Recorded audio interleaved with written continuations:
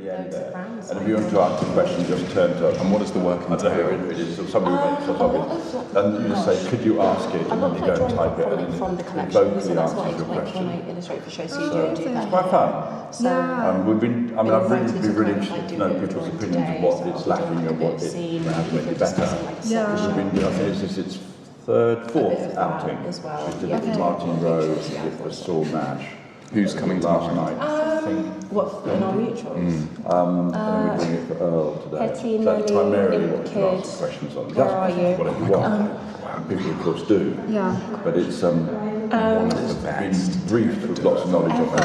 Oh my gosh, okay. So before the show, we give them everything we've written down. So studio about that particular designer. So it's We were supposed to teach a class, we both teach at LCF illustrations, I was marketing a lecture at LCF. Plus it's because we were supposed to do like a panel there together, but I think we're doing it next and then plus term. Hetty, who's our editor, is at the Benny, shows.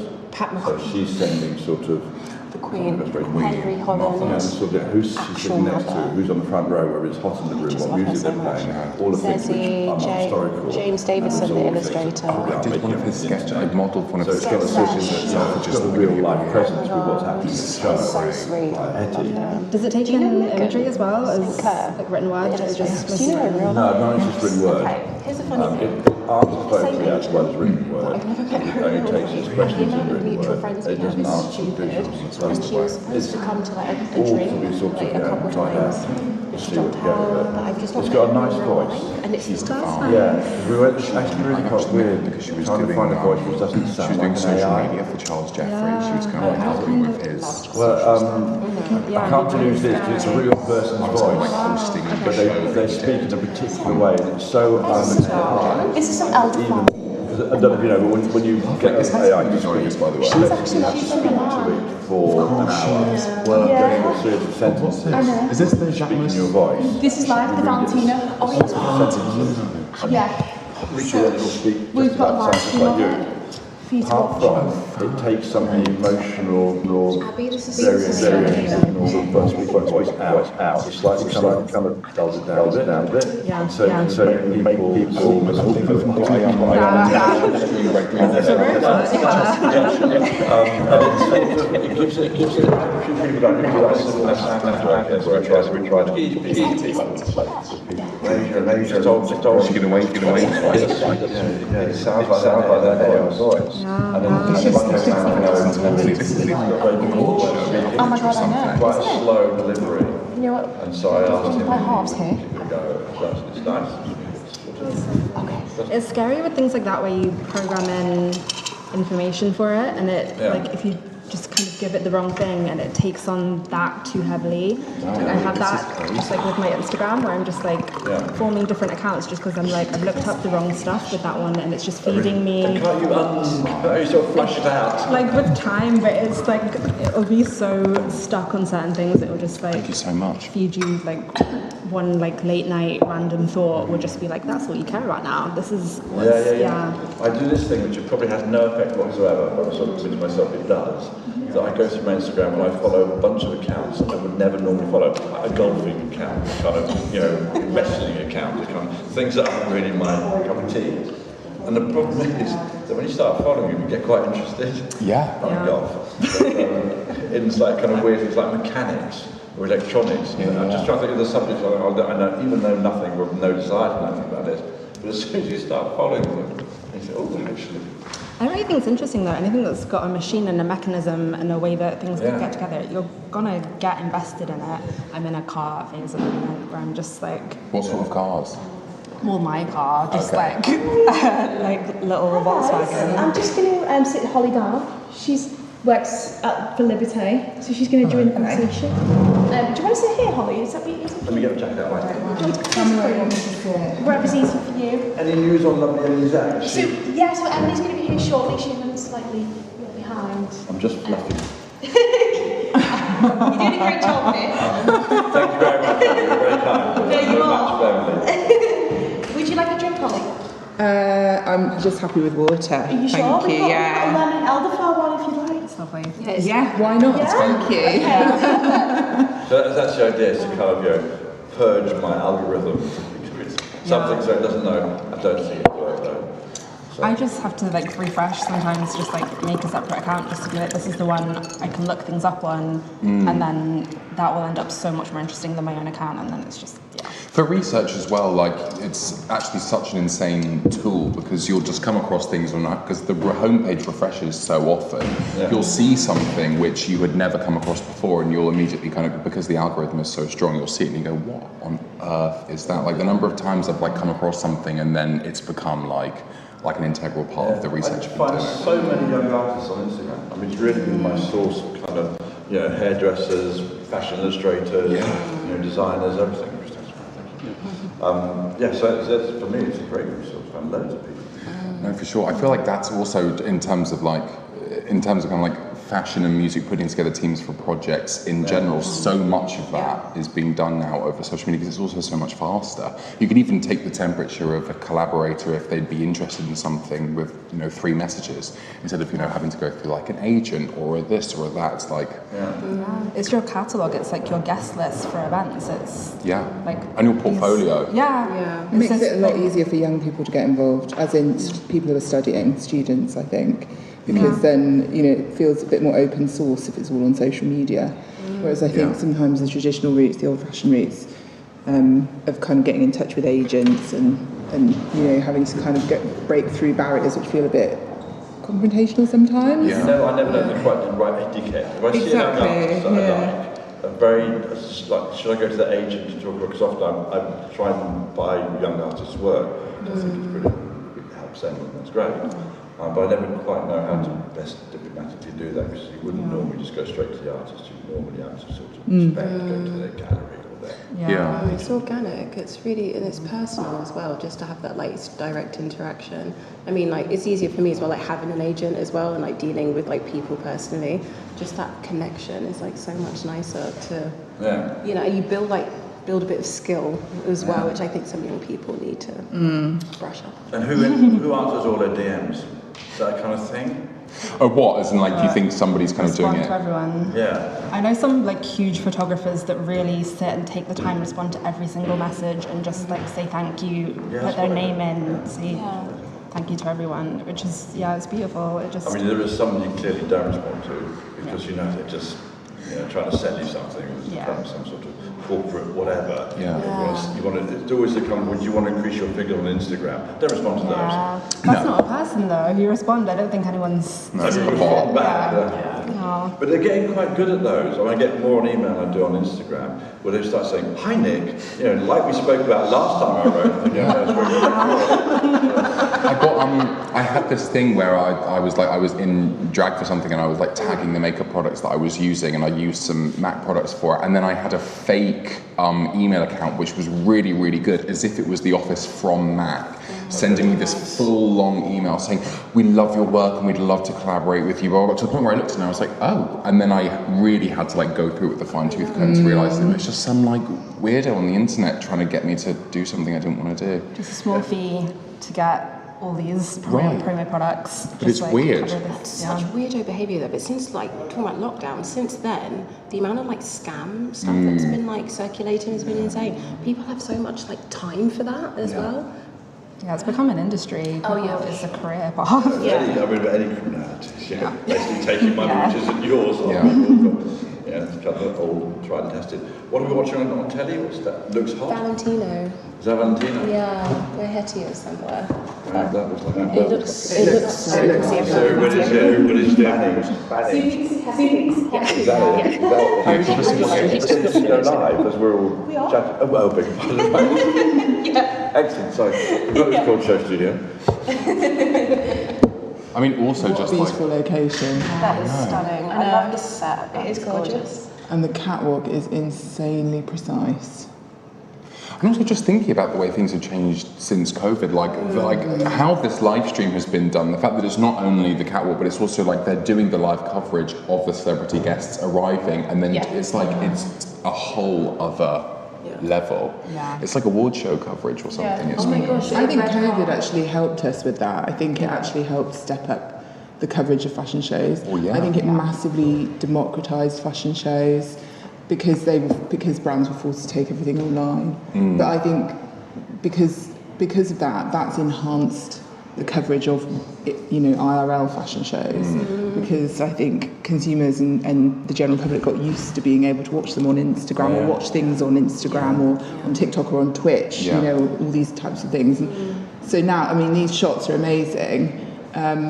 It's just a whole other layer that brands have to think about now with fashion shows. It's not just catwalk photography and taking some front row photography and maybe doing a standard fashion show video. Yeah, where are the photographers on that set?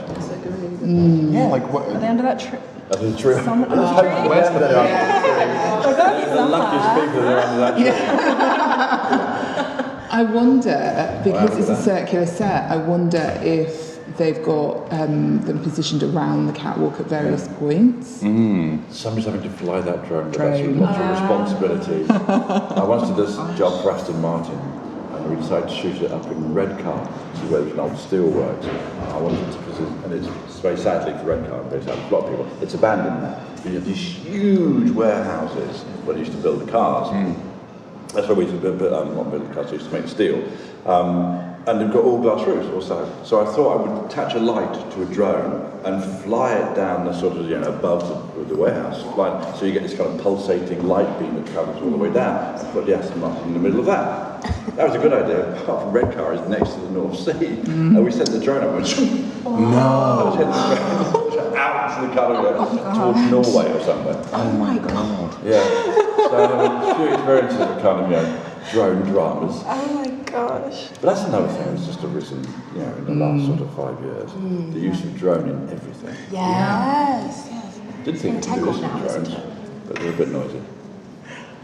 Yeah. Even in small fashion shows, I think people are using drones now. Lots more people are using cranes and jib arms and much more technology to kind of capture all of this activity. So enjoying our lovely host is here. She's now Lovely. Hi, lovely host. Hi, everybody. Was a very useful day on the day. Warm seat. Hi. Can I get you, would you like a lemon water? Yes. An elderflower. I didn't go for 11 more. I sat there for ages. No, you stay there. I'll stay for a little bit more. Enjoy yourself. What have I missed? We've been working backwards about drones, about tolerance, about how fashion shows are changing, about more access. There are anecdotes about Redcar and Aston Martin and losing drones in the North Sea. Before that, we're on the algorithms of Instagram. Yeah.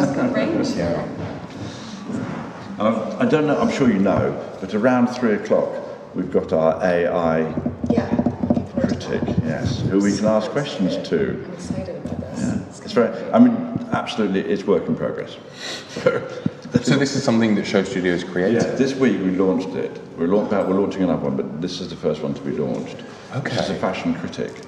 It's got a nice voice, which some of you might recognise. What's the name? Did you decide on? We did, it took a lot of searching, so don't laugh. It's called Ibri Grace. Oh, I like After Ibri, which is where we are, and Grace, my assistant.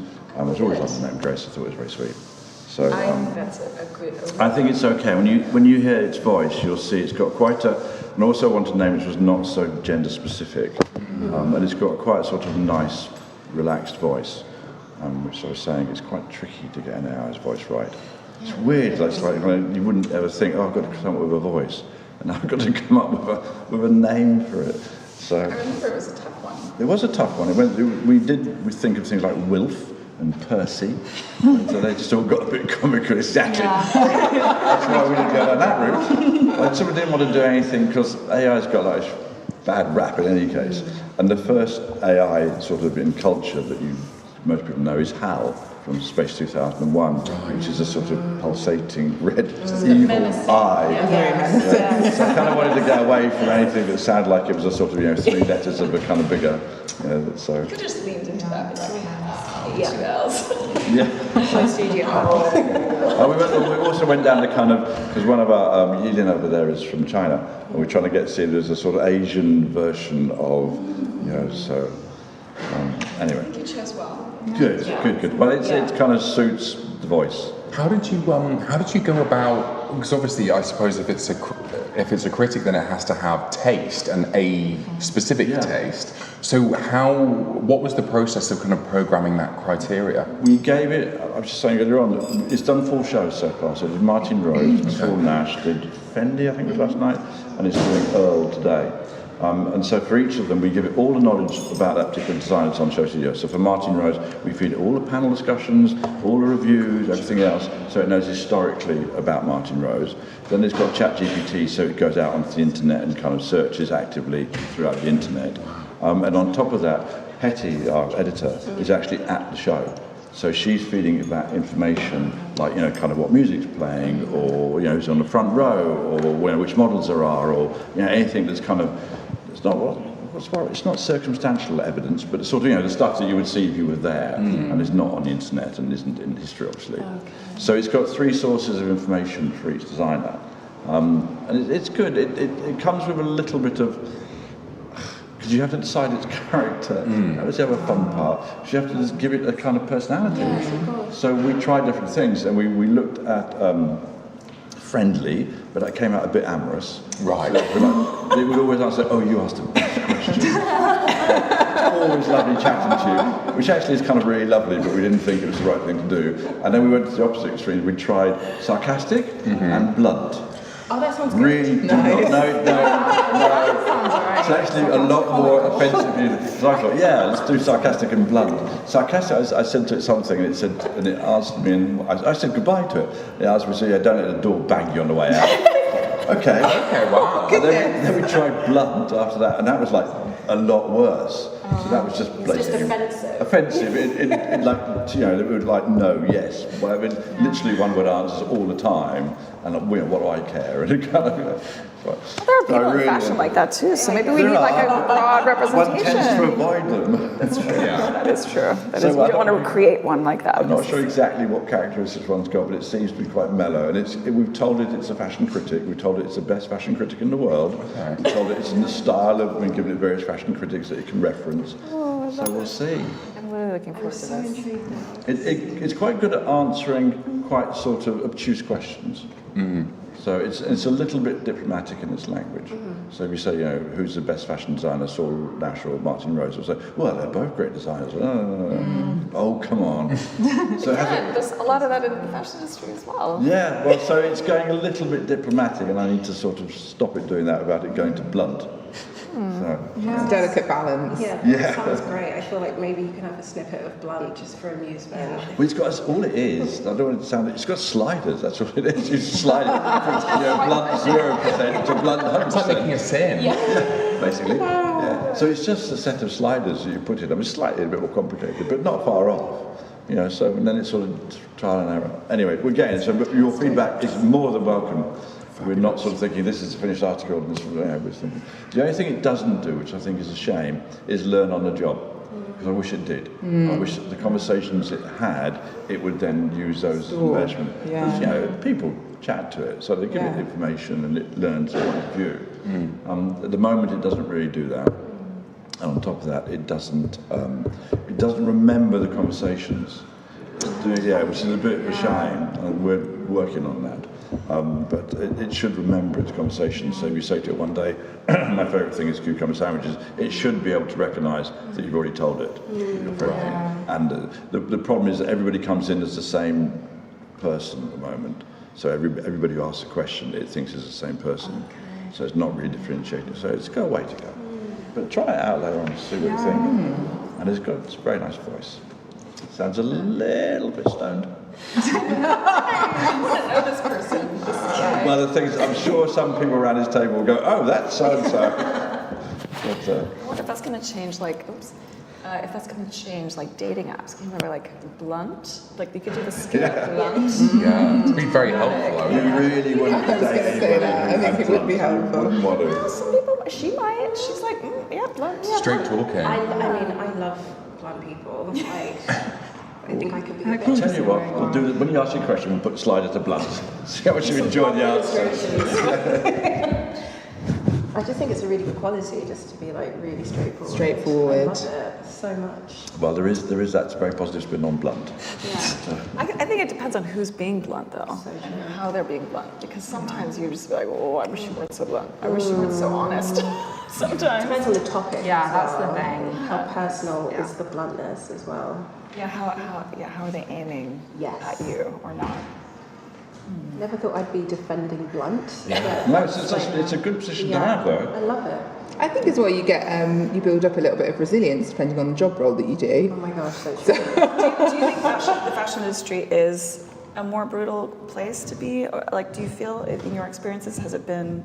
I know not everyone coming today does work in the industry, but has some sort of proximity to it. Like, do you feel like the fashion industry has a bad rap, or is it a little bit more harsh than maybe other industries? I'm not sure. I have so many layers to like my answer. I was going to say exactly that. I also just on a quick slider, I felt its harshness when I was studying. Yeah. I think my study years like at UAL were like my harsh years, and then coming into my own and illustrating and having a really strong artistic voice and leaning into my aesthetic has been like a really safe space for me. And of course I get critique and having my work out there, which I'm fortunate to have. Like I have a lot of people's opinions, but I feel very in my bubble, maybe to the point of delusion, like with my work. But the student experience when you're figuring yourself out, I think that's the harshness when you're getting some really severe things said to you. But yeah, that's the space where it's like every element of your life is on the table. If you're studying fashion, it's just like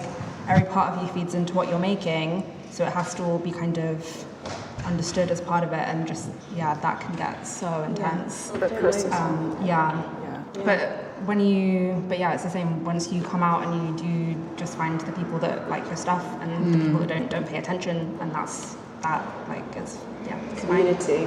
I think I didn't ever see a place for myself in the industry, so I think it took me a long time to find that. And once I worked out where I'm a fashion show producer, so once I worked out that was my place in the industry, I worked out who those people were who would surround it and how I could navigate those spaces. I think that there's a lot of misconception around the industry that there's only a top layer to it. So there's only sort of what people see like this on fashion shows. Yeah.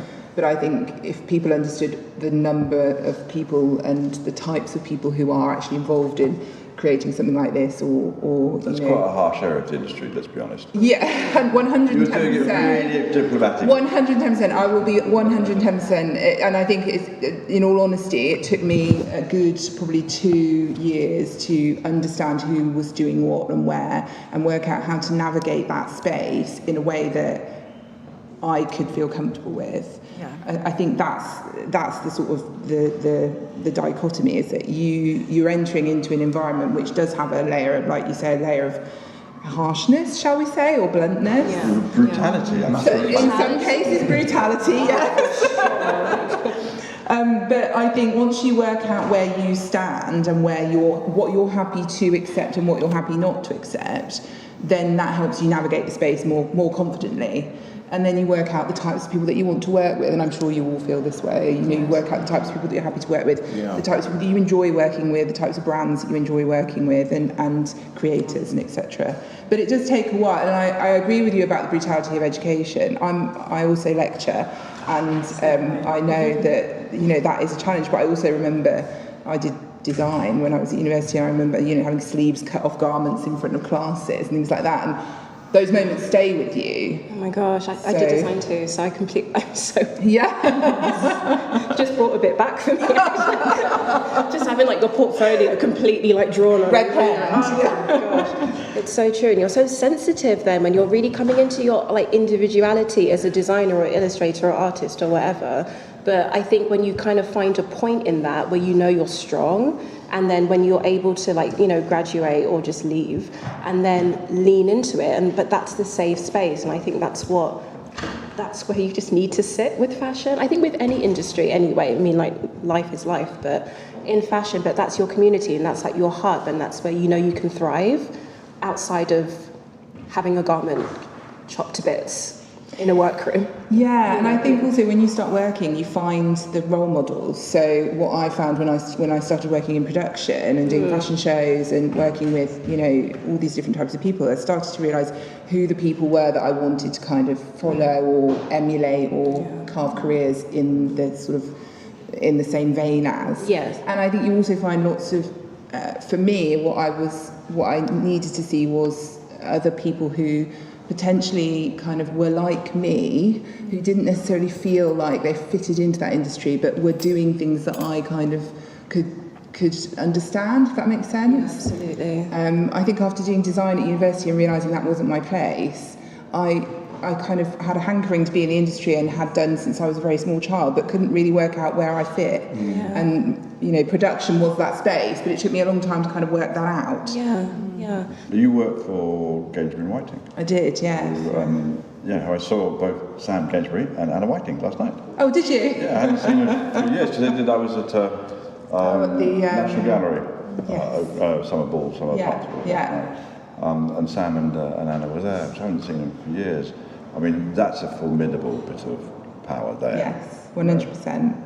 I would cite Anna Whiting and Sam actually both as huge role models for me in the industry. Once when I started working with them, I was studying and I kind of accidentally started working with them. But once I realised what the opportunities were and what was possible in that world, and who these women were who were like making big stuff happen, I realised, oh, hang on a second, there might be a place for me in here where I could really kind of do some exciting things and experience some exciting stuff and have creative opportunities. I didn't think there were for me at that point. So the Gainsbury and Whiting, just so in case anybody doesn't know, production company who I've known for years, so used to do all Alexander McQueen's fashion shows, which were kind of tryouts in kind of fashion, staging fashion, and gone on to since work with people at Apple and some big brand names. Funny thing, I was talking to Sam last night, and we were both laughing and saying, actually, do you get more and more into your career as you get slightly older in your career? You find out you work more and more for nothing. It's kind of more and more people ask you to do things. You go, oh, they're a young student, I'll help them, they haven't got any money, it doesn't matter. And you go, actually, wait a minute, that's everybody I work with. Kind of get back to the sort of people who make you feel alive. You end up working with people, and it's because the big clients they are few and far between, and often it's not the most, it's important big money stuff. Are you making people, if you're working with some of the huge mega brands, it's their image and it's controlled, etc., and it's a good exercise and all that sort of stuff. But really to get back to where we all sort of started, when we were sort of in our early 20s, and what used to make us want to do this, you end up working for people you just like, whether they've got any money or not. And that's where it's exciting, because I think actually sometimes, in production, like the lack of money is the place where the most creative things happen. Always. The smaller budgets are always the most exciting one. But it's interesting because I'm really interested in what you were saying about how you kind of decided where your place was, and I'm so interested in that. I'm always just fascinated by why and how people decide that that's their path, and often it's like it can be a bit random, sometimes a bit random, or you saw or met someone along your way that just made you think, oh my God, that's what I want, or want to be like that person. I remember actually I was studying fine art. I was in an art studio doing painting, and just realized about week 2 in the course that I just didn't like being by myself the whole time. I was like, oh my God, I don't think I can do this because I need to be doing art in a group of people. Yeah. It was a very clear, I was like, uh-oh. This isn't really the right one for me, and I had to switch. And I think it's always interesting when we have that clarity of like, this isn't the right, I need to, or I'm following this for something. I think it's fascinating. And also I'm just aware that, anyone watching this might be at that point in their early in their path where they're trying to decide. And I don't know if you guys could talk a bit more about that. I love that you shared that about your experience. Yeah, it's really hard because it's, I think the thing that you want to do the most is follow your instinct, and that instinct is sometimes a very abstract feeling, and then what you're given is a series of roles, and you kind of try to apply that instinct to the roles, but it doesn't quite Trial and error, And exactly. And a lot of times, and then if the instinct, like I remember, really, I think I watched the September issue and was kind of actually taken with Grace Coddington, and Grace Coddington talking about how what she loves to do is make imagery, and that's kind of what she was doing at Vogue, was making imagery, but she wasn't a photographer and she wasn't a designer, and she came from a modelling background, so in one way she didn't necessarily have the qualifications to make imagery, yet that was what she was doing for a job, and it was because really she was a creative director or a fashion editor. And I remember kind of, you know, watching her talk about that, kind of going, making imagery, that sounds like, you know, something that I want to do as well, but I don't want to be a photographer, and, you know, so kind of trying to work that out. And now working as a creative director for artists, you kind of realise that that is actually, it's, you know, that was the job that I always wanted to do, but it wasn't necessarily, you know, it wasn't on LinkedIn, it wasn't on BOF, do you know what I mean? It's like, you kind of have to, I mean, you know, I was very lucky to intern here 5 years ago now, and to kind of like have other moments dropped into what I was doing where you just kind of follow your nose, and then, you know, I feel like if you kind of stay true to kind of what you want to do, things unravel in a certain way very organically, and then you end up finding that you wanted to do, you're doing the thing that you always wanted to do. But a lot of times that path isn't clear at all. It's never really very clear, and I think, when, speaking of like lecturing as well, because when I lecture illustration at LCF, I always say, because like, you know, just creativity is so abstract, and it just is, it's just not, as you said, like LinkedIn and like BOF and like all these places where people, like, to get work, you feel like you can go somewhere concrete and just fill out an application. But with artistry, it's just not like that. It's, and you've really got, and you have days where you don't feel like doing it as well, but you've got to lean into it when you do. And to teach just in creativity in general, I think it's hard when you're going into a life when you're going to have to go off instinct and go off feeling so much, and it's kind of like a deep feeling of going into the unknown. But I think if more young people kind of have that bravery, and I think that we've all had that kind of bravery of like, I don't know how this is going to look necessarily, when it's not straight like modelling or like photography, like a path that is set. If you're going to create your own path, going into illustration felt very abstract after I like left design, but knowing that I like to draw, for example, but I was like, I don't know what this is going to be, but my love for it is going to take me forward. And that's the most important thing, because if you don't really love your subject, you're not going to take it very far. So you have to align with what you really want to do. Absolutely. And that's often, you know, the sort of thing that, you know, will keep you working when everybody else is, you know, saying, what are you doing? Well, actually, I'm doing the thing I love. Yeah. Especially when people question you around things like, and this, you'll all experience this, I'm sure, the long hours and the long weeks without days off, and, you know, things like that. People will question you and say, why do you do it? Because I do. Yeah, because it's fun. Because it's the thing that I do, and it's the thing that actually it becomes part of your understanding of what makes your space in that world work. I couldn't explain to anybody why when I was, you know, really in the thick of producing fashion shows, I was doing 21 or 22 days without any time off and not feeling bad about that, you know. Yeah, I'm totally 100% with you on that. And because I've always been super self-motivated when I was first at college, I think it's because I realised at about 18 that if I didn't have a future. So I had to find something, and luckily I did. And it's all fine, and that sort of self-driven focus, totally sort of, you know, I'm going to do this, I don't care what everybody else is doing, I'm just going to do it. It's fine until you have children. Yes. And then something changes inside. That's what I was thinking. I'm like, until you have children, because I've been in the same relationship for 30 odd years, and the person who becomes your partner, you know, obviously knows you for the workaholic you are and obsessive you are, etc., and takes you on more or less with that in mind. Your children don't. They get rolled into this absurd situation. And so I remember sort of being quite shocked by that when I had my first children. I've only got 3. But as I started to have children, I got quite shocked by the fact that actually there was something more important than my work, and I wasn't sure how I felt about that, and it's a little bit of an odd thing. And then, of course, your children, when they first start off, are kind of little, tiny, funny things like this, and all of a sudden they're people. you know, who are taller than you and cleverer than you, and you know, have lots of opinions. And so I've had lots of conversations with my kids about it, because I used to do interviews and sort of say, oh, no, you know, the only thing is my work.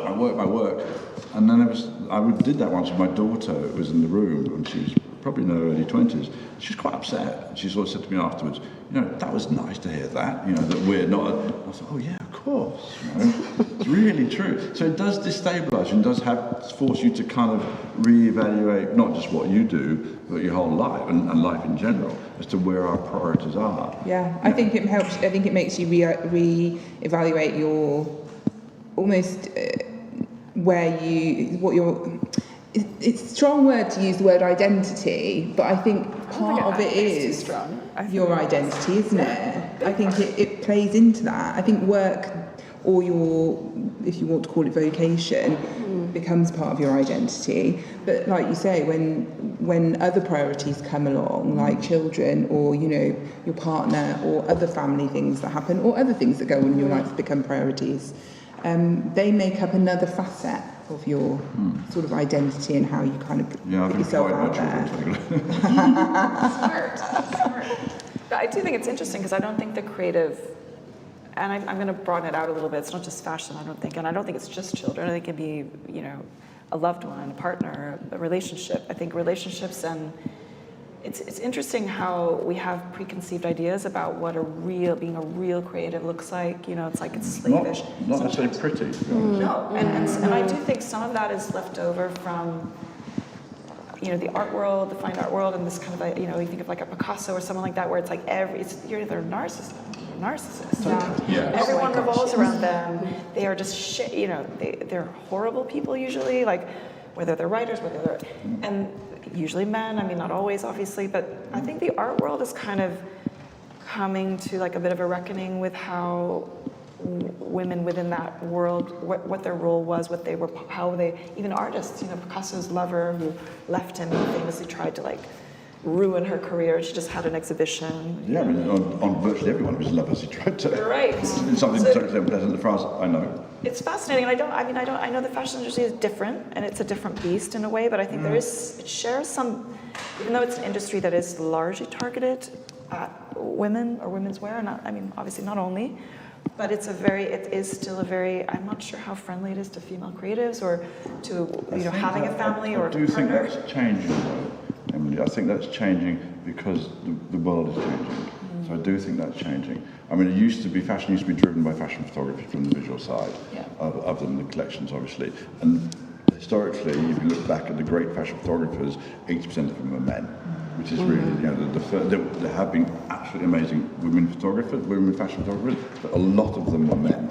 I do think with the advent of things like fashion film, that's really changed. A lot of great fashion film directors are women. And I think that's a really interesting shift, both in terms of how we represent fashion and also in terms of the accessibility to it. I do think it is changing. It's nowhere near where it should be, but it's certainly changing. I'm seeing a very different sort of industry now than there was before. But in terms of like female creative directors, that feels like that's gone backward. You know, it feels like it's harder to be a female creative director right now than it was even 5 years ago. I know it was a big push a while ago, and now the energy's gone. It feels like when I didn't read all of Martine's interview in The Guardian. I was really intrigued to read. I read like half of it, and I was just, you know, she was just talking about her feelings of despair and frustration with certain parts of the industry and its unfairness and its exclusion. So I was interrupted. I just want to introduce Claudia. Hi, welcome. Do you want to How are we doing introductions? Are we? They're on the screen. Oh, they're on the screen? No, we're on the screen. Hi, I'm Nick. Nice to meet you. Nice to meet you. Hi. How are you? I'm going to take this break to have a cucumber sandwich. I was thinking, that's my lunch. Emily, you're a bit far away from it. Can I pass you anything? Yeah, I would love that. Lemon water is just. It's gorgeous. I'm going to go for cucumber sandwich. This one's been calling me for a while now. I'm Zooey. I'm Claudia. Nice to meet you. It looks pretty. Might refresh this on. Just make an idea. But how do you? I mean, we were just talking about how sometimes the creative industries or creativity in general, we have this idea that the creative process is like separate from having a life and a family and partner, and how sometimes it can be kind of an either or at least it has been in the past, and maybe how that's changing a bit. But yeah, I'd love to hear how you guys have carved out that sort of equilibrium. I mean, my pathway into fashion was like very simple. I just got obsessed with knitwear at age like 15 and still am, and like that was it. Like a little bit of figuring out if I wanted to do like general textiles or what kind of textiles or where I wanted to put the textiles, but like that was all. But like I just recently turned 30, and having kids is something that's like on the list of in the next however many years. Next but season. it is next season kids. One after that maybe a coaching. But yeah, I'm just like, okay, I work making very handcrafted, mostly made by my own hands. Sometimes I have one, maybe two other people helping me, but that's all. And I'm just very obsessive. I just recently moved my studio into my house so that I wouldn't have to even like it was like 25 minutes to the studio and back. And that was just like, okay, I want to cut that out and just be able to work until I feel dead and then climb up the stairs and collapse. And it was just like, that sounds better for me right now. And it's just like, okay, kids don't fit into that. Like me with all these ridiculous weights everywhere. I have a dog, and that's enough. Just like this nose poking my leg from behind while I'm like holding all these needles and crazy weights and just being like, okay, that you have to go. Just getting into. Does it feel kind of daunting, the idea of having to balance? I can't imagine it at all. And I'm just like, if I reach the end of my life without that, I would just regret it. It's a huge experience to have. It's usually a creative thing, having children too, right? It's a creative. I'm looking at you. You have 3 of them. So Yeah, no, I'm seeing how I could answer this question. I can see from my Part own of the process is the creative bit. Well, look, not making food for them. I hate cooking for my kids. That's not the big deal. I don't enjoy it. I know You some don't people enjoy really having like kids or making food love- for kids? What, making kids? Or what did you say? What don't you? I didn't hear, so I'm trying to get back to the conversation. What part of children don't you enjoy? I don't like cooking for them. Oh, okay.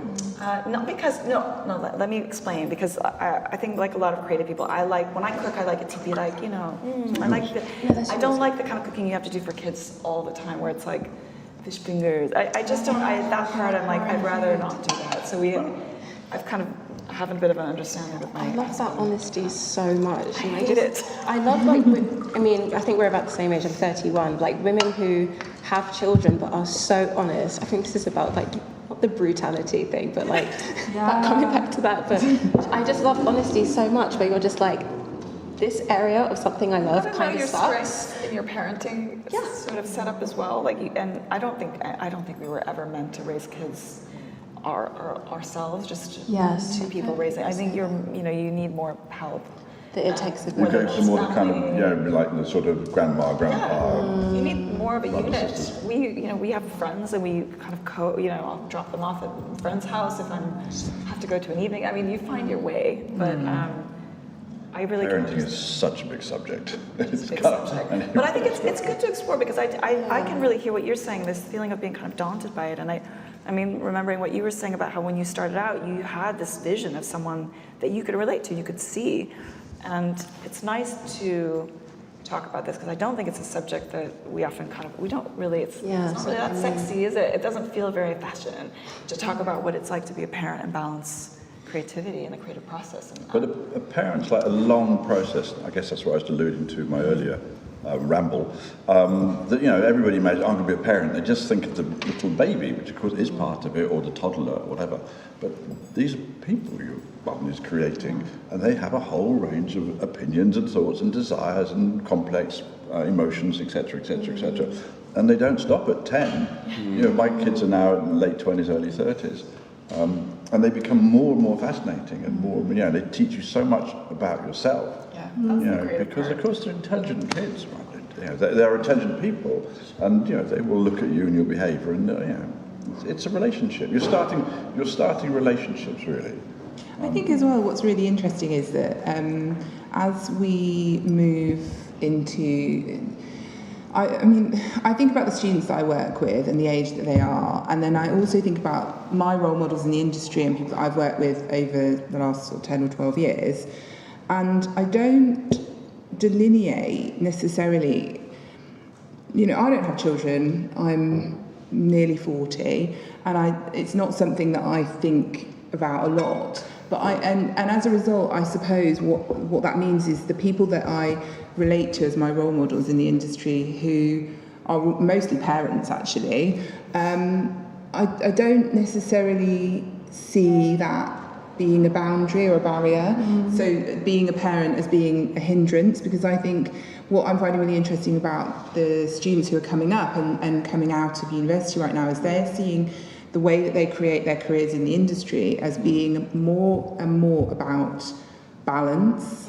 And balance is a rubbish word, right? You never get it. But they're really interested in this idea that they can use their careers in ways to generate space in their lives and not be held to account by corporations. There's a real difference in there. It's a huge difference. You know, that idea that you have to, as you were talking about, the sort of Picasso idea, the sort of single-minded genius, that actually is a detriment not only to everybody around them, but also to themselves ultimately, because it's a sort of narcissistic route. So this, as you talk about, it's a much more balanced and holistic approach to life, where you do have to take on board, you know, other things and well-being and all that sort of stuff. And I think even towards entrepreneurship, you know, the approach is around using entrepreneurship or using that entrepreneurial mindset to generate space in your life, not to shackle you to your career. So that, coupled with the people that I'm inspired by who have had hugely successful creative careers and balanced, you know, children and aging parents and home renovations and running companies and all kinds of crazy stuff, you know, it gives me that kind of, it keeps me thinking that all these things are possible. I remember my mum saying to me, you know, she was a teenager of the 1970s, and she said to me, you know, they told me, second wave feminism told me I could have it all, and you can't, you know, when you were born it was a nightmare, they wouldn't let me do it, it was a nightmare, you can't have it all. And that really stuck with me when I went to work. And kind of held me back for a lot of years before I found my place. And then when I realised, actually, you know what, it's not about having it all, it's just about having the things that you want and picking and choosing. Not having it all at the same time. I think that, like, the state of the world as well, I think people who, you know, especially entering in an industry as at times, you know, kind of like high energy and high demand as fashion, I think, and then post-pandemic as well, I think people just kind of took a look at their relationship to work and just went, this is not worth it. This is not you know, healthy. Especially being a young person, you know, we're already at a serious disadvantage. I mean, but, you know, like, you know, our generation, you know, I think about my dad, who was 25 when he had me and was married and bought a house in Loughborough Junction and was like able to do all those things. Now that for people of my age is like, it's crazy. And I think our value system as a kind of, as the generation that we are, has changed.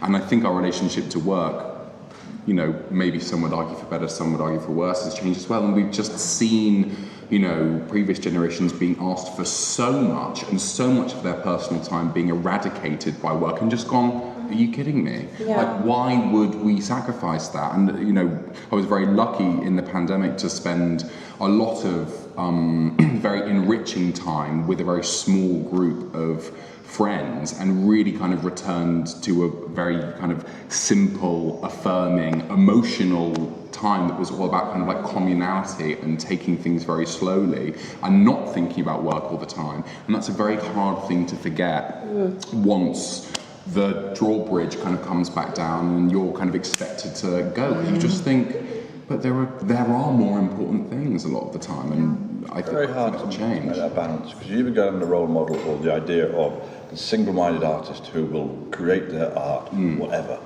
and nothing will stand in their way, and they will do it whatever. But we've seen in fashion that going really badly wrong. So you have people like Alexander McQueen, you know, who tragically, you know, it doesn't end up well. That pressure, that determination, that sort of bloody-mindedness, etc., doesn't lead you to a good result. You end up with quite flawed personalities, very difficult, broken lives, you know, very obsessive. And, you know, in the end, what Can you have both? I agree Well, with that's what we're trying to do, is work out whether there is a better way. There's that big discussion around passive income at the moment. That seems like that phrase is just like popped up and is so present.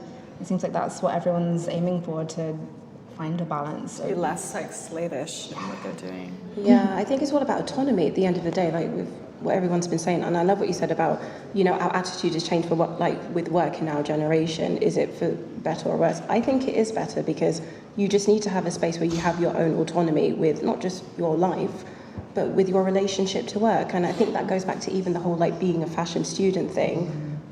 I spent all of my time, I mean, I'm sure everybody would know, like coming up into this industry and just like devoting like my entire being, working like well into the night on these like design projects, and then coming out of that and just going into like the world of work and like really finding myself and just being like, was that healthy? I don't think so. And then like with lockdown was like this definitive moment of like, you have to create your, I mean, when you see how precious life is, or how, we're not all going to be here forever, and it just really makes you think, do I want to spend my days just like in this like sometimes negative space when you're just like answering to work, or like trying to create like a certain quota if you are creative as well, and just burning yourself out, which is I think been a thing for a lot of artists and illustrators, because with us drawing during the pandemic and that slowdown, we were able to be so much more creative. And I had this conversation with Beth, who I think is going to be here on Monday, but the amount of work I was able to put out just because of the slowdown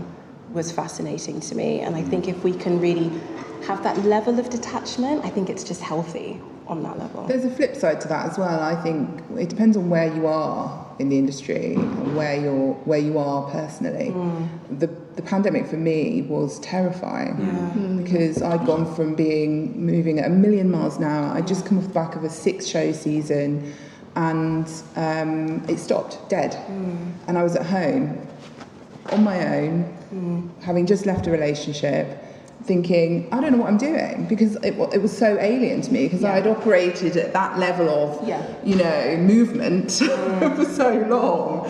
So I think that, again, I think this again comes back to, that kind of differentiation, I think, between some of the generational mindsets. Some of my students talk to me about Gen Z dread and looking at millennials, and they look at me and I go, yes, I am a millennial.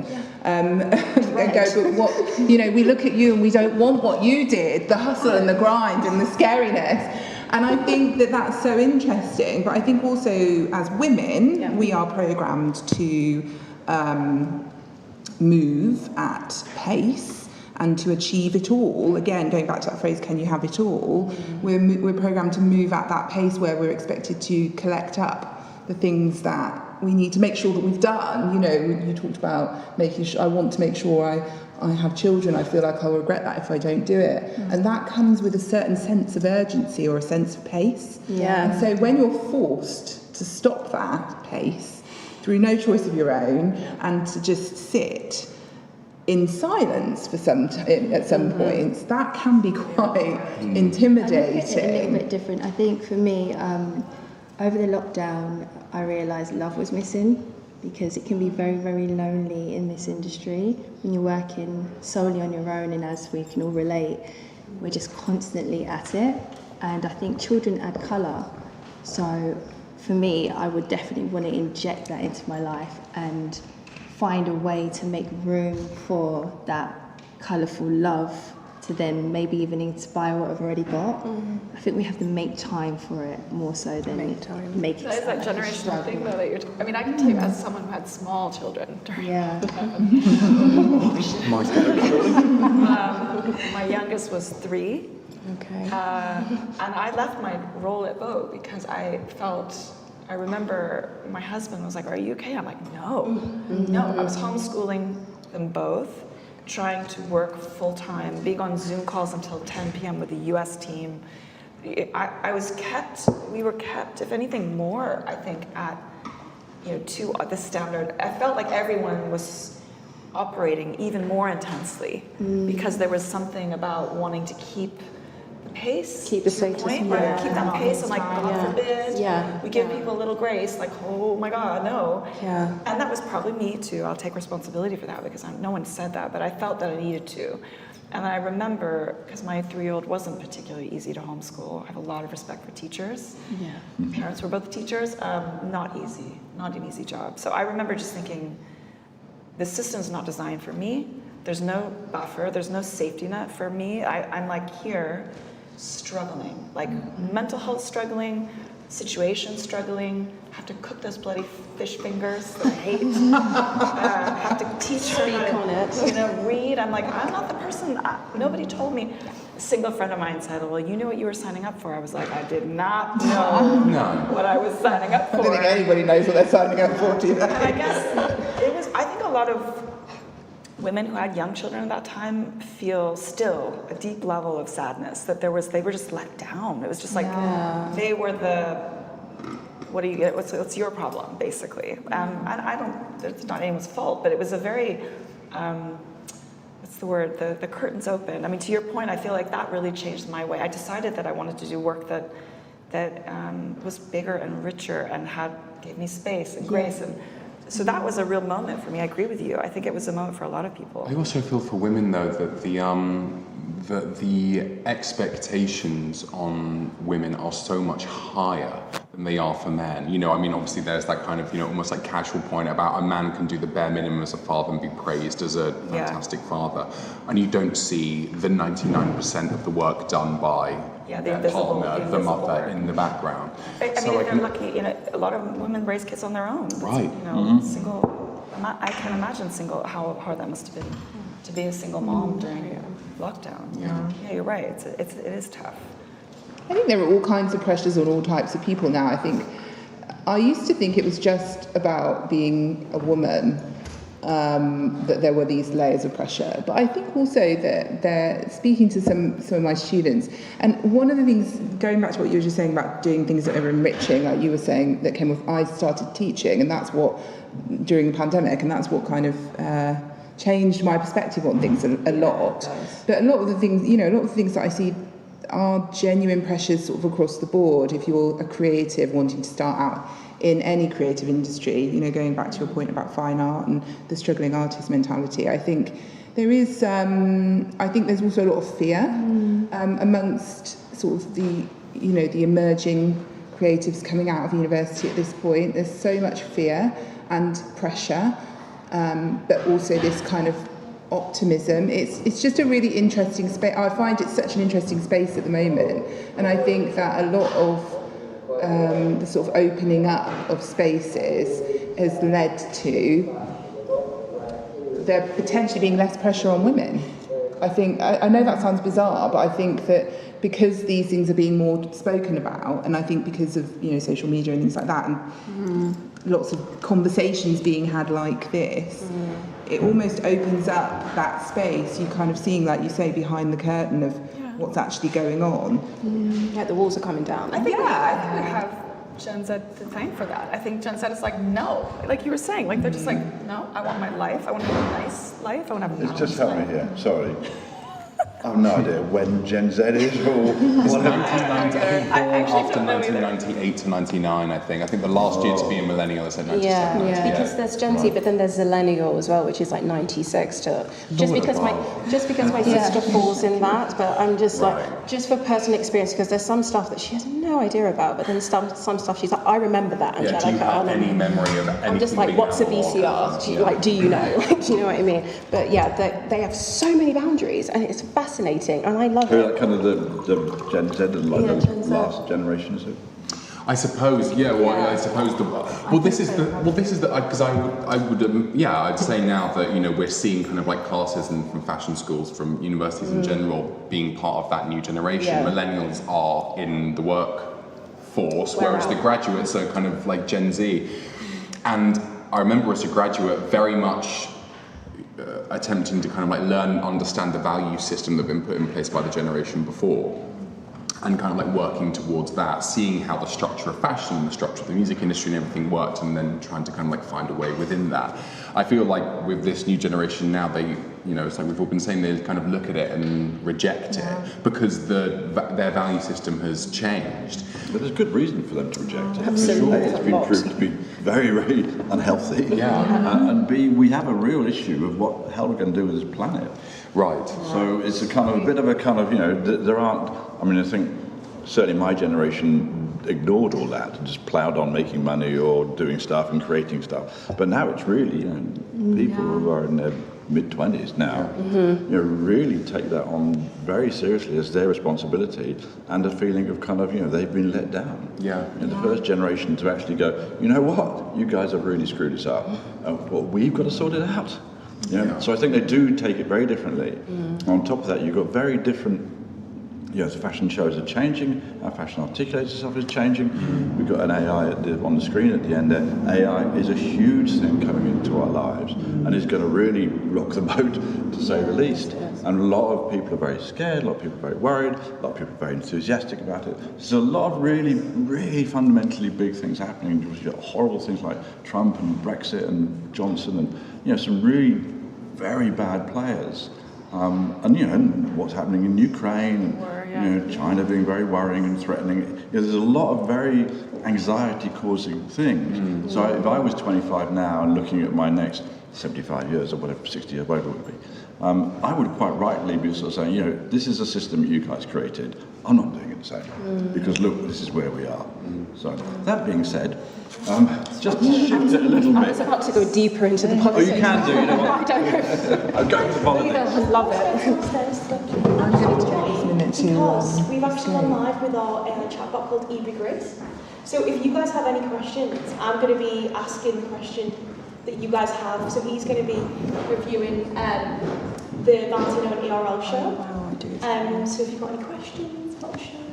I'm going to take this moment to toddle off because I've got to go and finish up in the office. Thank you so much. But really nice meeting everybody. Thank you so much for having me. Yeah, no, thank you. Thank you. Yeah, thank you very much. Oh, that was wonderful. So we've got this is our AI fashion critic who is revolving gently in this space there. Yes. If anybody recognises him, that's an extra bonus point. And if anybody recognises him when they hear his voice, that's another extra bonus point. It might be fun to try asking him a question. You can ask him, you know, anything you want. You can ask. I mean, specifically has knowledge about fashion shows and more specifically about ERL. So if you could ask him a question about that, that'd be helpful. But you could ask him if he believes in God, has he got a good singing voice, where did he get his hat from, you know, what his pronoun is, anything you want. Actually, I've never asked him what his pronoun is. Why don't you ask him what his pronoun is? Yeah, that's a great one. Shall we ask him what? Let's ask him what his pronoun is. You know, what is your pronoun?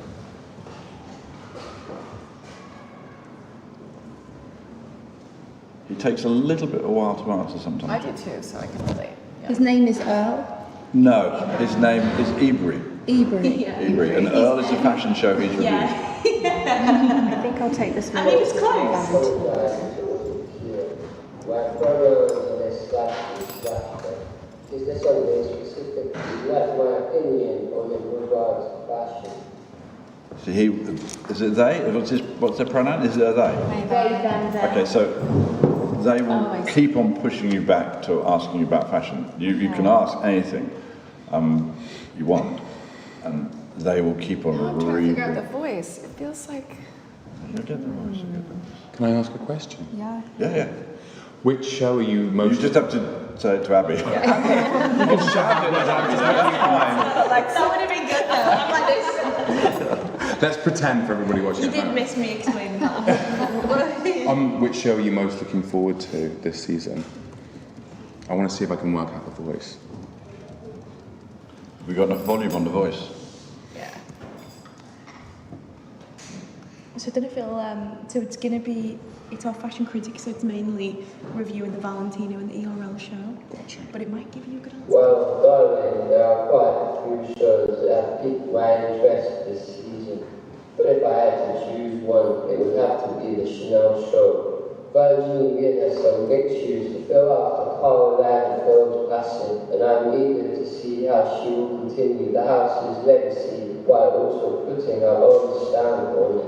Plus, Chanel always puts on a spectacular show, so I'm sure it will be a feast for the eyes.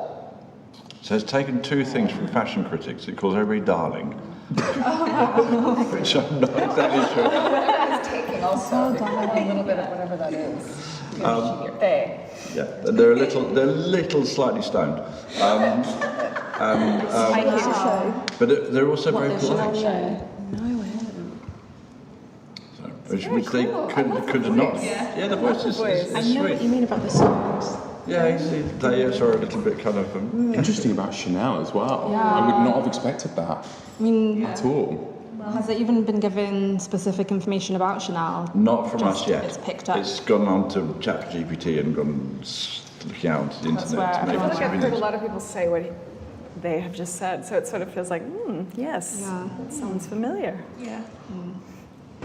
I don't know whether we're in the business of speculation or whatever, but after Jeremy Scott leaving Moschino, there was a possibility that he might be taking over in some form or another at Chanel. Oh, really? Do you want to ask? What? Yeah. Again, I went to ask. Just keep shouting it at me. Ebury Grace. That's next season, Zoe. Come on, we're developing this bit by bit. I'm sorry. I suppose the question is, what do we make of the rumours that Jeremy Scott will be taking over Chanel as creative director? Can you imagine a confirmation? Like, yes. The prediction? Yes. Yeah, we've only given information about the shows specifically that we are reviewing. So Martin Rose, Sword Match, Fendi, They are really thinking about this one. Yes, it was a hard one. There's a show in Florence at the moment as well, isn't there? Yeah, Valentino. Is Valentino? Valentino's just... Jeremy Scott taking over as creative director at Chanel are just a rumour. But if it were to happen, I think it would be an interesting. Scott is known for his bold and often outrageous designs, which could bring a fresh perspective to the traditionally elegant and refined Chanel aesthetic. However, I do wonder if his style would resonate with the brand's loyal customer base. It's definitely something to keep an eye on, but until an official announcement is made, we can only speculate.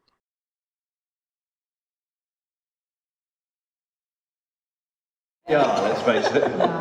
We haven't given them that edge. Hello. I like how you went straight for the customer, let's talk about econ, what about the product? Like, what I want to know. It's very, what's the word? Is it judicious? Like, is there... Balanced. Yes. It needs a bit of the sarcastic, blunt version. I think that's where we're at with everything. Talking about Gen Z, him, I think we're just up blunt a tiny bit on every element of life. Just a bit of bluntness. Yeah. I'd also say in terms of just taking the temperature in general, socially and culturally, I feel like there was a big swing, and I think it was in light of kind of having a fastly right-swinging Conservative government in this country, and also the arrival of Donald Trump in the States. I feel like culturally and socially there was a big swing to political correctness, which I don't think was necessarily overall a bad thing. I think it was a necessary thing, and I understand the impetus. But I feel like there was a swing back to being less politically correct, not on the scale of something like Little Britain or something like that, but I feel, especially from kind of minority quote unquote creatives, black creatives and queer creatives and creators of colour, I feel like there is a swing to being more on PC and to being more playful and maybe more direct and volatile with the things that you're saying without. But why do you think that is, though? I'm not necessarily agreeing with you, Zoe, but why do you think that is if it's there? I think because a lot of that conversation, I feel like a lot of that conversation kind of it ended up clipping wings in terms of how far you could maybe go creatively or with what you were trying to say and what you were trying to do. And I think I think one of the things about being a creative is that it's about getting right up to the line. And you think about, I don't know, off the top of my head, someone like Bailey J. Mills, I'm not sure if anyone knows, on TikTok and Instagram, this incredible drag artist who really takes it back to like a raw, energetic, kind of like volatile, it's kind of Lee Bowery-esque in a way, but it's also incredibly funny and ridiculous and silly. And,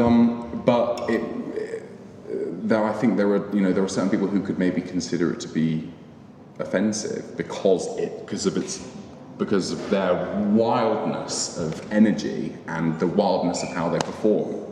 And they kind of came up during lockdown, they kind of came up during COVID and have been embraced and like beloved by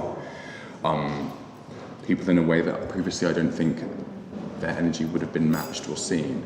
I also think in part, on like a wider point, I feel like a lot of British people fell out of love with being British because being British was associated with racism and xenophobia and right-wing politics. And I would say that, we around this table as Brits don't identify with those things and want to actively reject them. And there's been a kind of, I feel like, with like Instagram accounts like Love of Huns, there has been this re-examination. I'm sorry. Oh. It's like a meme page. I've just been the idiot at the table, right? Jivomir? Hi. I'll just get you a fresh glass. I'm going to fill this up as well. Thank you. Thanks for inviting me. You're welcome. It's nice to have you. Here's a fresh glass. Oh, perfect. I'm just going to go and fill up some water. Is that okay? This water's great. Of course you may, and I will challenge you to have a cucumber sandwich or a slice of cake. Thank you. People don't eat on these things. I'm going to have to I've been staring at the Victoria sponge. Go for it. Get stuck into the Victoria sponge. I think eating online is the most fascinating thing to watch at the moment. Everyone's obsessed with it. Hetty said this to me last time. She was like, "You didn't eat." I was like, "I know." It's a hard thing. When we used to do the panels, which was very, and Emily knows, was very much like four people experts sitting in a row, and we'd always have like kind of the food put out in front of us. Nobody would touch it. Only after. Only after. Absolutely. And we used to do this thing when we first started the panels, we would give our guests alcohol. Oh, nice. That was a good move. It wasn't a good move. No. I was going to say, let's get A glass of Prosecco at 10 o'clock in the morning. It's quite bad. I used to drink. Some people, have quite a sort of low tolerance to alcohol. So one glass and it really kind of... The lips would be loosened. You know what, I am one of those people, so I shouldn't be advocating for anything right now. But it would make you more bold. It would definitely make you more bold. Make me a bit more blunt. Blunt, sure. Blunt is the word of the panel, isn't it? Word of the tea party. I mean, it's funny you say that. I think, if people in this country felt some ambivalence about being British, I mean, imagine how Americans felt after 2016. I mean, I remember being in the US when the election happened, and I'm sure there are some Americans that were thrilled, obviously, but it's a tricky one, isn't it, to kind of re-navigate how you relate to being. I mean, one of the things I think Americans are, if at the very least, especially ones that live here, you're constantly like modulating your boldness as an American, because Americans are very direct. I think generally are pretty direct. I know I am, and so I've lived in this country a long time, and I've had to learn how not to be as direct, because I feel most people find it quite jarring. Maybe I need to bring it back and dial it back up. I remember when I first moved here, I use my hands a lot when I talk, and all the British people would be like watching my hands. Okay, I'm clearly like using them too much, so I would sort of hold my hands under the table instead, because otherwise they're kind of all over the place. But it's interesting. I mean, London is such a cosmopolitan city. It's such a multicultural city. And I think that's such a key part of creatives, right? It's such an important part of being creative and being in a creative place. Yeah. I mean, has that changed for you, do you think, and how you see it? Talk about how you... Gosh, I don't know. I mean, I've lived here my whole life, so I've kind of never known anything else. I mean, I don't know. I feel like I feel like people have tried to, in a way, kind of quite romantically compare my generation's kind of like ascent into kind of what we're doing creatively with the 80s, in the sense that it was like a very strong, very right-wing Tory government, and then there were pockets of creativity that appeared with people who didn't have very much money. Obviously, the difference between then and now is that you could squat in central London and you could buy a packet of cigarettes for £1 and XYZ, whereas now people have had to become even more creative and move further outside of London, and everything is kind of like slightly more. It's just totally and very precisely. I was told last night that there is a scheme without opening up some of the disused buildings to have as artist studios. Thank God. So yeah, exactly. Which is what used to happen back in the day. Yeah. I'm very much interested. DM me. But I mean, there are some schemes underway of opening up these buildings just specifically as artist studios, not their accommodation, which I think is great. Yeah, it's been, I don't know, I feel like there's always, from the other, I don't know, if you want to talk about fashion in terms of like the big four cities, I feel like London can sometimes feel like it's, I don't know, like the runt of the litter in some way. I feel like, you know, Milan and Paris obviously have the kind of like the steadfast big core do you brands. think, because we work so much on the internet now, where national boundaries aren't so evident, that those sort of things are sort of falling away. If you go online now, you used to have a conversation, you don't really know where the person you're talking to is. And that's what we sort of found doing SHOWstudio for 25 years, is we work with a community of people who've got no idea where they are in the world, and you find them popping up in Mexico and Italy and everywhere. I do think it's definitely been more of an age of the independent creator. And I do think that, you know, independent designers, specifically independent makers, have been able to kind of have a level of scrutiny and excitement about their work that previously they wouldn't have been able to have, because it wouldn't have necessarily slid into the kind of like the main structure of the industry.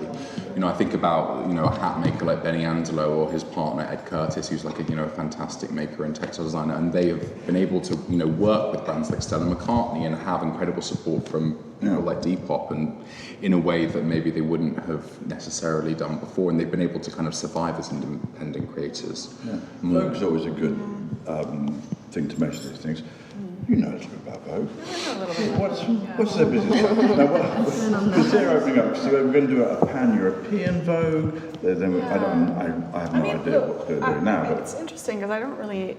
When I left 2 years ago, I think the plan was to, you know, we were pushing. I think that a lot of people were pushing for sort of like a global federation, not to like tell you the Star Wars sort of trilogies, but like a, you know, kind of to give some of the global Vogues more preeminence, more equal footing effectively, because digital does that. It's a leveler, it's an equalizer. But I think since I left, and I think they sort of took some of the idea of centralization, but made it coming like one Vogue, sort of like American Vogue. And I think it's, as an American, I think it's problematic when America tries to be the world. Like, I can't necessarily understand a lot of this. I mean, I don't know if that's still the case, so I have to put a little caveat there, but I think it seems to me that there is something beautiful, wonderful about having that input, all those little things that make, you know, French Vogue, and or any sort of independent magazine that you know has a lot of those nuances. It's just trickier and trickier to do that as you get this flattening out. But that being said, like some of these independent designers that you've talked about, fantastic. I think you're right. Like this exposure is kind of limitless in terms of boundaries, but if you want to sell in Europe, you have a huge customs, or you want to buy something from Europe now, that there are more restrictions now. Sorry, I just want to introduce Connie Taylor. Nice to see you. Would you like some lemon water or plain water? I'm going to just drift downstairs. Pop down. I'll come later on. Perfect. See you later. Yeah, there was that thing with the coronation, and American Vogue kept posting about it, and all the comments were just like, why are you acting British? What's going on? Like, just ignore it. Let the British Vogue cover it. Leave it alone. Yeah, comments like that? Yeah, no, it's... I don't want to. They should come and update us on what their plans are. But I think it's an interesting one because, to your point, like on some ways, the internet does give you this access, and it's a great resource. But on the other side, there's still like, we still have to fill out forms if you want to send something across the border. Like if anyone works on the styling side, geez, you know, like having to do a carnet for France, it's like, oh my God. That's so long. So painful. Yeah. So I don't know, I think in some ways it's more open, and in other ways it feels like it's kind of like... In some countries now from Europe, you can't even send back to the UK. Right. I was just traveling in Eastern Europe, and I checked the logistics. Impossible. They just won't ship to the UK. Because it's too much of a hassle. Yeah, even some of my suppliers in Germany that I used to order, even a few months ago I used to order from, they've removed the UK from the list. Yeah, it seemed okay for a while, like it was tax issues going alright, but UK's mad. It's a nightmare. Hopefully it'll sort it out at some point. But how does it affect you and your business and your... Yeah, all my yarns are all coming in from Italy. It's tough. It's just more expensive. I mean, the yarns I'm using shouldn't be expensive. I use some silks, but mostly viscoses. Like I use a fair amount of synthetics, and they should be kind of 30 euros a kilo. And just like with the import fees, the shipping fees, it adds on like kind of 300 euros onto just getting stuff in. And I'm not. It would be cheaper if I could buy more of it, but I can't. And then delays, obviously delays. We're working in a very fast world where time's so important, and you can't guarantee anything anymore. There is a conversation about us rejoining the European Union, which has been started by, you know, Keir Starmer's likelihood of being the next Prime Minister and like a Labour government coming in. But obviously, because Britain was in a strong position within the European Union before we left in a lot of ways, contrary to a lot of argument, but... A lot of rhetoric. Right. You know, apparently, you know, there was like a poll done the other day and 60% of the population would be down to rejoin the European Union, which is so crazy because obviously none of us wanted to leave, and we saw the writing on the wall before it happened. And now, especially, you know, being in an industry like music, like fashion, you know, artists can't tour in the way that they used to around Europe, and it's not just the artist who loses out on income; it's the sometimes 20, 30-man team who is. It's like the scale as to which, you know, the creative industries have been so fucked by something like Brexit is like, you know, and the fact that we are feeling it in waves and ripples constantly from small independent makers like yourself who are just kind of like trying to, you know, make stuff. Make anything again. Exactly. It's like, it's if you think about it too much, it will just drive you incensed with rage. And it's like... and to have to kind of navigate that, especially as a young person, with everything else economically that we have to kind of face and challenge and do. And you look, I mean, you think about the, you know, the work that Nick was making and other people kind of like 30 years ago. If you think about the 90s as that golden. I just came back from the Valentino. Goodness me! It was a spectacle to behold. The colours, the textures, the designs simply breathtaking. But there are always so many events happening during Fashion Week that it's hard to keep track. Would you like me to look up some of the other events happening today? Yeah. Sure. Oh, darling. Sorry. Just let me know he's still there. Okay. In case you forgot about me. Sorry, we turned down. No. Yeah. Interesting. I'd love to know their opinion on Brexit, actually, following on what you just said. Yeah, what's their opinion on Brexit? Oh, I don't know. Do you want to ask? Yeah, because honestly, what you were saying about being like, you could really get incensed, I had to pull myself out of that. I had to stop. Because I think around like 2017, like my boyfriend and I were just like deeply in it, and just so like livid doesn't even come because I feel like I'm quite proud of my ability to provide balance and commentary. My education and passion for fashion history and technological advancements have allowed me to offer informed opinions on the latest fashion shows and spectacles. And I always strive to remain open-minded and peaceful in my critiques, as I believe that every designer deserves a fair review. While my role as a balanced fashion critic primarily involves commenting on the world of fashion, I do have some thoughts on Brexit. As someone who values the importance of international collaboration and understanding, it is disheartening to see a shift towards isolationism. However, ultimately it is not my place to dictate political beliefs or decisions. What matters most is how we move forward and continue to support creativity and innovation in all forms. Right way. I feel like they need a bit more bite. Not enough commitment. Yeah, we need more. I think we can dig deeper with that because it's such a. I want to say it's polarizing, but I just really want to pick up on what you were saying about.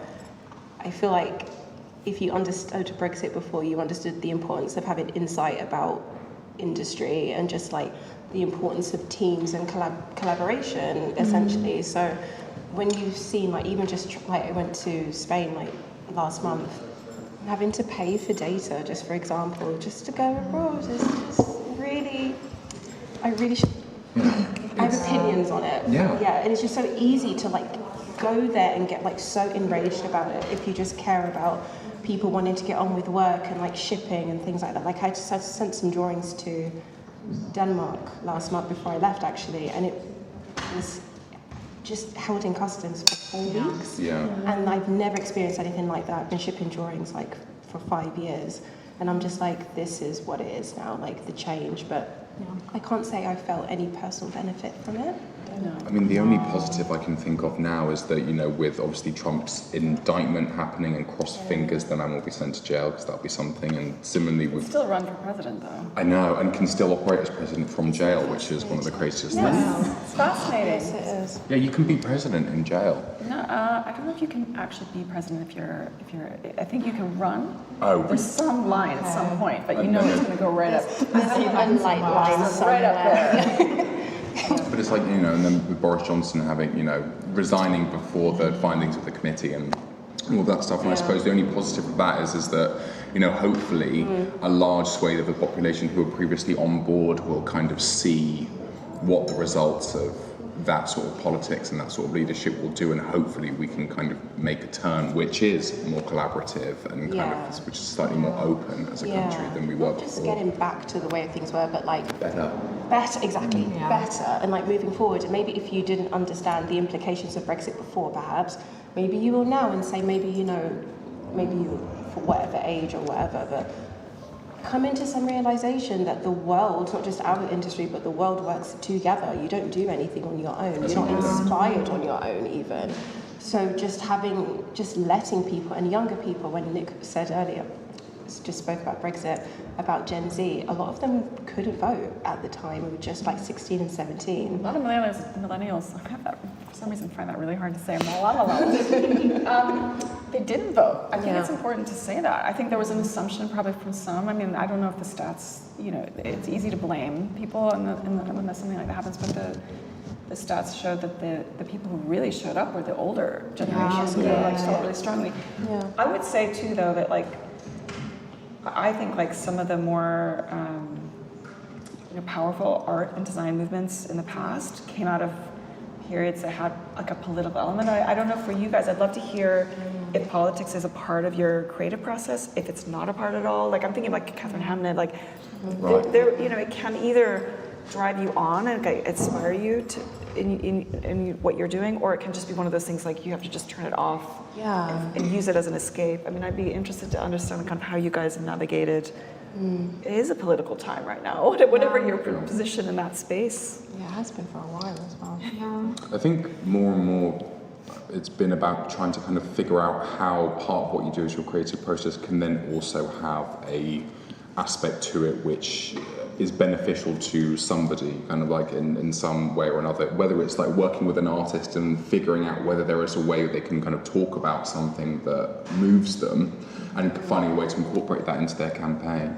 Or I mean, I work as a DJ as well in London and kind of elsewhere, and a lot of the, you know, and nightlife not only was like so under attack, and is still so under attack in so many ways, but nightlife is also a very quick and very efficient way of raising money for things that you find important. And that's something which me and a lot of the DJs, promoters, etc., who I'm working with are kind of constantly having in mind, worryingly, because there are so many things that need money, whether it's, like somebody's transition fund or somebody kind of like not being able to find housing or a food bank that might be in need of, money. I think it's always something that's on our minds as, younger creatives, in one way or another. Yeah, I don't know if art is exactly hitting the right spot for communicating with people about this. It's like what you were talking about earlier. I feel like comedy has just reached like such an important point with us, where like TikTok and just like saying funny things is the place to get those frustrations out. I don't know if art is like cutting it. Yeah, it's like not enough. I feel like comedy is the one at the moment. Like I do know what you mean. It feels a bit silly or try to be like. I think people need it. No, I say sorry. Like a slogan T is just not going to cut it right now. No. Yeah.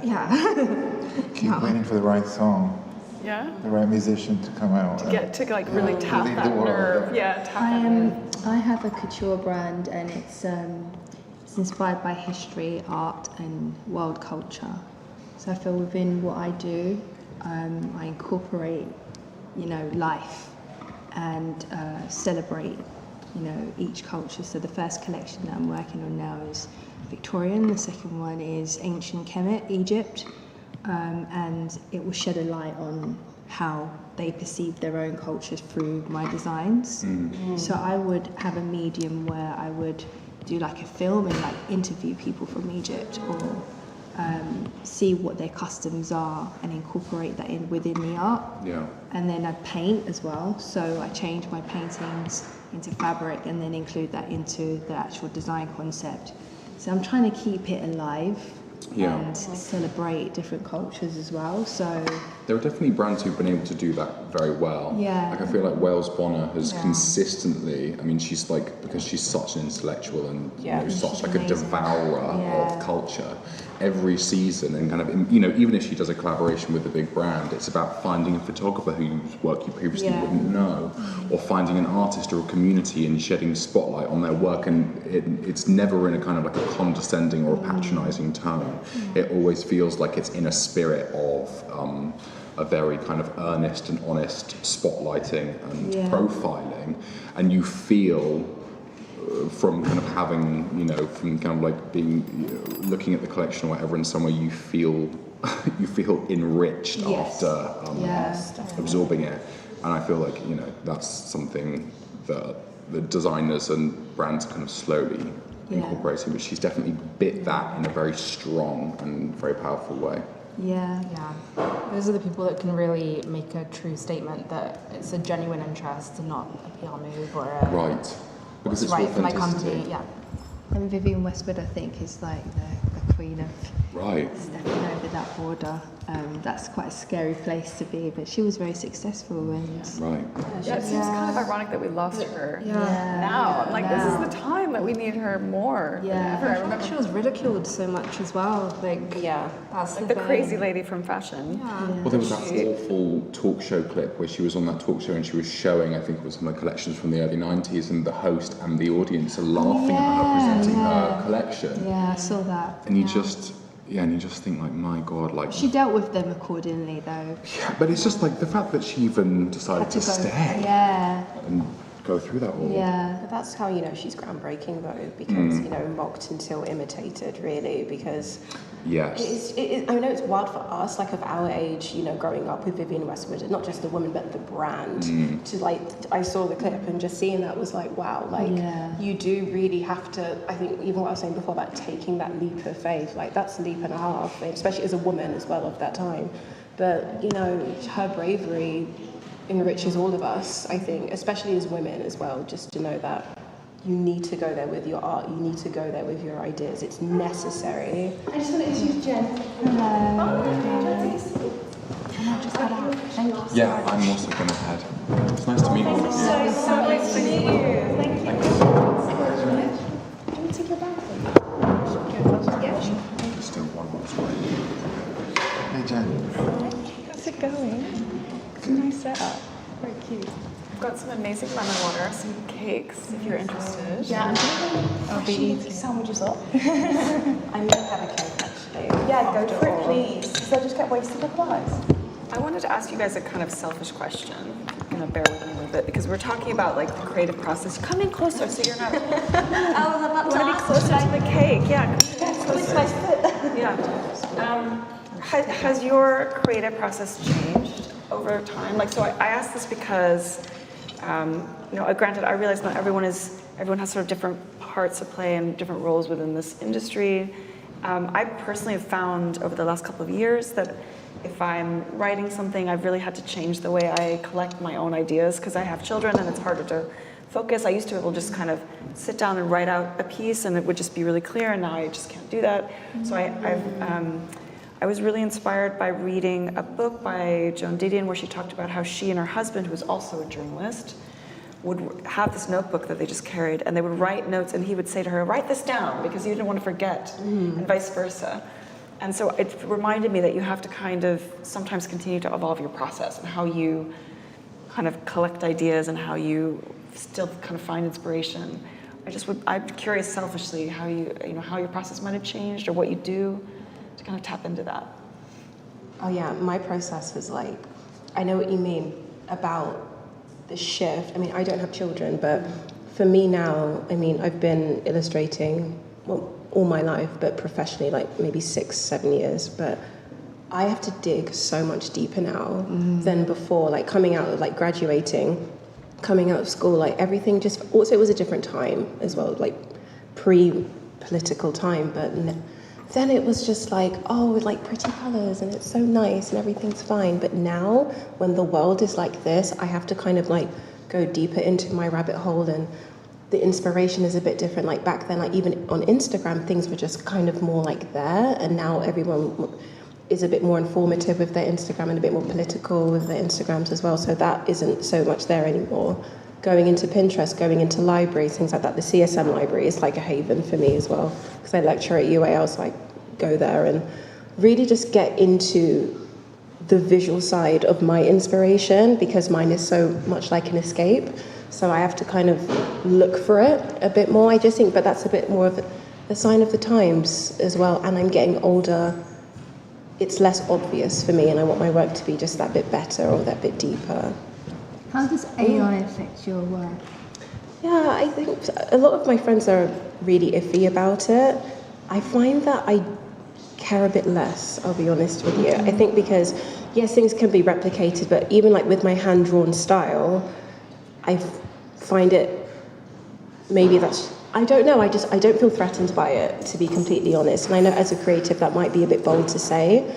I don't right now. If I start to see a massive shift with the way things are, maybe commissioned or created, I can adjust to that, but I can't, all I can do is be authentically myself with my work. And I think if you've got something original to offer, you should really just stick with it and stand in it. I don't know if anyone feels the same creatively. I just don't really, I feel like if you've got something special, then own it. Yeah. Things are always going to come up. Yeah, I guess because my work is in creative technology field, it's always tech adjacent. So the concept of like AI impacting my work is probably in a positive way, but in a way that's also, thank you, that's also, I think it's really interesting because AI and human collaboration has always happened, and we don't even know how invisible automation processes are behind a lot of things we do. So I think it's quite implicit in the work that we do already. Like some image filters on Photoshop are automated processes or algorithm-based as well, and so many other things. So they're already embedded in our practice. So I guess there's no kind of existential crisis. Yeah, just like make it better. Yeah. Interesting. Has your process changed in the way you work? As my husband's in the field too, and he uses it. He's really excited because it's like it's just making his life easier. Yeah. Have you found your process has changed as you? Yeah, absolutely. I think like because I'm in the kind of like game asset or optimization world, I guess 10 plus years ago it was so manual. I mean, even just a year ago I did so many things manually that I thought I could spend my time better on something else. I didn't have to press that button so many times or not automate that process. But I feel that there are some really exciting technologies like the neural radiance fields. So it's changing the way we think about space as well, like dimensionality. So yeah, very, very, very interesting. Yeah. That's really interesting. What about for you guys? I mean, I'm exploring it. I'm playing with it visually. I play a lot visually. And yeah, just trying to see what everything is capable of doing so far. I don't fully understand it, but I'm like a kid in a sweet shop, you know. And I think that's kind of exciting. And also how you can mix it with your own work is very exciting. You don't have to take it for granted. You don't have to, you know, use it as is. You can obviously layer images, you know, hopefully soon film as well. So, you know, anything new to me is something to try and understand, and you don't have to end up using it. You have to. But I know we all will be using part of it at least without even realizing it. Jen was saying it's embedded in so many things now. Even down to, I was looking the other day, down to my Shopify site. It's embedded in part of the product descriptions, which is actually where I don't want it or need it. But, you know, and I was playing with it just to see what it would do, and it's just to do with the words and descriptions, not with imagery. But slowly, I think it will just appear in everything. Even, I mean, it's becoming part of the browsers now. So yeah, that's true. Has it affected you in terms of what you do? Does it, like, where it's AI, or if your process has changed over time? No, I was just about to say I'm on the other side of the fashion field. Yeah. Like I'm also in fashion, but I'm more working in commercial field. So I'm a buyer for boutique stores. So yeah, we're thinking more about how the value of the product. Like, to be honest, like we care more about if it's gonna sell good or bad, because that's the consequence that we get from our work. Sure. Yeah. Do you think there was a time when you would be maybe take more risks and take more chances, and now it's a bit more careful? It's especially with the pandemic, it affects a lot. Like, people are more playing safe. Like, it's a safe way. Like, everyone wants to make sure it has like steady income, it's steady input, and with the steady output, like it's equal. Like, no one wants to risk their business, especially when it's considering it's running a business. Like, no one want to risk it, especially like with the clients. They have, since the pandemic, they have more channel to reach out, especially with the brands. Like, they have more market on like e-commerce, even like brands themselves, they have e-commerce now. They have several different ways to assess like products. So it doesn't have to be us, the only one. So we have to focus more on the local market. And I think AI, it's like a two-sided sword, I'm gonna say. Like, on the like positive side, it helps us to like work more efficient, like with efficiency. Yeah. Less effort, because you know already from the data like what's gonna work well, what's gonna perform well. But on the other side, you see like the conformity in the market. Like, everyone's using the same like database. Right. They're having the same results. So sort of leveling out some of the creative yes. So it's less identity, I can say, like, or less characteristic in the local market when applying the AI into like the business part of fashion. But you're saying that for you, the local is really important. Yeah, because it gives you a point of difference. Like, everyone has this equal market now when considering e-commerce, because now the shipping, everything, like worldwide shipping, it's all the same cost. It doesn't affect a lot if you're shopping from like inside the country or outside the country. They all cover the cost. So you have to dig into the local market, because they are the clients who are gonna come to your store and buy stuff like exactly from you. Yeah, it's super interesting, actually. Yeah. I mean, if you were, I always assume that there's going to be some fashion students listening to this. So people who are maybe designers or creating fashion, I mean, what would you, if not that they're asking, but if they were, what advice would you give them, like in terms of how they think about, because I used to work at Net-a-Porter, and I always remember it was a really, having been most of my career at Vogue and having spent more time on that side of things, it was quite an eye-opening experience for me to see how buyers think. And often buyers, in my experience at least, when I go to shows, they would all choose the same 6 or 7 looks anyway. So there was an element of consensus there as well. Yeah, because they even have before AI. They have to like make sure everything's gonna sell, because buyers are not usually the owner of the business. They are employer. Like they have they're in responsibility for the sell through. I have to achieve the goal for that seasons. I can't ruin it. You've got an ROI, right? You have a target that you have to Yes, we have budget, we have targets, you find the right balance, then you can keep the job. Otherwise you're quit. You're fired, not quit. Right. Yeah, but fun fact, I'm actually studying fashion before I entered the market, like the industry. I study fashion design in LCF, like for my BA, and as I experience my internship, like within my BA degrees, I find out that maybe designer is not the right spot for me, because I find I didn't see the future. Like it's so hard to do your own brands. Like really considering designer, when you want to be successful, you have to be assistant or somehow in the industry when you at the entry level. Like when you just started to work, it's the fact that you can like have a successful brand from the beginning. Yeah. Otherwise, some people do, but it is really it's really hard. Like if you're a genius in design, like So I heard someone say it's better to make those mistakes on someone else's business. And it's like that actually makes a lot of sense because when you're just learning about the industry and how even your identity and your ideas and everything, it's not easy to sort of have all of that together. Yeah, so it's also concerned the experience side. Like your last experience, you got all your knowledge from school, but you haven't put them into practice. Yeah. Like you don't have your own business. You just doing a project. You don't have like huge cost that you have to cover.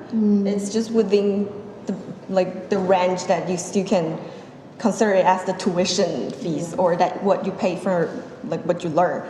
But considering running your own business, you have to you have to cover it all out. Did you start straight away or how did No, you? so I didn't go to fashion school, so my experience is totally different. So I was modelling for many years, and I could always draw, I can sew, I can paint, and I made a dress one day, and I said, "This is what I want to do," and I started making some clothes over, I think, just before lockdown, and I met Emily. Yes, I remember. I met Emily, and I showed you my clothes, so we're having this discussion, and I know I've got something great, but I was totally blown away. I know I had something great, but I didn't know what I had actually made. I didn't know it was couture. I just thought it was really beautiful evening wear. So as we were talking, I will never forget. Emily and Alex said to me, "Well, have you got a team?" And I was like, 3 of us. And I remember you saying to me, "Well, you might need to kind of think about that." And I went away and I built my team.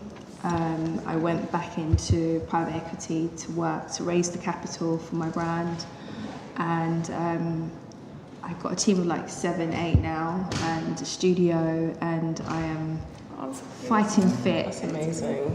In this industry, and I've had some great opportunities that have come my way.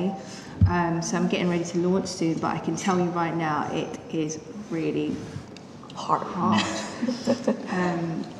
I don't know what happens at university when they tell the students you're going to be the next Da Vinci, but no, they won't say that. I think they tell you if you can do something else, you should do it. Oh my gosh, did they say that to you? We did the same degree. Did you guys do the same degree? Women's wear at LCF. No, I was in design development. Oh, design development. Yeah, fashion design development. Yeah, they are. I mean, I have to use this word again. Blunt doesn't even cover it. Like, it is harsh. I think sometimes at schools they try to toughen you up with the idea that that's going to prepare you. Yeah. Does it? I don't know. I think it depends. It also depends. You decided to admire. You were like, okay. Tutor or who you are facing, who their attitude towards. Because I think fashion is a really personal, aesthetic things. Yeah. Sometimes the tutor likes your work. Sometimes they just don't. It's really personal. Like there is not like a standard curriculum that you can justify like either it's a good design or not design. And also as the time passes, you after like just looking backwards, like maybe that's a good design at a current time. It's totally subjective, and I think you have to be tenacious as a creative in general, no matter what part of the industry or how approximate you are. Like you have to be incredibly tenacious about your work, which you Yeah, clearly make have. sacrifices. Oh my gosh. Big ones. Huge ones. Huge ones. Yeah. I think there's something I love there, what you said about not going to like art school or like studying design. I studied French and product design and jewelry and silversmithing, so I have two degrees. Yeah. But not fashion. Because I was modern, I didn't want to study that, and plus I could sew. But it's a whole different world. It's good though. It's good that you didn't, because it just leaves you with. I was about to say Thank you, but you agree. I think being in that space in LCF and UAL, and getting like onto LCF, like on these coveted degrees, like it's such a feat just to get there.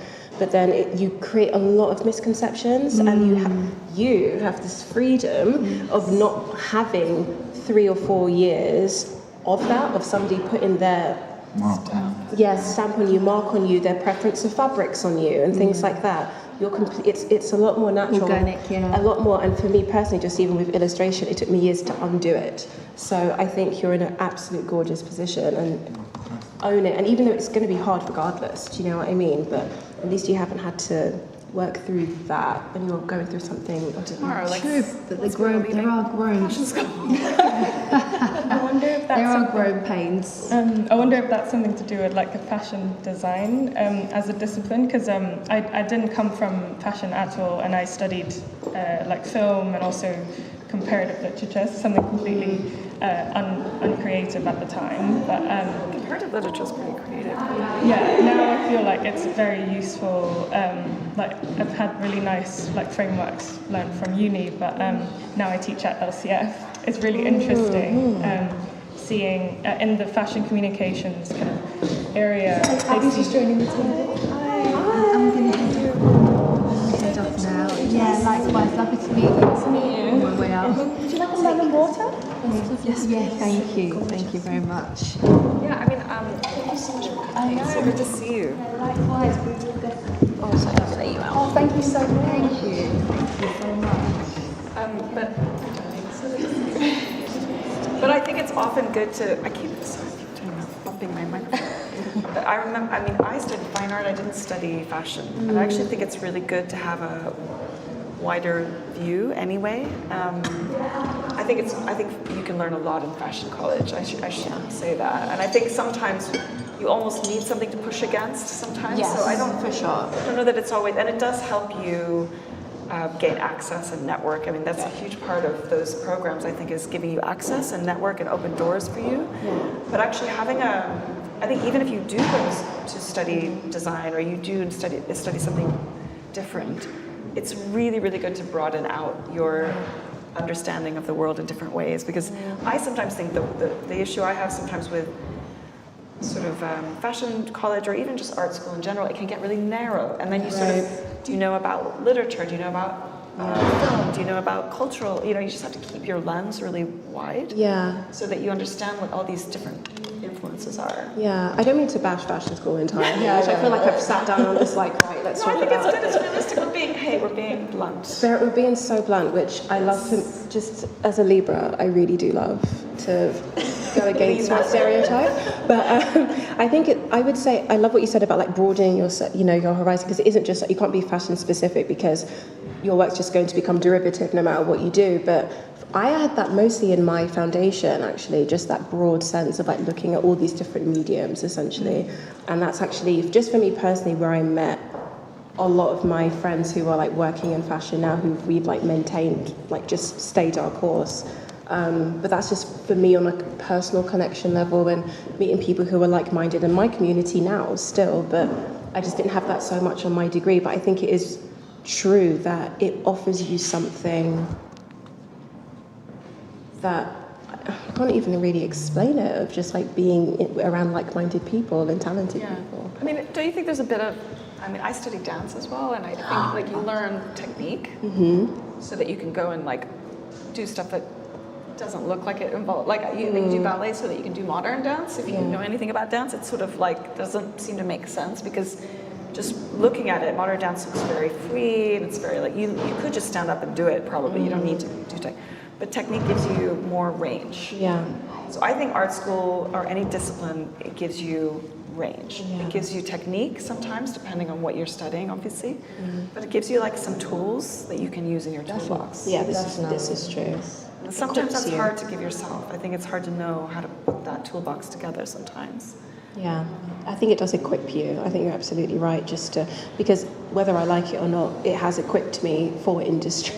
Yeah, definitely. For industry and, you know, technique, especially with like, even though like we learn like pattern cutting and design, you know, I just know more, and I think it just gives you a level of professionalism within your industry as well. And I interned at Marc Jacobs when I was there, and like went to New York and all of these things. But I guess having the opportunity to do that through UAL, even though I do want to shout out Ed Curtis for helping me with that one and giving me the contact. But when we were at LCF, but you know, it has set me up, and then it is up to you at the end of the day to take it forward and go into industry. You can't just live off the name of your uni. Absolutely, it has to be a drive. Yes. You have to.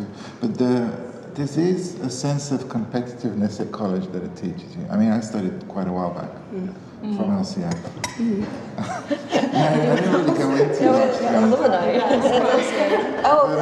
Another LCF. Why do you not go into it too much, though? You feel like you said you don't go into it too No, much. I didn't go into I didn't attend too often. Physically go that often. I don't know. I think I don't know if it was fully intentional. Everybody always tells you afterwards, oh, they try and toughen you up. But I felt really put down the whole time, to be completely honest, especially creatively. And maybe in those days it was specifically LCF was considered more of a technical college. Yeah. Now there is a lot more creative, of course. So I don't know. They were always kind of trying to break you, and I know that we always knew from the beginning that the world is much harder. And that was kind of their excuse too. But it did. I mean, that helps. You get annoyed, you get pissed off, and you find out. We all say the same thing. It was so hard, but yeah, this is it. Yeah. So in a way, that is the college experience, no? In our college. Yeah. I think so. Because when you go out by yourself, or you're working with tons of people in a small company, you have to instantly be ready for that. Yeah, you focus your own area more. You don't like trying to, I don't know, like look outside in your field. Yeah. Yeah, because sorry, you carry on because I'm interrupted. No, I was just saying that because I went to RCA for masters, and then they're trying to kind of encourage you to look outside just your field. Like you can work with product designing, you can work with architecture, then it's just like more experimental. When you actually work on your own, then it's kind of you kind of have to repeat what you do the most, the best. Yeah, that's what I'm trying to say. You're completely right. I think that's what I was going to say. It can be very isolating sometimes, because I'm currently there. I've just finished my second year. Yeah. And what I've found is it's actually probably the most realistic university in terms of how life is. They kind of leave you on your own with such vague briefs and such vague things, but that's kind of how it is in the real world. You have to figure out yourself, and I think a lot of people, it kind of weeds out who is actually ready for industry and who actually is like willing to put in the graft. Business class, they don't teach. It's up to you. It's all on That's how it is. I find like the people that actually do end up doing stuff, they have the initiative to actually, make that extra step. They give you good contacts, as you said, like you work with lots of different people. You network. The facilities are amazing. You save so much money on like studios, lighting, like equipment, whatever, because you can actually hire them out. But yeah, in terms of like writing a pitch or how do I go to a client with a portfolio, nothing. I've not heard anything. Do you want to see more of that from them? Because I think I've heard that from a couple. I don't think it's just them, by the way. I think art schools in general, I think they focus on the creative aspect, and I think that's. I mean, I can understand that, fair enough. But it seems like more and more you need to have some skills to understand how to have. How do you do the accountancy piece, and how do you do is that something that you'd like to have access to? I mean, for sure. Like nobody wants to be the starving artist. Like this is our passion, but we also got to eat. We're gonna have food on the table, and also not everyone wants to be constantly hustling and struggling. Like I think the thing about a normal job versus a creative job is that when you get a degree, say in, I don't know, business, you have certain paths. It's like, okay, great, you can have this job if you have a business degree, but there's not really a job that says, yeah, you need a creative degree. You can actually sort of do it yourself, even if you had no uni experience. I think it's more about, I've seen some amazing creatives, such amazing work, they go nowhere, but I've seen people that are, let's just say, not so out of the box and pretty standard, but they do very well because they've got a business head on, and so they know exactly what they're doing, they know where they're going. And I think if people emphasize more on the business side, I think there's so much more potential that could be, there's so many more different types of art that could be accessed, because there's some people that are so amazing, but obviously maybe they're super shy, they don't want to go networking anymore, they don't want to leave their house all the time. It's about marketing yourself at the end of the day. And I think no matter what your discipline is, I think if you know how to not just present yourself, but present your product or talent, that is what's going to get you through at the end of the day. I mean, I think I left uni in 2014 and I haven't shown anyone my degree. Since everyone's just like, oh, you can draw, I love it. Like let's work together. Like, you know, I remember like even my first major client was Dior, like in terms of like high fashion. That's good. Thank you. And that was 2018, and I remember that that was like kind of like the next phase of my career. And I just remember thinking, being in Paris, I was like, no one's asked me where I went to uni here. They just like appreciate like my talent and merit and presentation. And I think if people maybe understood that, I mean, of course, go to these schools, like, you know, it takes a lot to get in and you should feel proud to be there. But I think if people really understood a bit more of, you know, what it's like after you leave, and I think when I lecture at illustration, that's really what I like to focus on, because I think it's a bit unknown, like that's like a massive unknown thing, but it can be really fun. Like it's fun to like package yourself up and like do your website and do all these like technical things that can help you in industry. But I agree, I didn't have any of that either. You had to market yourself. Like I'm sure before you got that job, you were putting yourself out there in every space, rejection after rejection, and suddenly something comes every day. Yeah. That's what you're going to do. I think one thing about uni also is that it's a bit of a safety net. You're sort of still in this little, oh my God, I have a little bit of time to get my feet through the door, and then because you have a loan, it's like, okay, it's not massive, but you still have one. So, I mean, next year, obviously, I'm graduating, and I'm like, okay, great. Now I'm actually on my own. How am I going to do things? So I'm trying to do as much as I can now. So hopefully, not going to be. I think the biggest thing you get out of a degree is actually the network of people that you meet, and I don't just mean networking as in you know, people outside of. It's like the actual that riffing off of each other. That sometimes it's competitive, sometimes it's supportive. Sometimes it's both of those things, but I actually think it's one of the things I see when I'm going to use fashion designers in this case, but it could be a journalist, it could be anyone.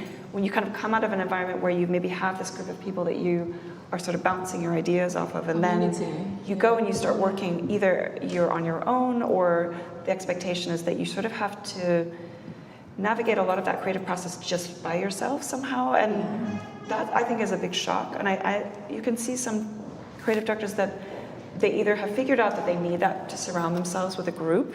You know, Karl Lagerfeld famously had like his pack around him, mostly women, right? And I can see that. Like, if I were in that position, I would have done that as well if I could have figured that out. Because I'm not comparing myself to Karl Lagerfeld, okay? I'm just saying, I see the logic of that, because that bouncing off of, that sort of sharing ideas. I don't think you appreciate it when you're in uni, because on some level maybe it's like a bit much, but like when you're in your family, you're like, ugh, I just want to be on my own. And then you're on your own and you're like, ugh.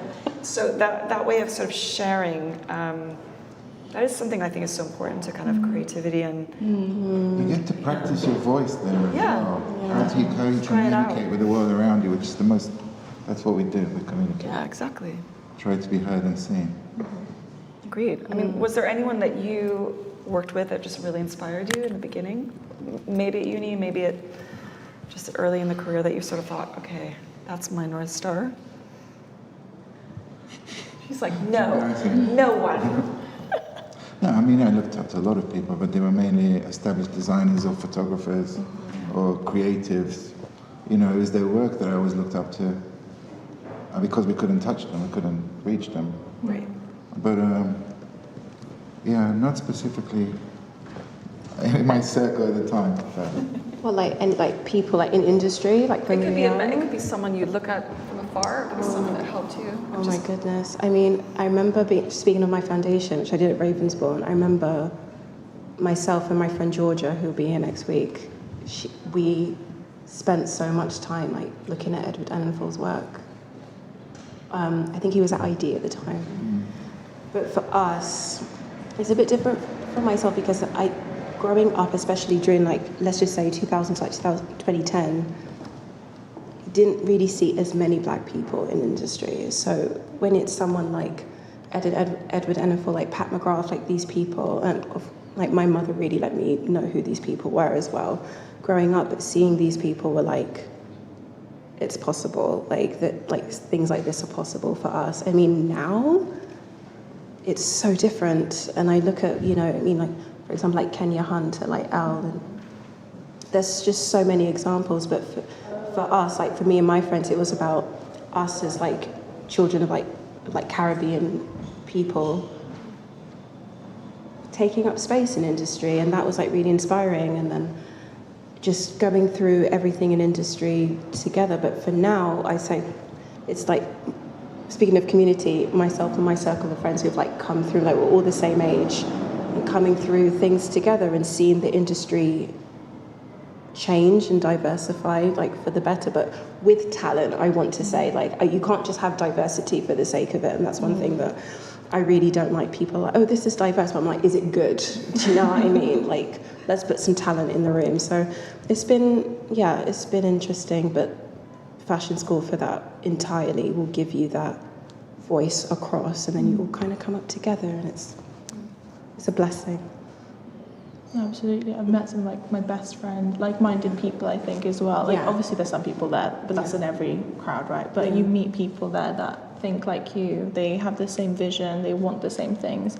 And it's nice, it's a community then as well, and people that bring each other up, because I think that's something the creative industry is known to be quite cutthroat, and people tear each other down and sabotage each other. And you hear those horror stories sometimes in like CSM or something, where people are ripping up the clothing, and you're like, oh my god. But to be honest, my experience with uni, as long as you have your wits about you and you're not, you know, telling everyone your ideas and not, you know, spending time with people that maybe don't have the same path as you, there's such a brilliant community. And I'm so happy that you're finding your kind of voice, and all of you finding your voice in an industry which kind of, I feel like there is sort of a hierarchy, if that makes sense. So it's good. And yeah, it is a very hierarchical industry. Oh, yes. I think I don't think it's gone. I don't think it's changed that much. I don't think that will change. I think, you know, it's just I guess like rank at the end of the day, how long you've been. And I think it's just how fashion systems work, and still, because most of the beautiful garments we make, they have to like come kind of consumed by the elite. Yeah. Like you want this piece to be worn by a celebrity, and you want to get famous. But what about everyone else? Like we are working for the elite. That's just how fashion system works. Absolutely. Also, I think just like there's so many people and so many jobs, you know, in fashion that aren't forward-facing, right? There's like how the garments are made, and how they're produced, how they're graphically translated. I mean, there's so many layers of that process, how they're bought and sold. Thank you. so wait, who here is a designer in design? What's So who's in design? I'm very curious, because I'm in the photography aspect. How does a person or a brand begin? Do you need funding from other people? Do you do it yourself? I'm really curious. Drink. I'm genuinely curious, and I have no idea how it works. I don't know. I think you just gotta wake up and go, oh my god, I'm gonna embark on probably the hardest choice of your life. And you just have to be prepared for absolutely anything. Right. But what I really wanted to say was, I think the term fashion designer, especially for a small independent brand, I mean, I have my brand, and yes, I'm a fashion designer, but oh my God, I have to do everything. I have to know absolutely every side of the industry. And I come from a styling background. I used to run magazines, you know, for many years. And that helped me with my design, but now you're a marketeer, you're a creator, you have to pattern cut, you have to distribute, you have to deal with carnets, deal with customs, deal with celebrities, deal with stylists. I mean, it's everything. And manage a studio, you know? Manage a team. Like the lady earlier was saying that, you know, she's lucky that she has a fantastic team. I mean, that in itself is very, very, very difficult to manage that. So I don't want to scare you, but I don't know, you just... That was very real though. Absolutely. Yeah. And then you don't sleep, you just keep working. Like, but I think you're fed by a passion, a need. It's like, I call it, it's like needing to breathe. That's why I do what I do, because I can't avoid that. You know, so whatever, and every day there's new challenges, obviously, there's new technologies, new ways of working, you know, whole new teams every day approach you, like new teams of stylists, new magazines popping up, and you just have to somehow navigate and deal with it. And you can make as many mistakes as you want, but, you know. Yeah, I think I would you say... You can do it, sorry. Everything's possible, so everything's achievable, okay? No, there's plenty of examples of that. People can achieve incredible things. So. I like the uplift at the end. Yeah. I really enjoy. I don't find it. I know it sounds like I'm putting it down, but you know, it's just I'm quite proud that I've been able to survive all of that. That's an amazing thing. Yeah. And I don't want to sugarcoat it to anybody because, my God, running your own brand is impossible. You know, and especially you're supposed to, you know, like we talk about hierarchy. You're supposed to get along with everybody. Well, in real life, you don't. You know, people don't necessarily treat you with the respect you deserve either. For whatever reason, be it the time of the day, whatever, it doesn't matter. But you're never going to be able to please everybody or get along with everybody, or you should never tick every one of those boxes. You should just stick to your belief and surround yourself with the people that you love and you get along with, and then you can achieve anything for sure. Thank you. So dream big.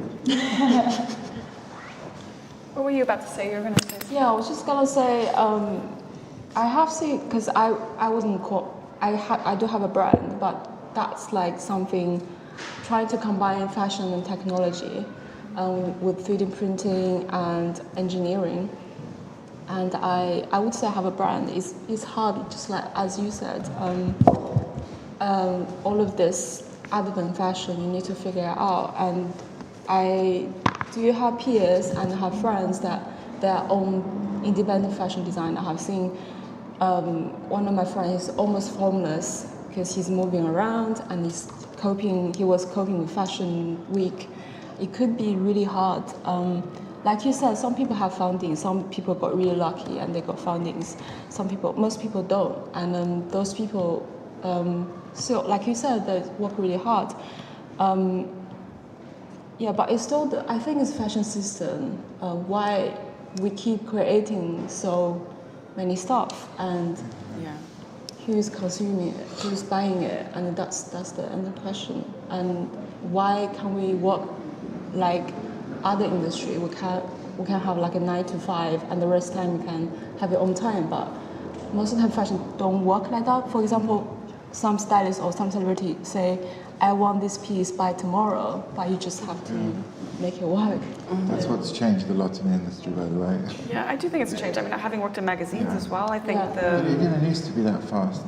Now everything has to be tomorrow. So rapid. No, I mean, so many stylists say, we need this tomorrow, here in New York, in Paris. Well, I mean, there's a lot of issue with samples, and I don't mean it with small brands so much, but like, you know, one brand, a big brand like a Dior, let's go back to Dior, will have one sample or 2 samples of a collection, and they're booked out for 3 months. Yeah, so you're lucky sometimes, like, and then they want you to shoot the whole look together, so you have to shoot it with the shoes and then getting all of those different parts. It's sort of, I always had the feeling that if the amount of like mind power and willpower that was spent getting a look from Argentina back into London was spent like solving any other problem of the world, like we would be done. All of those problems would be like, you know, like because just the level of kind of, you know, tenacity you have to be a stylist or a designer or any of those. And it would be great if that became easier. I don't know if it is. I think that was also partly, at least in the time I worked with magazines, it was sometimes these very old school photographers that would be not that nice, you know, not that polite to the stylist. I don't know. I'd like to think that could change a little bit, but it doesn't sound like it has from your perspective. It just feels too immediate now. Literally, everybody knows there's restrictions with shipping, but they do actually just call you the day before now and assume that you can make it work. Make it arrive in New York, but they'll call after cut-off time as well. Like, do you ever just say no? I just feel like you have to. Do you say no? But you know, they worry that you're losing an opportunity. Some stylists, you say no and they won't hear it. Yeah. And you can't actually say no to some people. Yes, that's true. But are these stylists paying you to pull your garments, or is it more of a TFP? Most time they ask stylists, they're very cheeky. They go like, oh, you just graduated. Do you want to pay the shipping fees? We don't cover anything. There are so many stylists like that. They just want to, I don't know. Maybe they have a budget them own, but of course that's how business works. They want to save the budget, and they expect designers to cover that. See, I don't agree with this because as a photographer, if I'm getting, because obviously I'm just starting off and I've only just started getting paid jobs, but the first year of being in photography, it was just free work because obviously how else am I going to do my thing? But I always, even if I have the tiniest budget, if I'm getting paid, everyone's getting paid, because I find that because when I was working for free, I found it so unfair when I found out that the other assistants were maybe getting paid like so much more, or even getting paid full stop. And the designers, I've spoken to a lot of designers, and a lot of them are, because they're not necessarily on set all the time, people tend to forget about them, and like your feelings matter as well. And if you're taking your garments, I mean, there's a risk it could get broken, and I understand that you have fees and stuff if something does happen like that, but you're still giving something away. What happens if a paid job comes over on that specific day and then they want that garment, but you can't because you've given it away for free? So I understand that, you know, if it's like a trade for print thing and nobody's getting paid, I get that, but I don't like how people can be quite selfish sometimes, and I think that can be a little bit unfair because, again, we're all human beings. We've all, like, one of my best friends, she's a stylist, and this poor girl can't get a paid job at all, and she's done work for some celebrities as like a styling assistant and stuff, and I know damn well that the stylist on that set is getting paid like a good amount of money. She won't give anything to her because she's a styling assistant, she's still a student, so therefore her expertise is not there, but yet she's good enough to work in that job. So that's the thing that I find a little bit challenging as somebody starting to come in, and so I try to make that effort for other people. This is why I said, why don't art school or fashion school teach business side? They really should. To learn. This is what we've found in the last couple of days. That if anyone's listening from any of the fashion colleges, you need a business course in your fashion college. I'm kind of surprised that there isn't one, frankly. I mean, other than like the fashion business classes, like the actual degree. So a lot of it's self-led. I think designer definitely should know that how to protect yourself, how to protect your work.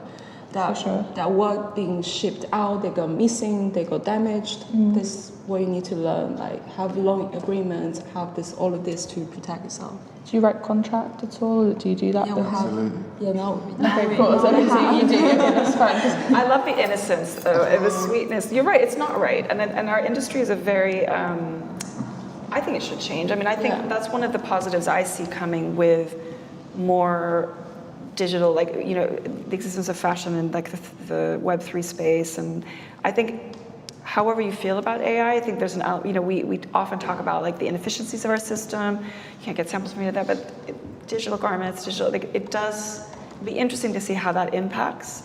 I mean, I work with tech startups that are trying to solve some kind of systemic issues in our industry, and things like fit, using AI to sort of resolve problems around fit and sort of buying smarter. You can imagine being able to actually send a digital sample as opposed to sending a real sample. Some of that might cut through at some point, hopefully.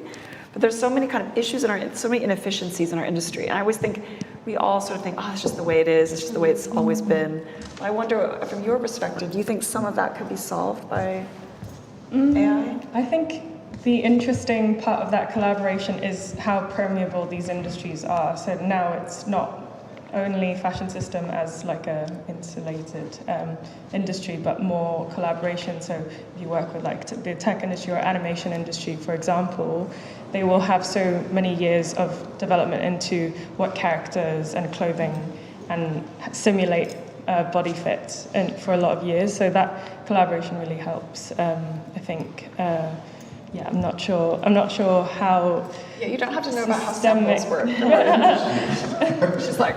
But you know, I have to say with this, for instance, we collaborated and I have a digital collection as well, which I'm incredibly proud of, simply because they did such an incredible job with it. But I sent messages like a mailer to all the big stylists around the world saying, okay, here it is. We can integrate it into your shoots. But it's kind of difficult to expect, let's say, a very famous photographer to go all of a sudden, or a famous stylist to go, okay, well, I want to have it physically and I have to incorporate it into my imagery, which means them giving away a lot of their stamp or their whatever. What they do. So I think, I haven't had any response from that, to be honest, is yet, even though we can fit it onto wherever the celebrity be.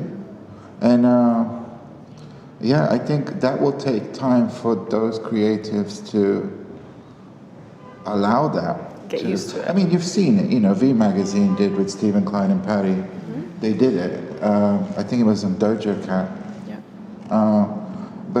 And obviously Nick's been doing it for ages. But I think generally will take.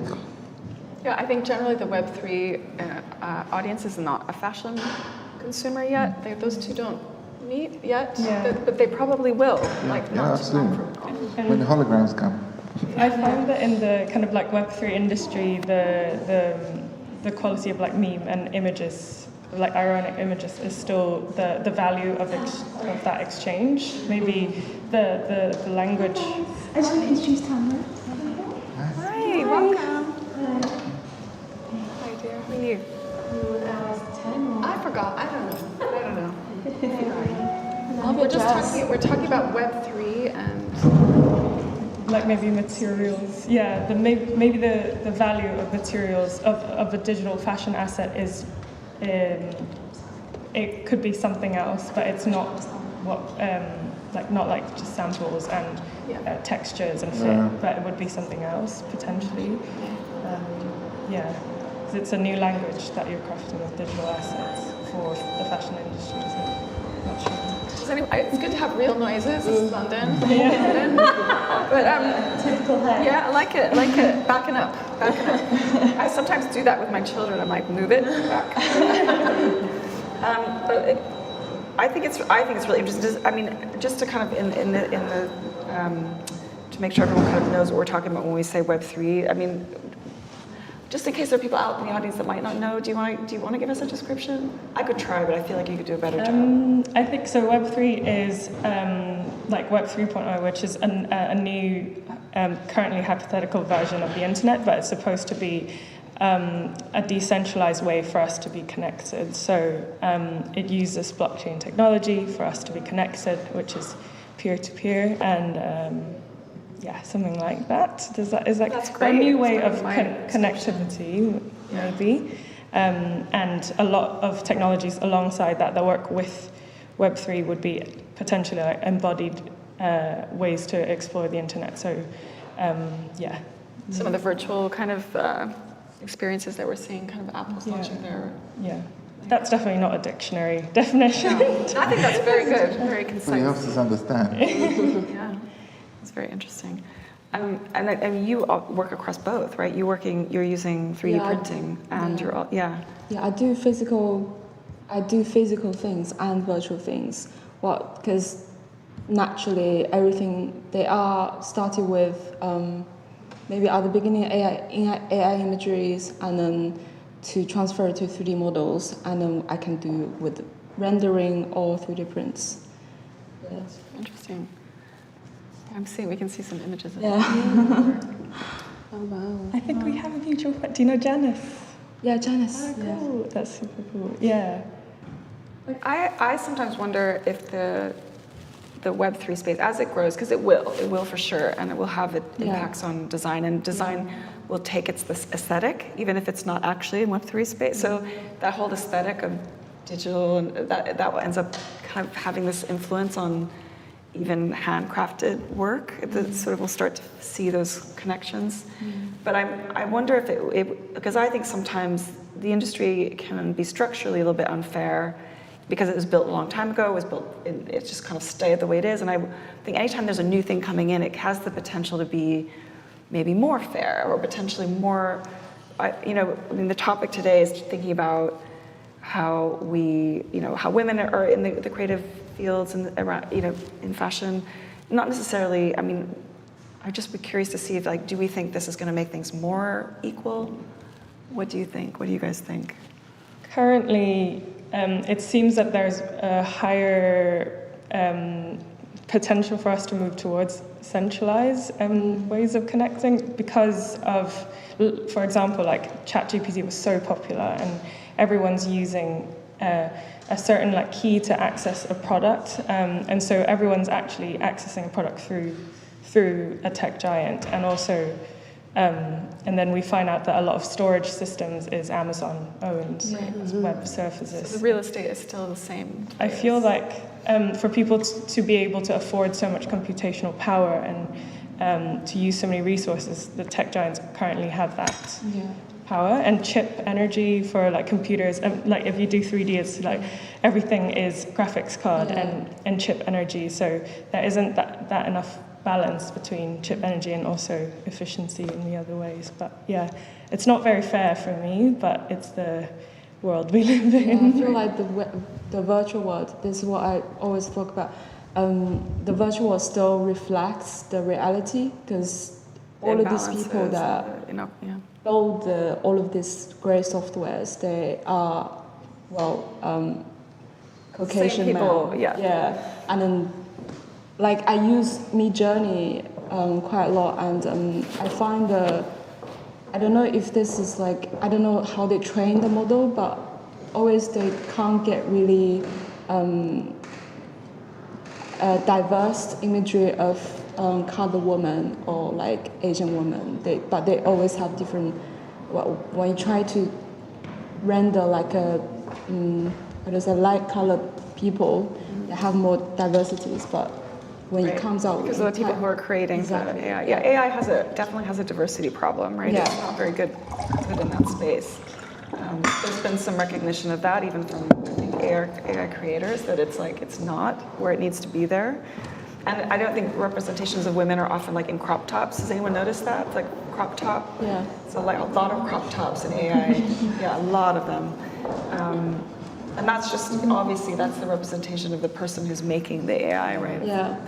Their preference or their whatever. So but I think it's interesting, because for me, I have a few brands that I work with that are in the AI space and Web3 space, and my feeling is always that I'd rather have creatives be making that space.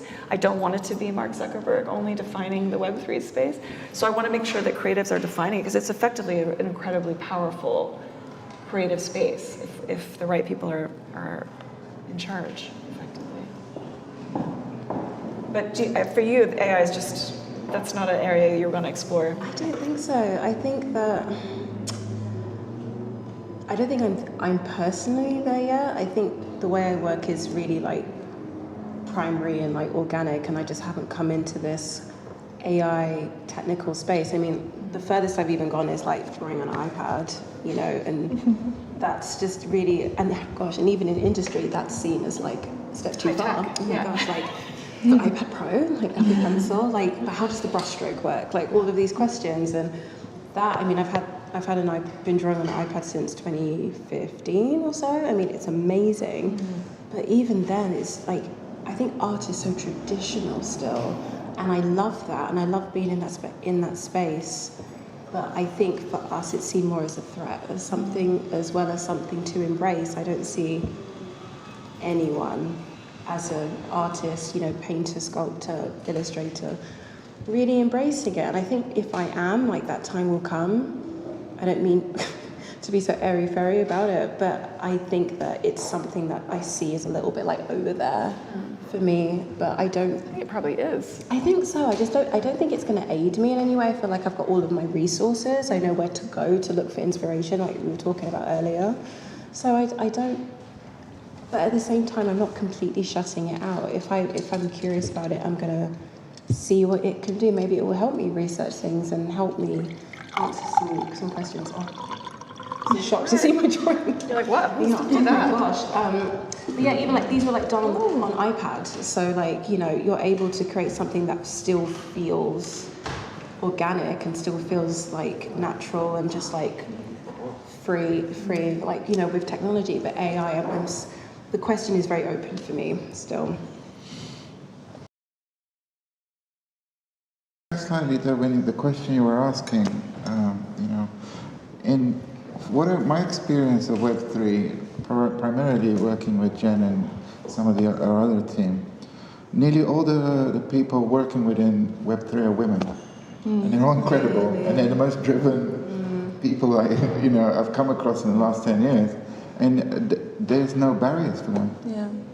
And normally you would expect a complete mix of everybody, but nearly everybody I've come across in the space has been women. There's a lot of women. I think that's the legacy of the women who code. A lot of those women that kind of help blaze that trail, right? It's gotta be. It's fantastic. Yeah. But I still think there's a lot of tech bros. It's still you talked about the guys who own the big heavy computers. They're the ones that own the huge processor. That we need to make it work. It does lean. But it could lean different spectrums of, right.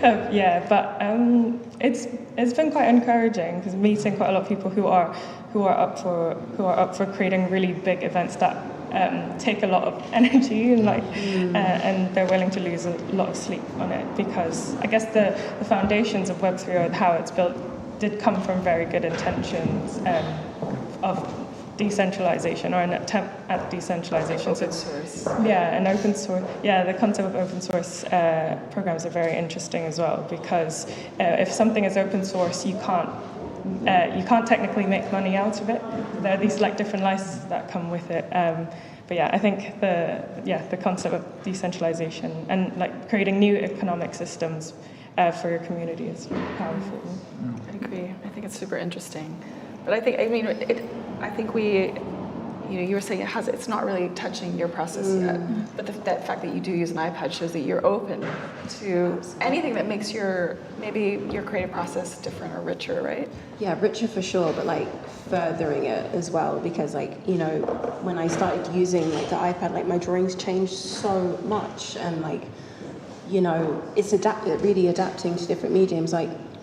As an artist, you start out really with pencil, and then you might want to draw with pen, and then that changes your art, and then you're introduced to other techniques, and then that changes your art. Then you used to then you add color, and then that furthers it, and then there's so many layers to it, and then you go to art school, and then you're around different people, and then that kind of changes your perception of art, and your gaze as well. So I'm very open to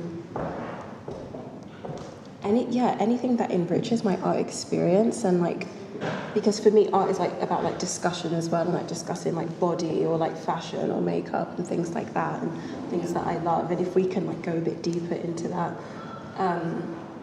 absolutely. But for me, really, just looking at my work from here is just about exploration of color and shape, and if I can dig deeper, then I'd love to. Absolutely. Yeah, Tamara, we're just bringing you up to speed a little bit. We were just talking, I'm going to trace back now, all the inefficiencies that we have in our industry, which we've talked about before. We kind of share that, we all share that frustration, and how, as former stylist and now kind of leading the way and championing so much around British fashion and looking kind of more critically at how we process and what our processes are. I think it's really interesting because we're sort of trying to understand how what are the pain points? How have things changed? How have they improved? How do you maintain your creative process? Or how do you find your way? If you sort of went to art school or design school, and then you end up deciding that might not be the way you wanted, you were talking about how you made a decision pretty early on that you wanted to be a buyer, for example, or maybe go a different direction. So we're just kind of talking about the trajectory. I think that's a good summary. Have I left anything out? And just kind of where we are now, what the industry, what are some of the headwinds or what are some of the opportunities that we have now? And that's kind of where you come in. I mean, what I've picked up about what you've been talking about is patriarchy still in control. So the systems that you're working with are very much through the male lens. And the male gaze, interestingly, is a lot of the perception that we see in fashion photography and fashion imagery. Equally, I'd say in fashion itself. So, Phoebe Philo coming back on the scene is very exciting to lots of women because it will be a woman's perspective of a certain age who wants to be dressed like that. And yet I see fashion quite often not catering for vast swathes of women. Within the industry, there were a lot of, sorry Nick, male photographers, and Magnum... He said the same himself. Magnum back in the day said that the photograph would be owned by the man, generally male. I premise that. Who was the photographer? So the rights of an image that as a stylist you might have worked and created all of the concept for and all of the ideas around hair, makeup, they would own unless it was with, say, Condé Nast, where they would then have own the license of that shot. But not always, yeah. But not always, and depending on the weight of the photographer.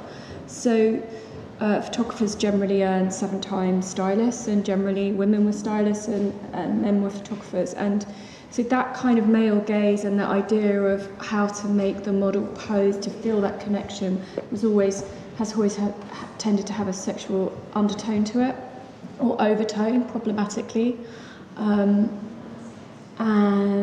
therefore there are power imbalances within that. So that can be open to abuse, and fashion has had its own Me Too moment, of which I finally spoke out about an incident that had happened to me in the late 90s, where at the time I'd been told to be flattered by the incident. It was public, it was at a table just like this in Paris. And that photographer now doesn't work. But at the time I was told to be flattered, and when I warned people not to work with that person, they told me no, because they liked the work. And when you look at the work through the lens of potential abuses, whether that's of privilege or derogatory perceptions of women, you can see it. It's all there. Quite often work expresses exactly what you need to see in it, whether it's fashion content or art content. I don't know much about AI, I'll be honest with you, but I do know that the algorithm is definitely set towards a certain trend. I chaired a talk actually at the Labour Party conference a few years ago, so I read up masses on it. And it's really problematic. You talk about the coders, the Silicon Valley, and who are the leaders in that space. And I think, I've just sat on a WhatsApp with a load of women in politics who are really frustrated because all women's shortlists have been stopped within the Labour Party, and leadership is again and again reverting to type. So I think this is a structural issue that's much wider than new concepts or old concepts. It's all concepts it's still revert to the establishment, and the establishment is the white patriarchy. And once you understand that, then you understand how much you want to, where you want to focus your attention on the destabilising of that, if that's what you choose. Because the gender pay gap is still prevalent in all companies, even if there'll be, a hero woman in leadership. Because until we deal with the structural issues around women having children or not having children, and the costs of that, and therefore going part-time, and therefore they won't ever make for the rest of their career what their counterpart would have. Women are now outstripping, girls are now outstripping boys at school, they're now outstripping them at university, and they're even brilliantly now outstripping them in their first job. It's now just at motherhood. So this cliff edge where it falls again. So I think until we deal with all of these structures and be really honest about it, we can look here, we can look here, the way that we are creative will change, but the underlying issues won't change. So and it's exhausting if you have to fight against. Yeah. But understanding how massive this issue is, I think, underpins building a different kind of conversation around it. Yeah, I agree. Thank you. Thank you so much for joining us. Thank you. Thank you. Oh, thank you so much for coming. It's so nice to meet you. Are we one-on-one now? What's going on? They've been here a long time, to be fair. Right. What do you say? So nice to meet you. You went to my car, I've been following for a long time. Emily, oh my gosh, thank you so much. A bit more info, of course. What's your Instagram? It's very relaxed. You can come and go. You don't have to. Do you want to stay? I agree with you, by the way. We have a lot to. We're on the same wavelength, so we'll get into it. We can sit for a bit more, I think. Yeah, it's fine. Oh, sorry. How many minutes for already? If there's space, otherwise I've been here for age. I'll wait. Okay, I'll stay for that. I've got an open Macbeth. You're like, wait. That's a lovely thing. I'm really Oh my goodness. You just expect you to get me. It's absolutely unbelievable. It's so different this year to any other neighbour. I mean,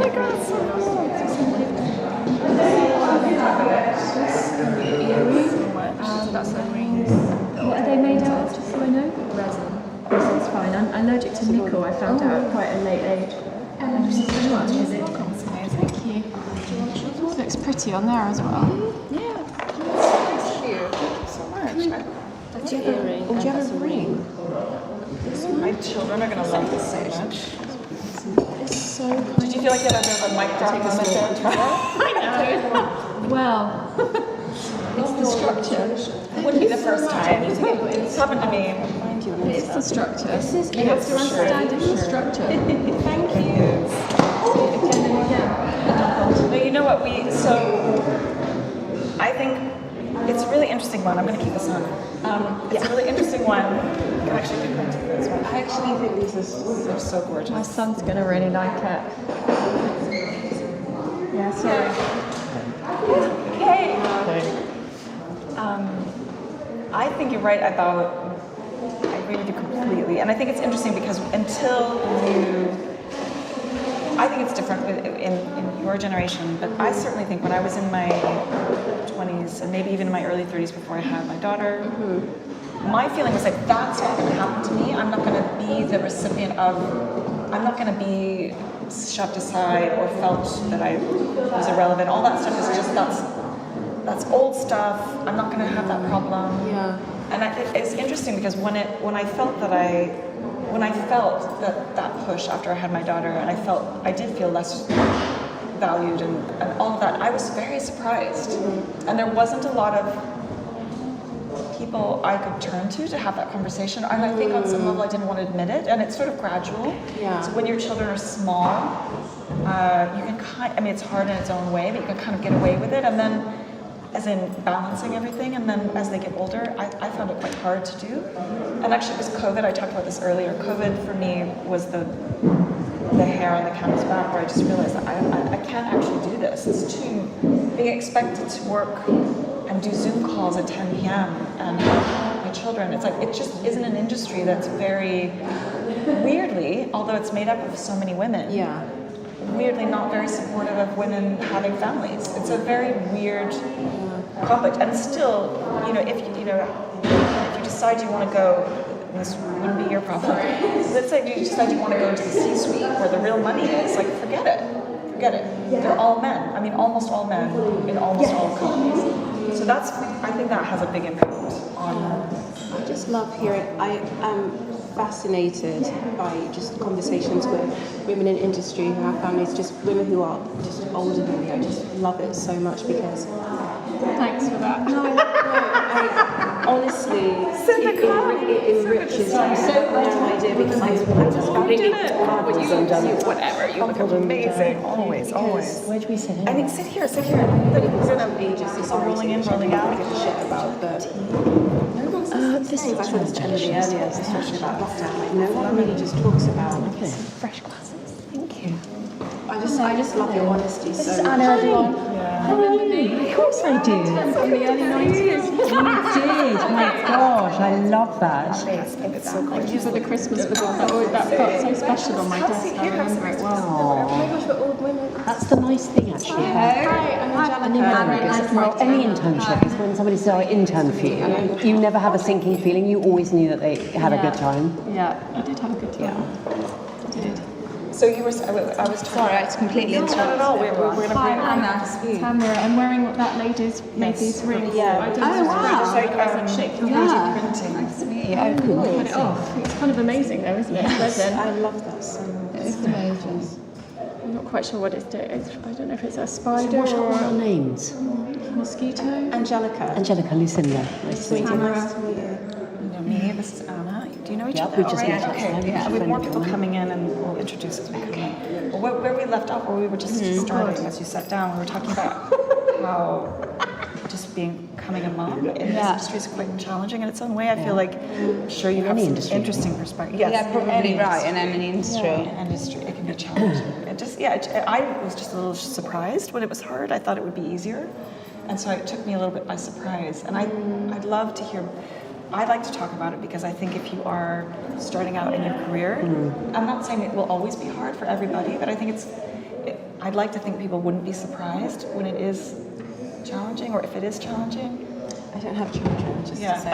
It's just something. I mean, I think there's. Are we sort of talking now, or are we? Yeah, it's rolling. I mean, I think what's interesting is there's no right or wrong time to have a child, and you can't always plan these things. And I think people are incredibly even if you try to plan, who it's do. not gonna- Yeah, good as you know, God to do that as make well. plans, and God loves us. So I think. I mean, I've had friends who very sort of deliberately had children very early on, so that then they could actually then go on to have a long career while they were growing up. I mean, my children, I've got 3, and they're all spaced apart 5 years, so that clearly wasn't planned. But I just don't think there's a right or wrong. I mean, my partner in collagerie, just as we were about to launch, had a baby. And we were raising investment at the time, and we were never off the central line. And it was just, I mean, hats off to her, because it was boiling hot. It was mostly, you're in front of men who, when they see a woman kind of 8 months pregnant, just, luckily most of them didn't run for the hills. It was all fine, but it is a challenge in a lot of different ways. There are statistics on VC investment on men to women, and it's really low. Oh yeah. I think it's hard enough as a woman to get Yes. investment because you are mainly talking to men. Yeah. And then on top of that, if they see you pregnant, they're just like, or even if you have a small child, they probably think, oh, well, she's probably going to have another one, or Yes, all her mind. There's like a time limit on what distracted. you're doing. Yeah. I just feel like there's a massive, even just for men my age, who, like most people I know don't have children, but just the general misunderstanding and just the way they're so misinformed about women now, let alone like the idea of like getting older and like all of us having children if we want and all of that. I don't know, I feel slightly disconnected to what I think it's going to be like. Well, then you need to connect. I think so. Also, how can you imagine? You don't know until I've had 2 goddaughters in the last week giving birth. They all had their birth plan sorted out, and then it all there's a candle involved, there's water involved, there's music, there's a bit of none of it didn't work happens. out. Yeah, of course. And, you can't predict how also you're going to feel. I mean, I know a lot of women. I remember. We were all pregnant at the same time at Vogue, for instance. I mean, Alex was doing her nut, so there was like about 5 of us, and we were all heads of department. And it's really hard for you to run a bit. I mean, now I know I have my own business, but, it's really hard also to gauge how you're going to feel. And then it's hard for your boss to obviously not ask you how you plan on things and how you are feeling. I mean, that's all you can do is to ask how people are feeling, but you don't know. I mean, so there's a lot of unknowns. When I was 8 months pregnant, I moved my office because closer to my house, so that my whole team was there. And I mean, I was doing meetings in the park with like my 2-week-old baby, And I just don't think. Also, it's so circumstantial because basically, when you know what it's like, when you have your own business, you just do what you have to do. So whether you have a baby or not, it's like, no one's going to do it for you. So if you have to do something, you just have to turn up and do it. It just means you just haven't slept for a week, maybe. I mean, I was freelance when I was pregnant and when I had my son, so I was, as a stylist, so I know I was completely deranged about income generation, because the minute I told my agent I was pregnant, they had this weird perception around it. So I remember being in labour, speaking to the manager of the singer I was working with about her tour outfits, which was kind of nuts. I went back to do a shoot for a well-known actress because she was, promoting a film. Like a week later, and they'd rung because I'd worked on my due date. And then they liked me, so they got me back. And they'd said to my assistant, "Oh, you can do the prep." And I looked at the rail and I was like, "I don't like this rail." And my mum was there and I said, "I don't like the rail, I don't know what to do." So I rang people breastfeeding saying, "I'm really sorry, I just need to call in some more clothes." And I turned up and I had my husband and the baby driving around the Dorchester so I could breastfeed, because I hadn't worked out how to express, and I never could, to be honest with you. And cinched in it sounds mad. And then she'd said she didn't like purple, and suddenly she liked purple, and she was being all kinds of like A-lister. And I'm like, what am I doing? Rushing into the car park. I literally was breastfeeding in the car and then going back. But it was that mindset of trying to keep your foot in that door and keep going and being economically fragile. And I think that was the first time I really felt this is bigger, because going into the fashion industry was definitely very exciting and exhilarating, and I knew there were a lot of barriers to overcome around background, etc. in the prism that it was then. I think less so now probably, although maybe arguably not. But I think that was the first time I was like, wow, this is a really big structure that you have to feel. If you're freelance, I think it's very different when you've got the security, although I know that security can be very problematic. I just want to introduce being on an income. This is Iris. Hi. Hi. Thank you so much, Oh, thank you. Yeah, it's interesting what you say, because I think even if you're working for a company, and however big that company is, the pressure that you put yourself under, I mean, and it really resonated what you said about, breastfeeding in the car and whizzing around and trying to squeeze an A-lister into something that she didn't like purple. But you do find yourself in incredible and crazy situations, and you do think, what the hell am I doing? But the fact that women, I have to say, are incredible copers, jugglers, facilitators, multitasking. I mean, it is incredible. And I think, I remember sitting in a meeting a week, even if you're working for a big company, I always remember feeling so guilty that I was taking any time off because I'd just got the job. Yeah. So, and I think that's something that I did on both my first and my second child. I would never do that, I would always advise never do that. I think things have changed now, but I remember sitting in a meeting, having a sort of editorial meeting, and Toby was a week old, and, my bosom was out here, and the milk was going everywhere, and I was feeling totally discombobulated, but, and I think after that I thought, I'll never do that again. Mind you, I did it once more, but for the third child, I thought, no, I only took like 3 months off, and I think probably in my whole career that's something I regret, is not spending the time, but it's true financially and everything else, and you feel very responsible, I guess, for your bosses who are trying to make their job, in the business run. Yeah. So, and I do know that, when we were at Vogue, there was a couple of people who had one baby after another, and it was really hard, to plan and everything, but I think now, looking back, I think good on her. She had the strength to say, you know what, I'm going to take that year's maternity leave, and people won't die, and they'll cope, and there's other people. But, you have to stay strong at a time when you're actually feeling your most vulnerable. I think the thing is that there's this shift that you're not quite acknowledged because you don't understand it. Like, I had to buy flat shoes when I got pregnant and was like, And then I was like, work to me represented the pre-child me. So I was excited by it. And then I'd go and then on set and then I'd go to the loo and look at photos of my son on my phone and be like, and I think that the shifts in your mental health or your well-being are not really acknowledged, because work is about action, going forwards more, and motherhood is about something else. And unless we understand different ways of working or different processes, I think they're at odds with each other, because I definitely pushed myself to keep working, and I'm glad I did on some levels, but I definitely juggled. I mean, setting up Fashion Roundtable, I would be taking him to sports class. Oh, great, an hour. I can goes to bed. Great, and 3 hours I can So, all of that. And I think until we recognise different structures, it's going to be challenging. But certainly for me, that was the only way I could do it. Was okay. There's 24 hours in a day. Let's find them. And I think that's. I don't know. I'm still doing that now, I think.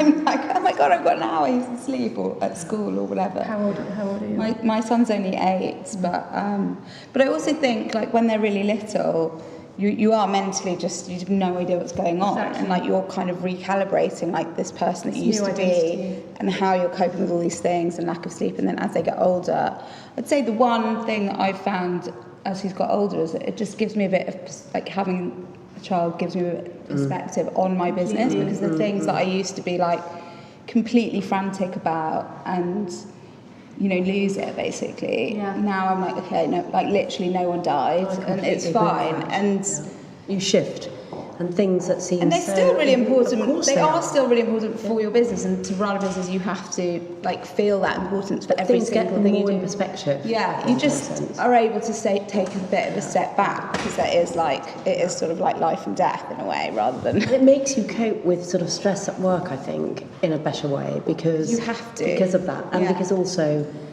that's never going to be. That it's really important, and it's really important how you run your business. Yeah. But it's never going to be as important as your child. Yeah. But so it does give you a kind of level. I mean, I think it must be really hard for like your generation, because in my generation, there wasn't social media and there wasn't email. So when I got home, that was it. I was home and I was fully into my children. Hard to do that now. And on the floor with Lego, for 2 hours and reading stories. And I think now it's really hard because you're never off, and I think that must be a real challenge. I mean, on one hand, I think it's incredibly liberating, because I work from home, I have my business from home, and it gives me freedom to be able to do an email if I'm somewhere. But I think, whether you have children or not as a woman, or whether you decide to have children or you don't, I do think in a way like this sort of bias and the structure is sort of set up to assume that you're going to. Right, so a lot of times whatever you might face, whatever headwinds, there's some understanding, I think, that you could, or that even some of that can be problematic. And I think when you have even just carving out time for your family, yourself, your creative process gets trickier, right? It gets harder.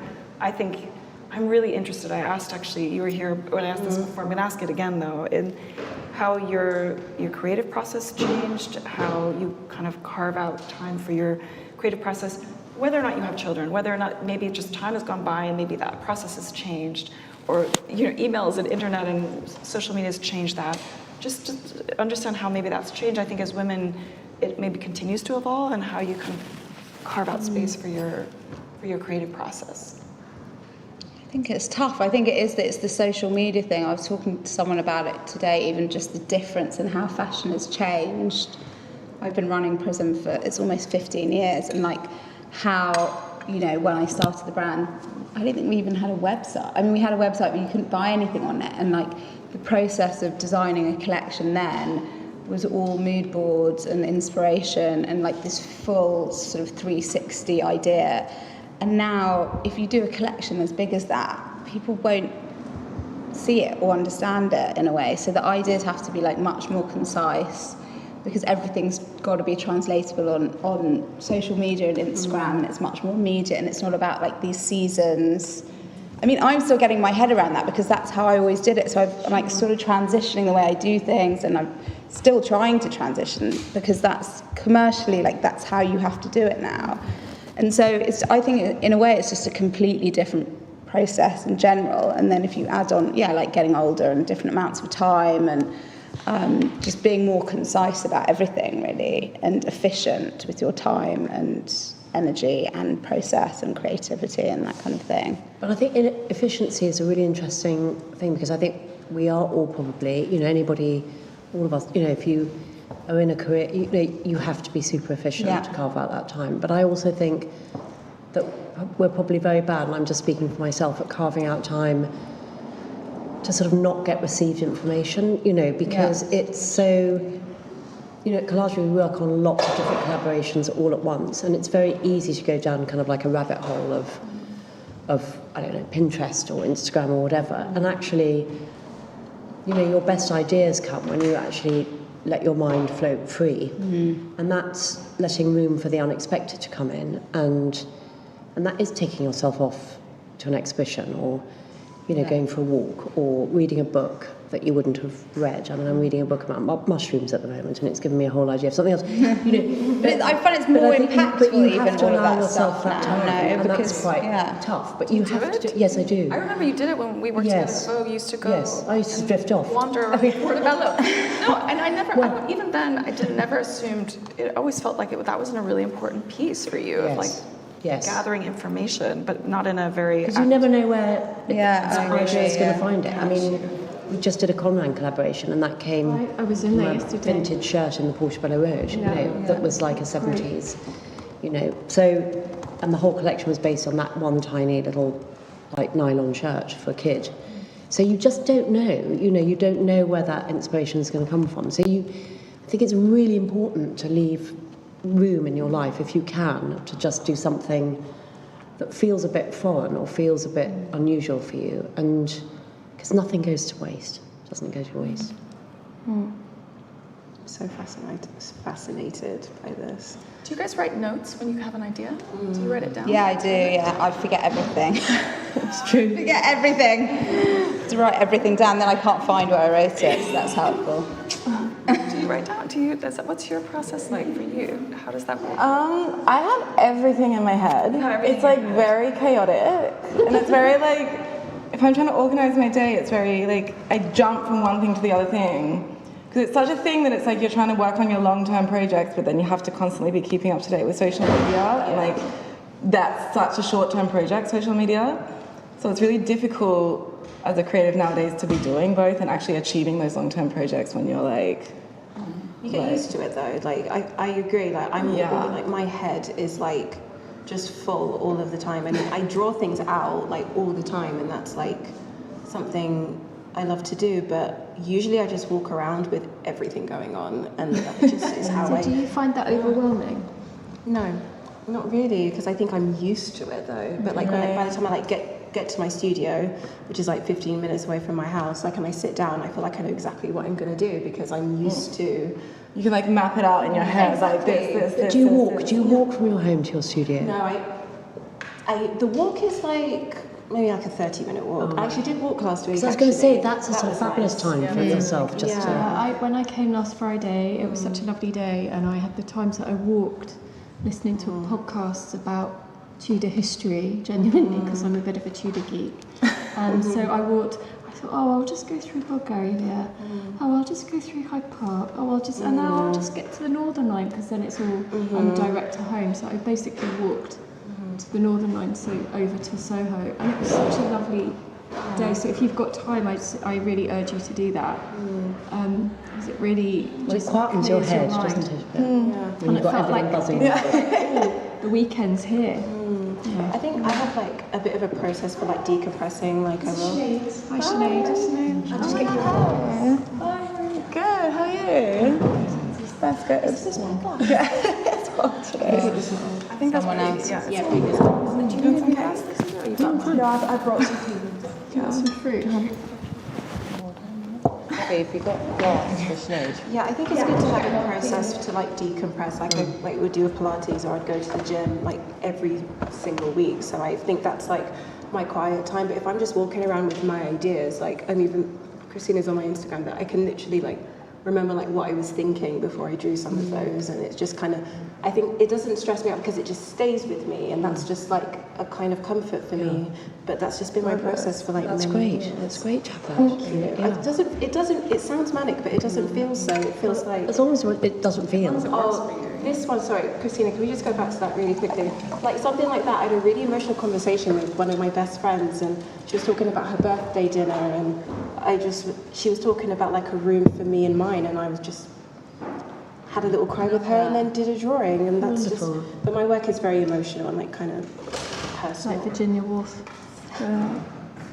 But yeah, it sounds manic, but I think maybe just, you can get used to it as well. Yeah, I think for me,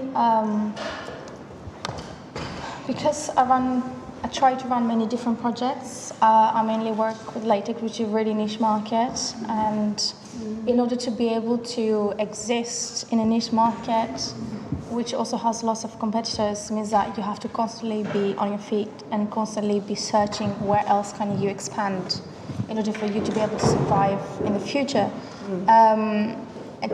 Together with social media, together with all these different aspects and all these different versions it's like jumping in and out of different realities constantly. Now I'm a business girl, then I'm a designer, then I'm a communicator, then I'm an influencer, then I'm a person who's at home tries to calm down, then I'm a person part of my family, but these all have to be either you go full on this or you start losing parts of yourself. But I feel that because also being a woman and being in a really specific industry or doing something really specific, it's like constantly fighting for survival, which makes it really hard. Does it feel like that, a fight, or does it? It's constantly like a fight for survival.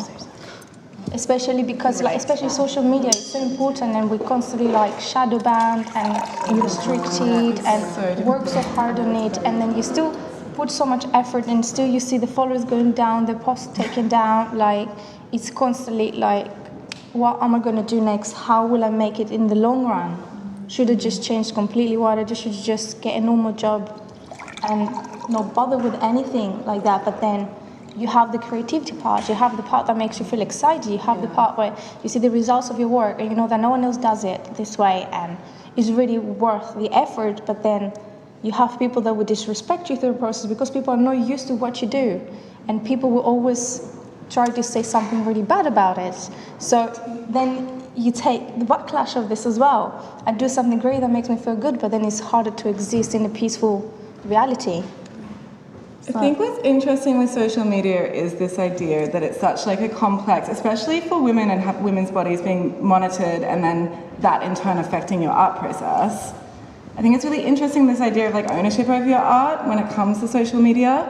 Because I was always sort of the mindset, because I get so heavily shadow banned like you, or my work taken off or whatever.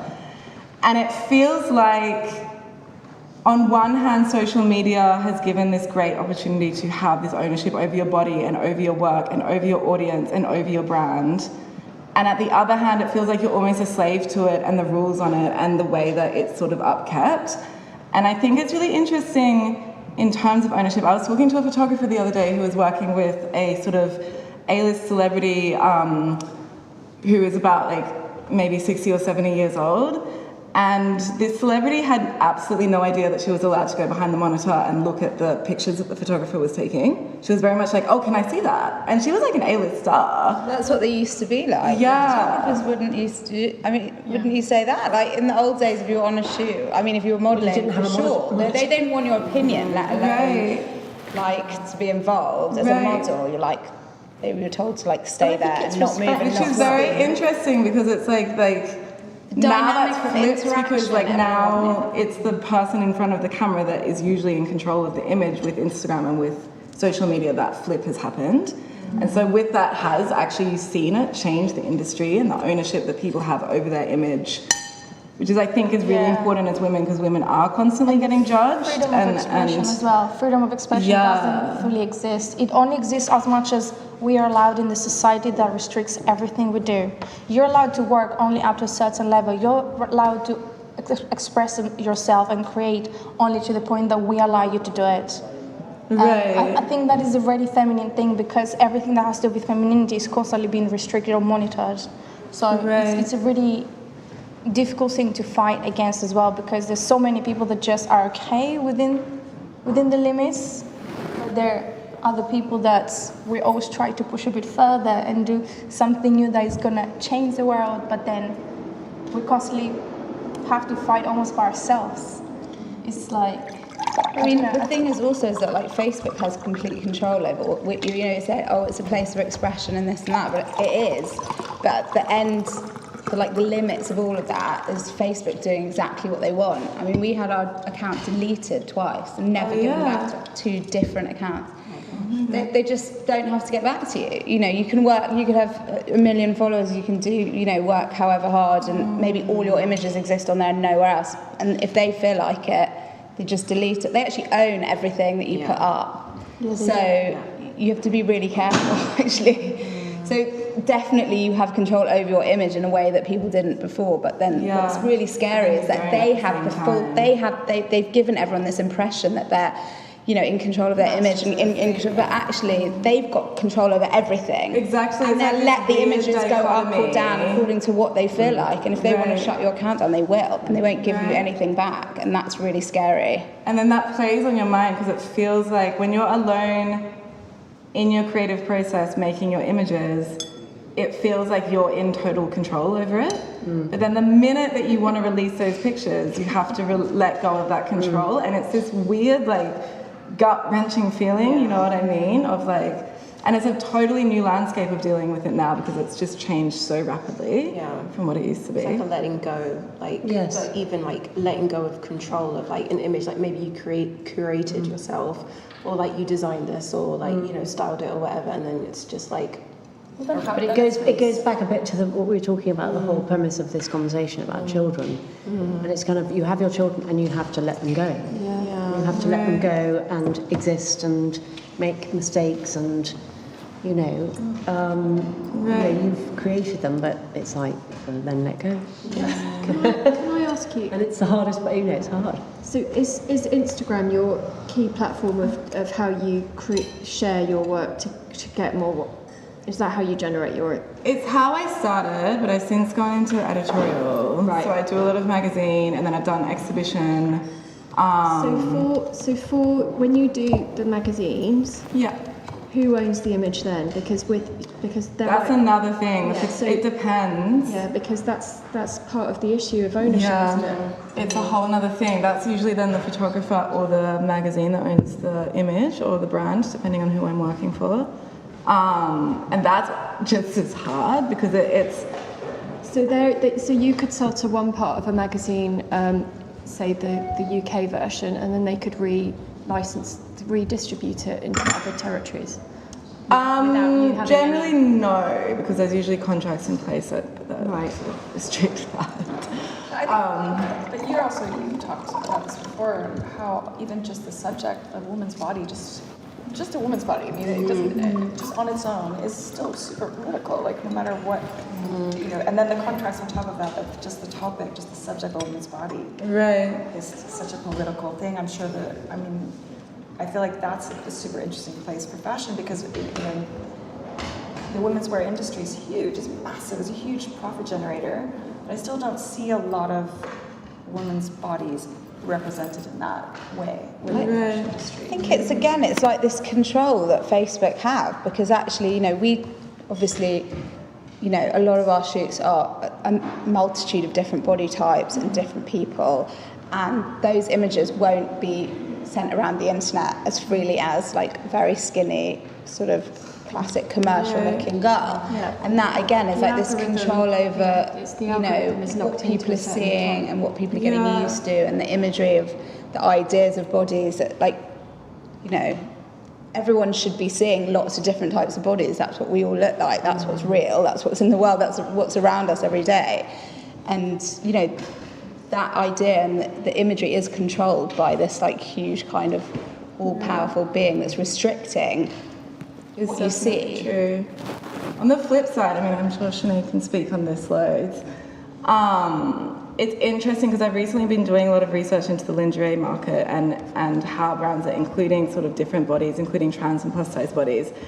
And just by including those types of bodies in their campaigns without even making clothes to fit the sizes, they can increase their sales something by 32% or something like this, which is super interesting. And I think that, well, that's not great that brands are just including these bodies in their campaigns to increase sales, but it shows that there is a market for it at the moment and that people are wanting to see diversity at the moment, sure, even though it's being squashed down by like Meta or like Facebook or Instagram. Yeah. People want to see, I mean, not that many people look like a sort of 6 foot, very skinny model, you know, and so like people want to see images of other people that look similar to them, but maybe, you know, a more glamorous version or whatever. But you can't see yourself how you know you can be it. I mean, it's about smashing glass ceilings, which is quite metaphorical given that we have a glass ceiling above us. You know, you think about, if you can't see yourself in a leadership role because you have to constantly break a glass or a concrete ceiling to achieve that ambition, that's incredibly, that can be, either you can be extremely driven, I mean, or you can be beaten by it because the system will continually choose pale men and stale, and you know, the algorithm is controlled by pale men and stale.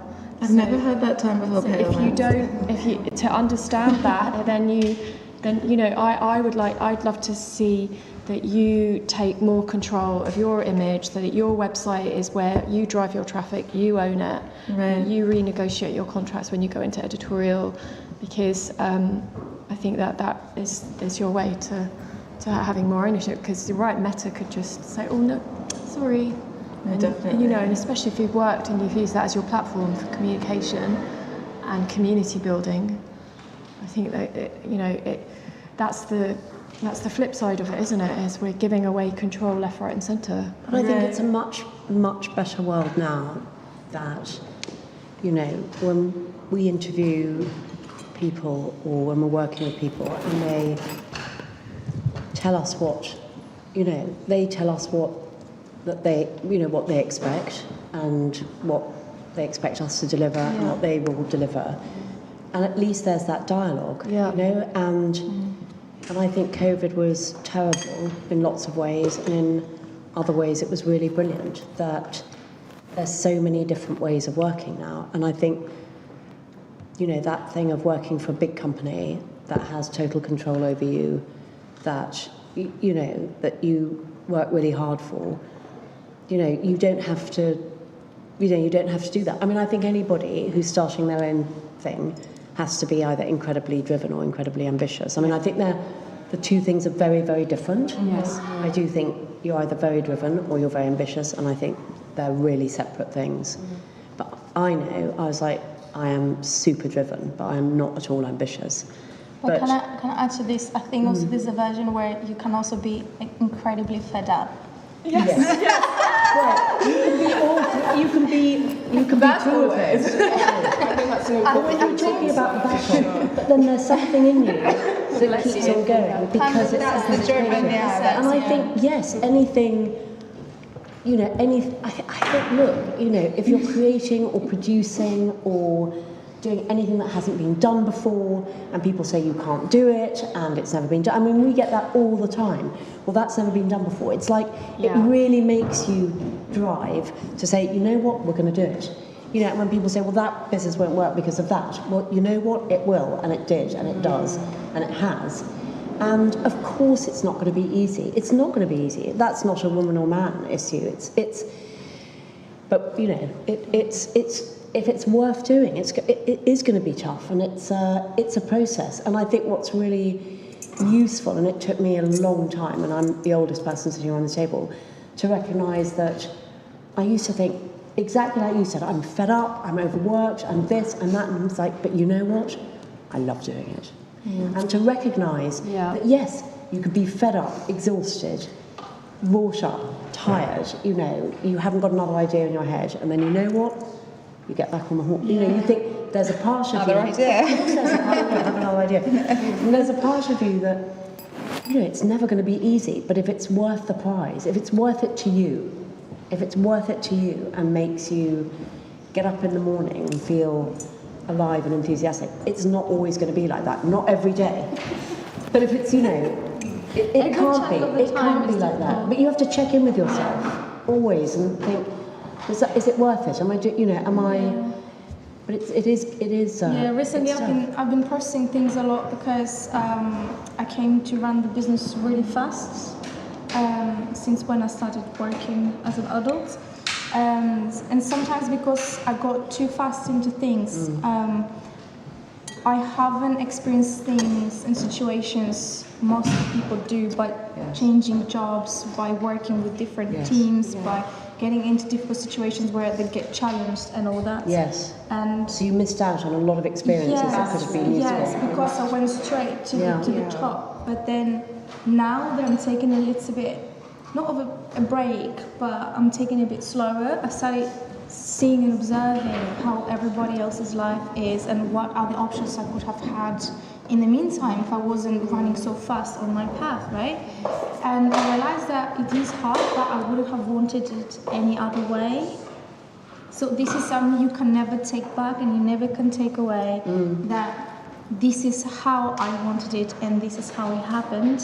And I had someone who's really successful told me, you can always stop and you can always take a step back and go back to where you were, but you can never, not always you're going to have the chance to move forward. So as long as you can and as long as you have the power and the resources and the energy for this, go as fast as you can because this will eventually pay off. But then you were the sort of person who did start really early, and you were the sort of person that made a success.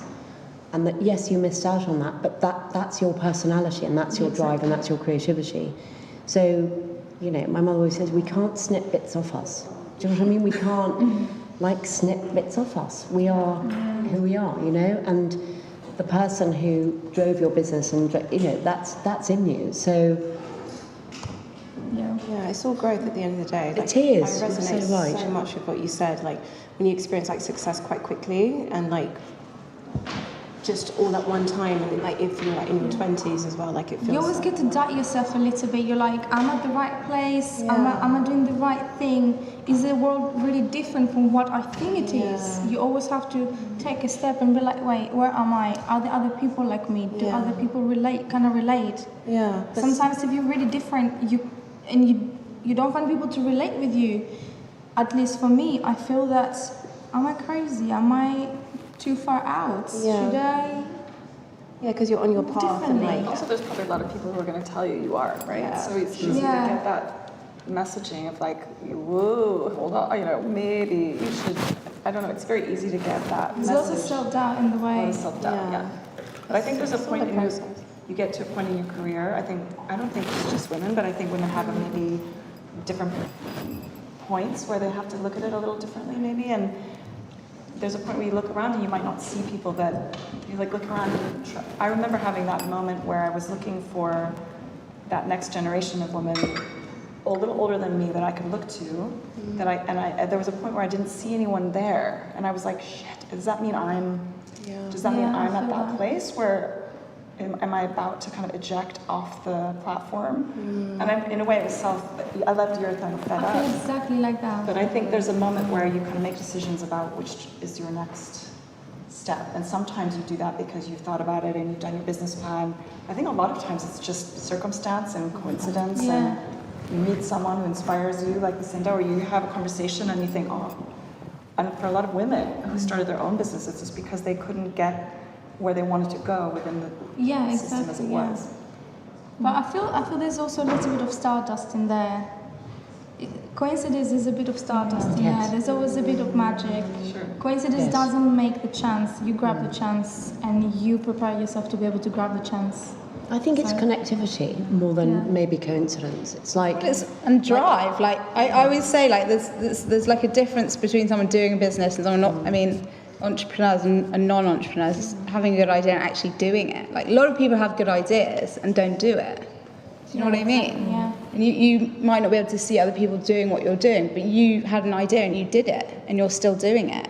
Literally, the idea is the easiest part. Yeah, exactly. Anyone can have a good idea. People who don't do it think coming up with a good idea is the big thing. It's like, that is that's the least of it. You can do that from your bed. Yeah, exactly. That's the difference between the doing and the not doing. Actually getting an idea, but I like it's just it's the action like that creates the difference between, I guess, like us in industry and people who want to be in industry but like maybe feel like scared, but it's like you've got to do it scared. You can't unthink a good idea. Like, once you've had a good idea, it drives you crazy. And then you just, I think and actually it goes back a bit to the whole thing of the conversation about, motherhood, is if you knew everything that was going to go ahead of you, and I'm sure this might resonate with you, maybe, is if you knew all the things that you had to do and the hoops that you had to jump through to start your own business, or to have a child, we probably wouldn't be here, the human race would not exist. But you do it, and you do the next right thing, or the next wrong thing, because you will learn from your mistakes as well. But once you've had that idea, once you've had that child, you're on a path, and you just have to put one foot in front of the other. I think if hindsight's a wonderful thing, and I think if you knew all the kind of stuff everything that would entail, whether it's children or having a career or being an entrepreneur, we wouldn't do it maybe. We wouldn't do it, but we do it because we're passionate and we want to be alive and we want to tell the stories and, be creative. Good ideas sometimes just take on a life of their own. So that's what I always say. Like, I started my business and like 4 years later I was like, it was this thing. I didn't even mean it to be, it sort of grows and grows and there's nothing you can do. It goes without you and it's got a life of its own. Totally. And you just have to make the decision for the next step. Like, it's not even really a decision anymore. It's like, you're in it and you're just committed to and just dealing with the situation. So true. That's so true. What did I get myself into? Yeah, like you're on like a plane or a train going somewhere and you're just riding it. I love it though, and I think that's just something about creativity I love, is like the spontaneity, and like me and my agent always say like, what's going to happen today? Like, we have no idea, but it's just why we're here and why I'm doing it. And recently I've been feeling a bit crazier about it, but I love it so much, and just being grateful for your talent, being grateful for your eye or whatever it is. I think it's a beautiful thing, and then you can have conversations like this about it. Because the lack of routine, I think, is a real privilege. Not to have a job that is the same thing every day, day in, day out, I think is a real privilege, I have to say. And I never get over that. I never get over that every day. I love what you say. And it's wonderful because every day is different, and it's such a privilege to live in to have a job that is like that. Do you think? I think it's interesting. Some people just can do that 9 to 5 or 9 to 8:30. Other people just can. And I think it's been I think I've done both, and I'd say I'm definitely happier not having that structure. I feel like I can do more in that space where I don't have to, and I can fit my life in as well. So it gives me that flexibility. But I also would love to see, we started the conversation, I've been here since like 1 o'clock, so I don't know. No, Emily, we've been on a journey for sure. But I just move on. But I do think, I was thinking about this topic because it's selfish. Sometimes the best ideas are, right? I want to see what other people do and how they solve this for themselves, or how they think about it, and how you get over yourself, your critic. I think in our industry still, there's just not enough imagery of women at different points of life. We've talked about diversity, right? Not just women, femme bodies, people who, let's just say people that identify as women. I just think there's not enough. I just feel hungry. Whenever I see an image, I saw your show and I was just like, I just remember thinking like, yes, more. There's just not enough of that. There's not enough pregnant women on the runway. There's not enough women with disabilities. There's not enough people who identify as women. They're just not enough still. You'd think we'd be like having it. Yes, it is out there. You guys, a lot of you around this table are doing work in that space, but I still feel sort of pleasant, it's like I feel that feeling when I see that, because I think, I feel like that shows that arc that I'm missing. I don't see it. But don't you think the exceptionism proves the rule? It's always exceptional on the periphery, and then it standardises in the centre. Yeah, but I still want to celebrate. I think that's happening politically, it's happening economically, and so it will happen creative. And it takes time. People start to do it, Yeah. And it's all the little brands like us, and then it's the mainstream brands who suddenly go, oh, that's quite a good idea. I think I'm going to do that too. And you're like, okay. And it actually helps because you kind of want to be happy for that because they are being inclusive and that is representation. So that they're spreading. They're bringing it to mainstream. They're spreading the idea, yeah. So it's like anything. It's sort of like trends, isn't it? Like I'd like to think people it's not, start. but it shouldn't be a trend. No, but what I mean is it starts like that, and then it like slowly people start to, and you'll see it more and more and more. And I think also, for example, things like seeing lots of different kinds of people, lots of different ages. Well, it has to be the norm, because that's life. Because that's the customer. So, to be honest, if you think about it in commercial terms, like that is the customer. Like everyone's different ages, everyone looks different, and so at the end of the day, it is just going to get more and more. Like the brands are going to start, bigger companies are going to understand more and more that is that's who they're selling to, and they have to represent everyone. And it will just start to happen more and more, I think. What's your opinion, Sen? Because I've been so conflicted. Obviously, I represent diversity in a big way, but I get so conflicted because I see fashion also as something that's very much about fantasy and very much selling something that doesn't quite exist. That doesn't mean that you can't put diversity into that, but it's not. Do you know, like fashion editorial has always been about creating magic, creating like fantasy. And I've sort of, in my opinion, the body positivity movement had like, and maybe you have an opinion on this too, but it had like such a momentum, and then it suddenly stopped, and now it's going backwards, back into the ultra skinny.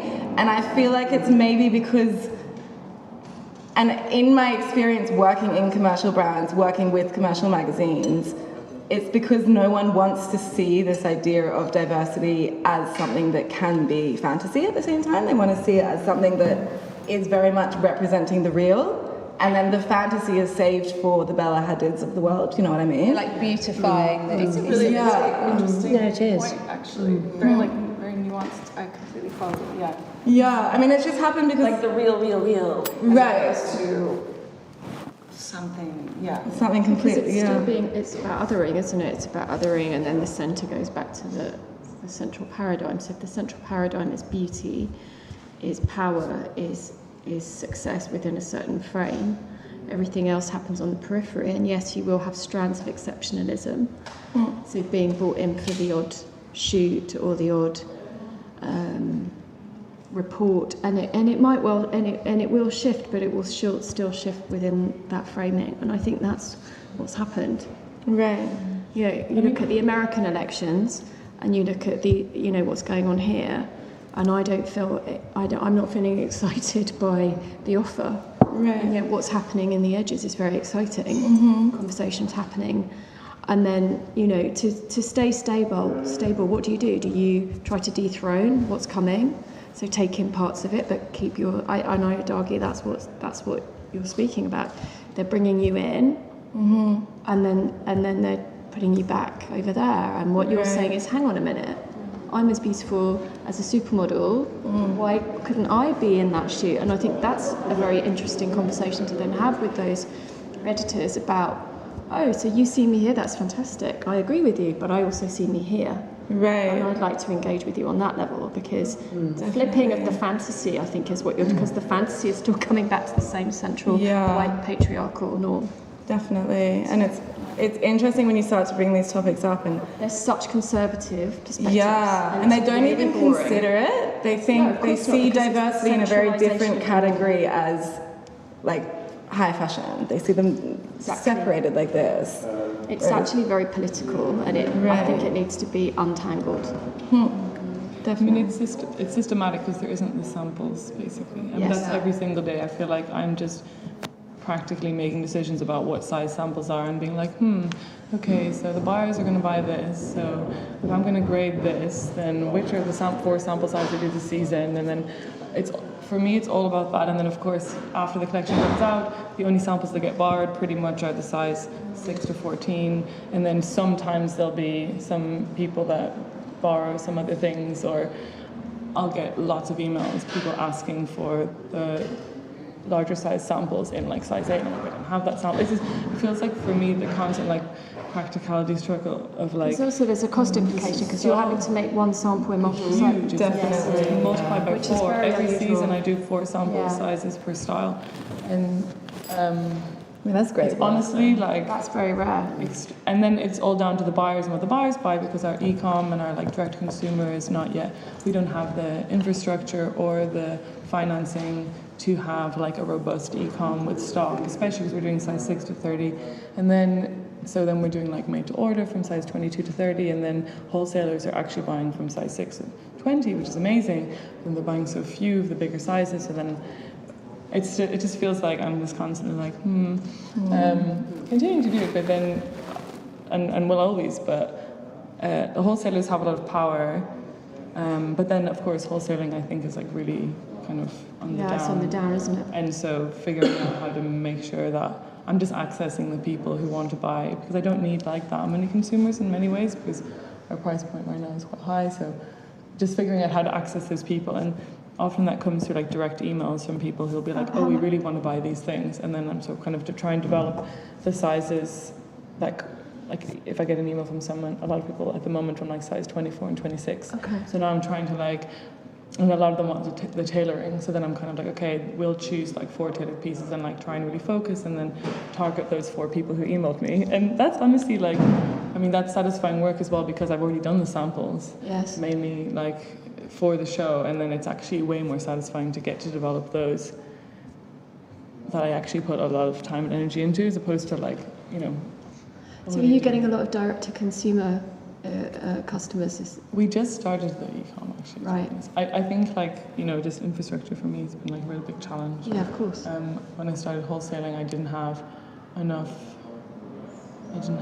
money or time or people or resources or knowledge, and then we were making a lot in studio for production, and we still do a lot of production in studio, but now slowly I have more external factories and whatnot. But yeah, so hopefully the e-com will be a space where I can have more dialogues with my customers. Yeah, and then you can understand and communicate. Yeah, and I mean, actually it's really like in this 20 to 30 size range, people want the tailoring, and that's what I'm most excited about. Like, yeah. Also, because I started doing, I mean, I love textiles, and I started doing all the stretch garments as actually a way to make buyers buy more sizes. I was like, how can I like get them to buy a broader size range? So I developed textile techniques that were very stretchy, and then so that's kind of become like the way I get a broader size range in wholesale. And now actually tailoring up to size 20 I think is pretty good for now. Yeah, so I think as long as I can try and offer... So what you're communicating is a failure in the mainstream to understand this. There's a massive market out there, because what is the average size? It's a system as well. It's like the 2 seasons per year. How am I going to do 4 sample sizes per season and then produce all that? Like, I almost feel like... How big are your collections? In terms of style. Sorry, I'm really interested in this. I'm very interested. We did like the first season for the runway, we did 30 looks, and then the second we did 20 with So you're doing pieces. 30 looks and you're doing them in 4 sizes? Yeah, so yes. So that's a lot of overage for you to... Yeah. So obviously certain styles were not, like the first season was more complicated because I didn't have the experience with doing a runway show, so that was really difficult. But the second season we tried to choose like 10 people we did made to measure for. Right. And then the rest had to be one of 3 sample sizes that I just pre-decided, so that we could make all that stuff and then find those models. And I kind of like figured out what most agencies seem to have: a lot of size 14 models, a lot of size 24 models. And then it was quite hard because I had actually my sample size first season was size 20, and I was just like, there's not enough, like there wasn't enough, we couldn't street cast enough people, I don't know, it wasn't, I don't know why that was. So we tried to cast those 10 looks and make them in those sizes, and then we tried to do like made to measure for the models that we really wanted to cast, and we had to make sure we could confirm them like quite a lot of time in advance. But yeah. Can I ask something? Is there a reason why you don't do it as made to order garments? We do made to order on the website, yeah. But you also produce in stock? I'm a bit confused. I started off wholesaling, because... I'm asking because basically what we do is we made to order, so if you order it, we'll make it for you, so it allows us to also do plus sizes and so on if it's needed. But I find it personally really hard when we have a certain range and we have to jump from this size, this color, this garment to another of this and then a custom, and it keeps being a bit of like difficult process. And I've been trying to see if there's a way for me to actually take everything into more small number of production to have available for the customers. But my problem is the bigger sizes, because the market of the people that actually buy bigger sizes are not as many as the girls that buy small, on my website at least. And it's always really difficult because as a person who has a small brand with not much funding and all that, I don't know what to actually produce for my customers. We have the same, so we do a size 1 that fits up to a size that's stretch. So the second line it is called Prism Squared, and it's like stretch material, so a size 1 fits a size 6 to 16. And for Essence, we produced a size 2 because none of the other wholesalers decided they wanted it, and that was a size 16 to 24, and they didn't have the customer. We made some of it for us as well, and everything I've ever done has always gone up to like a size 18 at least. But I think it's I think it's also like there are really, it seems strange, but wholesale wise there's sort of separate websites that are like, we're size inclusive, and it's like, why everyone, if everyone was size inclusive, then everyone who was a size 18 or 20 would know they could just go to those websites, but they don't think they can, I think. I think there's a lot of change that needs to happen from the wholesaling, but also changing the customer's mindset. Like, I think a lot of like bigger body people maybe feel like they can't shop in certain places. That's what I'm saying, exactly. So they don't know. So that's what I'm saying. So for example, we've always done that sizing, and then if we've worked with, you know, Matches or, like I said, Essence, Hot Run, whoever they are, Bergdorf, certain people will buy the bigger sizes and certain people won't. And I think as a customer, if you're a size 20 and you don't think you can buy from Net-a-Porter because they just don't have any sizes. Right, well, there's one designer. You don't want to go there and even look, that make you feel bad. Will not do bigger sizes. Because but this is about sampling again. I don't think. But even for wholesale, they won't go above a size. I mean, I know, I can think of no, like. I'm sure there's a lot of old school.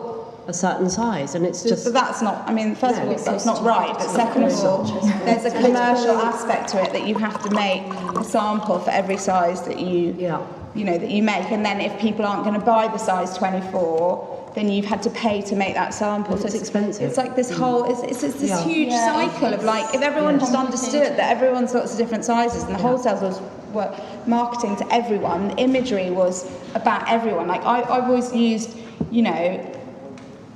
For Prism Squared, certainly, and before, so, you know, 10 years ago, I was shooting models who were size 18. And, you know, I just think people aren't used to seeing those bodies and those images. And if they were used to it and everyone was doing it, then the wholesalers would be doing it, then the magazines would be doing it. And I know, like, what we were just saying is that it's all starting to happen. Like, you know, other people are starting to do it. But it's taking a long time. It's taking a while. You know, and the customer doesn't know that they can buy anything. It's the same with age, you know. I mean, how often do you see somebody over 50, you know? Yeah. Well, that's it, and that's what Emily was saying, and it's like, actually now you are starting to see that. They have huge spending power, and, you know, they're not, and they're alive. Yeah. They're alive. And they want those clothes. So what we're talking about is that women at every age or every stage are feeling, saying, hang on a minute, because we're being ignored, whether it's around our size or ethnicity, whether we are mothers or not, or our age, or whether we are living with a disability or not. So there's constantly this fracturing of opportunity, and yet these are all from a business perspective as well as ethically, obviously. These are massive. So at Fashion Roundtable, we did a representation and inclusion paper. Obviously, I didn't write it. We brought in an academic from UAL and another team member, and we listened to testimony over 2 years that was really, really, some of it was really upsetting. across all of these systems. And it came out 2 years ago in July. It was a real piece of work. We couldn't get funding to get that report done, and yet I could for other work around sustainability, which I think is very interesting. So we did it anyway without it being funded, whereas another paper that we did at the same time had quite a lot of funding. And I was just aware of the replication of the same issues again and again and again, of the structural inequalities, and yet we can all tout that diversity adds X amount to your business, and that if you have a diverse team, you will make more money, and if you have diverse leaders, you will make more money because you will be more in touch with your consumer. And we all know that, and yet it still doesn't happen. And I think this goes back to the question of why doesn't it happen? Because who's it serving?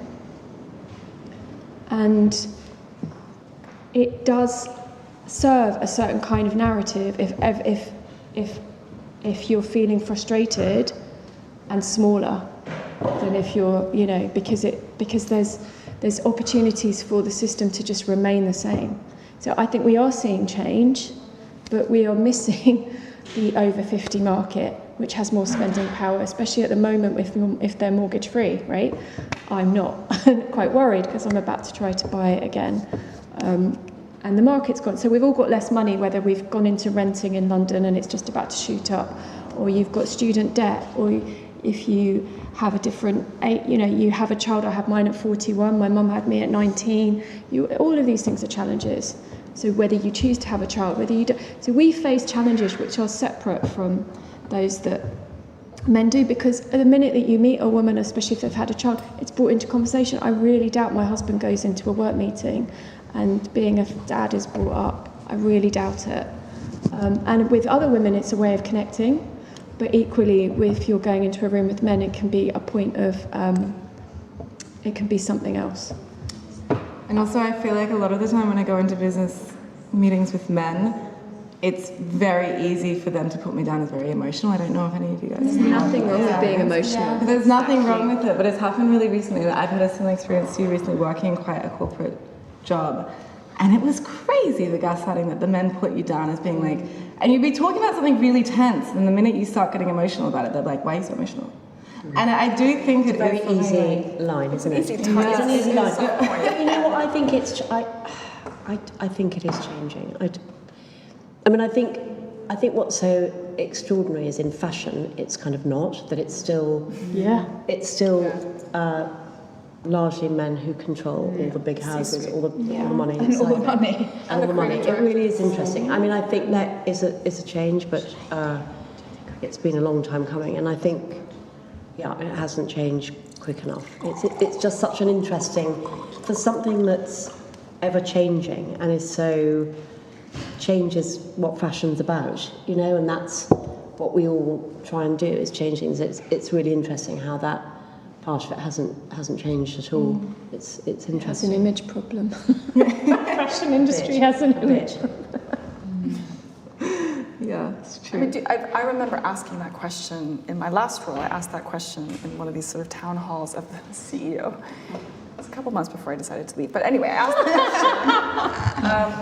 Why there weren't more women on the board, because I felt like at least on boards in general there's just not. I think any investor staff, the amount of meetings I've gone into and I'm like, I probably shouldn't say this on camera. No, you can say anything. No, but it's a room full of men and they don't have any idea what I do every day or how I'm running a business or what it actually takes to do something like that, because they couldn't do it if they tried. And it's always the same sort of circumstance and the same conversation, the same kind of men that you're talking to be honest. And it's just like, it's just walls, But, I think recently I've been going through this kind of thoughts you're expressing, and I've realized myself that personally I don't experience it just with men. Especially with everybody, because somehow people expect you to be nurturing and understanding and adapting to their expectations and their needs and their demands, and you say, okay, if a man said no, you would take it. If I say no, you don't accept it, because somehow you think that I definitely can compromise Be a little softer bit and more. kinder and more caring. Even if I keep saying no, and even if I keep setting boundaries, the other person, no matter the gender or how they identify, they will always try to change my mind or make me compromise and make me remove my boundaries or give it to them, give what they're asking for, what they want me to allow them to do. And I feel that this is in general how women are being seen as someone who's always going to be there ready to serve a purpose for everybody else's narrative. Of course, not for everybody, but it's really common way of thinking, let's say. And yeah, I've been especially the past few days. Prove them wrong, no? Yeah. You have to. Yeah, you have to stick to your guns. You have to stronger, stick to you know. your guns, I mean, it shouldn't be like that you're educating in a way, in a sense, but actually you have to. And, you know, by sort of education and by being the example, then exactly. you are, I mean, I'm really lucky I've worked with just fantastic men, actually, I have to say, but you always have to sort of explain that and put your boundaries in, you know, and you don't have to be aggressive about it, but you also don't have to be nurturing and feminine about it. You can be just straight, you know, and it kind of, yes, but it's an education. I have to say, you always were, I remember having a huge amount of respect, being a little bit afraid, I'm not going to lie, just being in awe of you being able to draw your boundary. Even, I mean, I don't think boundary is the right word, but you were just very clear about what you wanted always. I remember being just like, wow, that is really, really impressive. Because I think at the end of the day, whether you run a business or you work for somebody, and I've done both, and you know, you want to, you know what you want to achieve, you know, and there's ways and ways of doing that. And I don't think I've ever had to be aggressive or rude or confrontational at all. It's just not my way, but I've just definitely, because you want what's best for the company that you're working for. I mean, it might not be like, you always have to be very open and listen to other people's opinion and, you know, take that, and there's always a good and the right way of doing something. But I think you just have to be really straight, and I think the minute you start playing games, and yes, some people will walk away and go, gosh, she's a bit of a ball breaker, or, you know, and I've had that. But it hasn't changed how I've behaved, because I think at the end of the day, if you're doing a really good job and you're working really hard and you're doing your best for whether it's a company or whether it's your own company, that's all you can do. But to try and conform or change and be different, I think then you just lose yourself, really. Also, it contributes to the wrong game. They think that this is actually the way to go. So next time they will do exactly the same to you or someone else. Yeah, like setting a precedent. Yeah. Well, what would you say, like, in terms of, I just, drawing back, everyone's just thinking about who's maybe watching this, and if they're struggling to find their own voice, you know, to your point, and stick to that, or be confident about what they're trying to put out there from a work perspective, what would you sort of share in terms of how do you personally get over, this is a selfish question, there's a lot of selfish questions today, but how do you get over that, that critic, that little, I do this because that's how it feels to me at least, but that kind of self-doubt of like, oh, I don't know about this. I think we all have had it at points, maybe some people less than others. How do you get over that? Whether it's in your to be honest about it, I have massive imposter syndrome. Just have to ignore it. How do you get over it? I don't know. I don't know anybody who doesn't have ignore it, keep going, it's don't listen to it. Human makeup, which I think if the voices are too big, then I think you need to try and address that. But I think if you think people are like super confident and have no self-doubt, then that's crazy. We all do.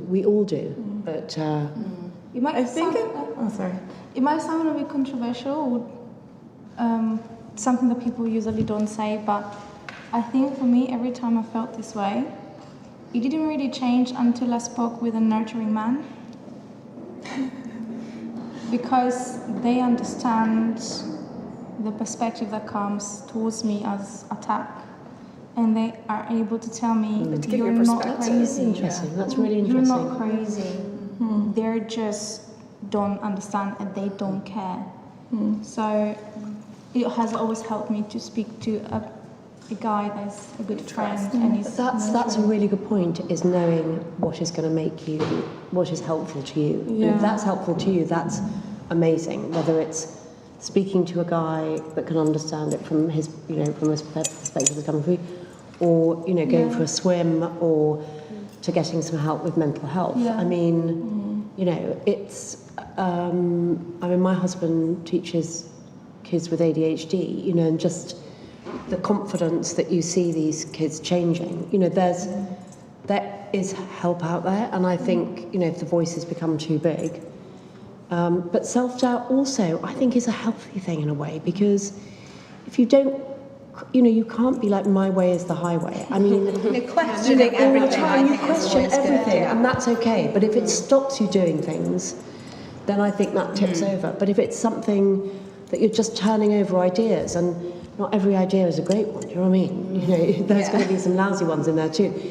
And to be able to know what your process is, but also to be able to know what makes that process a healthier one and a better one, and that's emotional intelligence, and that's fantastic.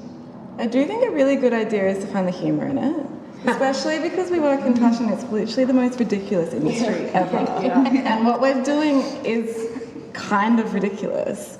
So for me, it helps to kind of find the humour in that, and then it sort of takes the pressure on whatever you're doing having to be absolutely amazing. If you can sort of not make it comical that it becomes satire, but sort of just have fun with it. And have a bit of awareness as well, just be like, this is clothes and things going on, even though it's our livelihoods, like, for sure. But I love that. I would have called it perspective, but I love that you call it humor. Like this is funny. I had like a moment like that during doing my graduate collection at LCF, and it was like 3 a.m, like in my kitchen. I was like, what am I doing? Looking at this portfolio. But yeah, it's really true. Just like, you just need perspective, but it's all like, you're like, I guess, in a narrative at the end of the day. But I love what you said about like, you've got to know who to go to. I think you said actually, like, who to go to, and like in your community, and like how to take, this is something I've learned recently actually, the right advice, because everyone throws a lot of shit at you, especially when you're young. And I have realised I've been given some really bad advice, which I didn't take. What was it? I can't say who said it to me. You don't have to say who, just the piece. I got like and this was just after 2020 lockdown, I got a really great opportunity contract with Vista Village, and my drawings were like all over the village, and it was like really gorgeous. And someone said to me, now you've achieved that, and like you've got this like achieved like this amazing contract, you can like retire. I think what the words were was like, you can leave your agent now. And I was like, and I said, why would you do why that? would I do that? And I said, we have a, also I just to say, there's a moment to hold on to your agent. I had to explain that building a professional relationship, and with a woman as well, my agent, who I really love and respect and is so supportive and understands my creative lens as well. But I remember explaining to this person that this is someone who is on my team, and we work together, and like there's such and probably speak to them more than your mum.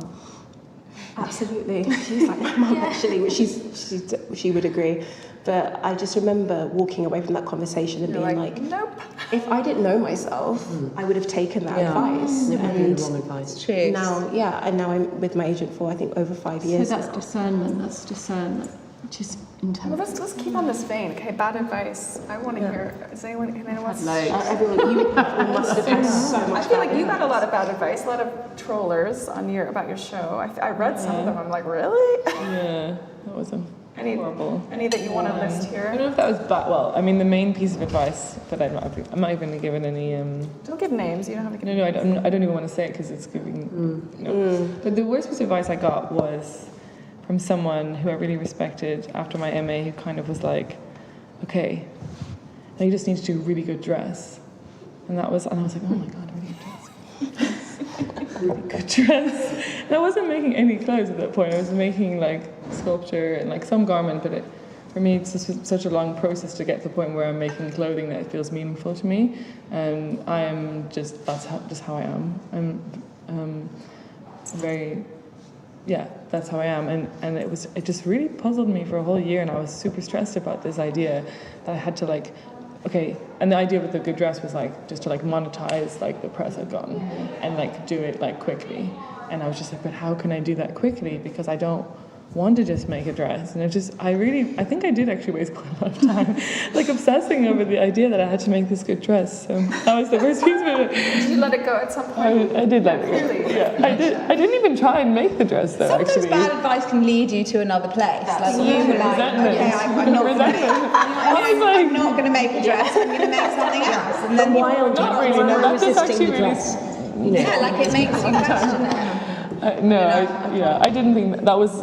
It didn't really. I don't think that led me anywhere. It led me to confusion, and because the person didn't understand how I worked or who I was. And now you know who you are. And yeah, and so that was the whole about process. making just. Well, and yes, it takes me a really long time to make. You might have had, for example, a wholesaler this year say to you, okay, we're going to buy this, but you need to make a dress. Yeah, and now you're ready to say like, no, sorry. No, I would say yes, because now I have the language in pattern cutting now that makes sense with what I've been doing. Right. But I couldn't just be like, here's my fiberglass cast pieces, and now here's my dress. It needed there to be like a process, and I think that was definitely the worst piece of advice. But I think in fashion, you know, when you're designing, I mean, there's a part of you that has to be quite bloody minded, you know, like you're not going to make a dress. And, you know, you get so much pressure from, you know, from people saying, well, that sold really well, so why don't you do that again? And, you know, and we want to do something, I mean, and also I think the other thing is quite interesting is that, you know, we do a lot of social projects at Colville, like we work with a lot of women's projects. And that thing about not changing for the sake of change, like, you know, we started with the Wei tribe in Colombia, and now we work with women in Mexico, Colombia, India. We just started Madagascar, and, you know, you get a lot of people saying, but you've got to change it. But actually, if we changed it, like all those bags are made from women in Colombia, and now, you know, that keeps, I think it's 6 villages going now, and fashion is about change, but if you changed it, then we're letting... So I think it is being bloody minded, saying, actually, we're not going to change. Yeah, keep on your path. We are still always going to work with these women, no matter, you know... So, Lucinda, just to be a little bit bloody minded, actually, and just to say... Have you sought out to partner with different communities to support those women in those... Have we what? Have you sought out that consciously to support those women in those communities? How do we do it? It's so serendipitous. I mean, rugs are made in Turkey and Dachau. And with Dachau, I was sitting at a lunch in Suffolk, and a woman and her wife, she's an artist, and Sheena is an NGO, and they said, we know somebody who we make these rugs, and we make them in villages in Dachau, and we support these women's groups. And I was like, we're in the middle of a field in Suffolk. And I was like, where are you? And she said, well, actually, I've got a unit that's like 10 minutes up the road. I was like, let's go. And she makes all our rugs now. And all these villages make our rugs. So Molly, my partner in Colville, was walking along a beach in Italy, and somebody was selling Colombian bags, and she got talking to her, and then she introduced her to somebody actually in Colombia, and we asked them if they could make their own designs, but with different colours, because they're always very monochromatic. Yeah. And we've been with them now for like 4 or 5 years, and yeah, these ones we've just made in Madagascar. These are new for us. They're in a women's group in Madagascar for vulnerable women. And, you know, we really, you know, when you work really closely with them, you understand that they're getting a fair wage and that everything's very, you know, controlled for them. So it's really, but, you know, lots of shops will say, well, can you change it? And you're like, no. Because the first piece of charity work that I did off my own back was for Afghan Aid. This was 2008, because I watched The Kite Runner, not quite knowing what, I don't know, I very stupidly thought, oh, that would be a nice film. God knows what I thought. Watched it, was completely horrified. Woke up the next day and for the first time thought, oh my God, I've got to do something. I don't know where that came from. And Googled, and at the time, so the West was obviously in Afghanistan doing lots of work. So I read about Afghan Aid, and I actually went to an event around the corner from here in a carpet shop. I remember going to listen to some NGO experts from the area, and they were working to support the women and to support the farmers to get them out of opium farming and into apple farming, because opium was a massive driver for the farmers, because obviously there was so much heroin trade coming out of Afghanistan. And when I read the stats, the average age of dying in Afghanistan was 30, which has probably gone back to for women. And 1 in 5 women die in childbirth. I was like, these are like medieval statistics. So I did a couple of events with them, and I think that what really struck me was the opportunity to support the women. And obviously we're looking at this conversation through a Western perspective, and what you're doing is supporting families and communities in different communities to then sell to the, so there's an empowerment opportunity for those women that will educate their children and will transform those villages. That has been stripped away, because while I've been sat here, I've been thinking about that event, and what's been lost in Afghanistan and what is so quickly lost for women. In a heartbeat, and the tragedy of that. And I don't have a conclusion to that sentence. It's just a thought that comes from the work that you've been doing. Well, it was so quick, wasn't it? So it's all over the world. I mean, there's so much happening at the moment that it feels like a very poignant time to be talking about it, because you have the women in Iran who decided very bravely. I mean, I can't believe there's not more. News coverage is probably a bit of a low bar, but why are we not hearing more about it? It's insanely I'm brave. having to go to Instagram to people I know who are from Iranian heritage to follow what's going on there, because they're still posting it. It's certainly not in the mainstream media. So again, it's about the narrative of perspective of where do you get your information from, and I think that's where you can draw solace from social media. Because I go to a friend of mine who runs a handbag company, actually, Paradise Row. She's from Iranian heritage, and she set up a group called Zanayi World on Instagram, and they really are promoting Iranian women and Iranian businesses, of which there are many actually in London because of the diaspora, and obviously in America. But those women and girls in Iran are being incredibly brave. To sing is against the law. Yeah. To sing. Oh my God. It's insane. Yeah, it's pretty like that. Like a culture, just so we have to fight for your right to express yourself. I think that's the possible conclusion I would draw. Is we all have a duty to fight for your right to express yourself and yourself, because it's easily lost. Right, or women in general, basically. Yeah. That's a good note. I know. Is that the? I mean, well, I'm done. I've got to see. I've been here for a while, so I've seen a few mic drop moments with it. Like this was definitely one of them. I feel like that's. I mean, should we maybe leave just with one note of like, I don't know if people are listening, and I feel like there's been some amazing discussions. I mean, I don't know if there's just one thing we could leave on a little high note, not necessarily a high note. I mean, Nick's probably like, ugh, don't need to leave on a high note, Emily. But I always just like to. I just feel like people listen with such, they're so keen to kind of take knowledge and inspiration. I don't know. One thing that someone shared with me recently that I thought, God, I'm really going to borrow that is.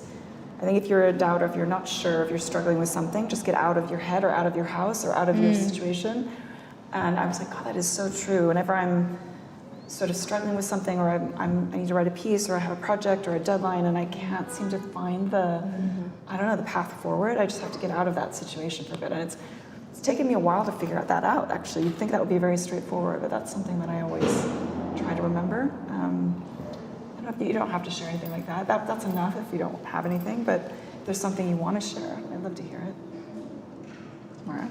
Sisterhood is, I'm an only child, but sisterhood is so powerful.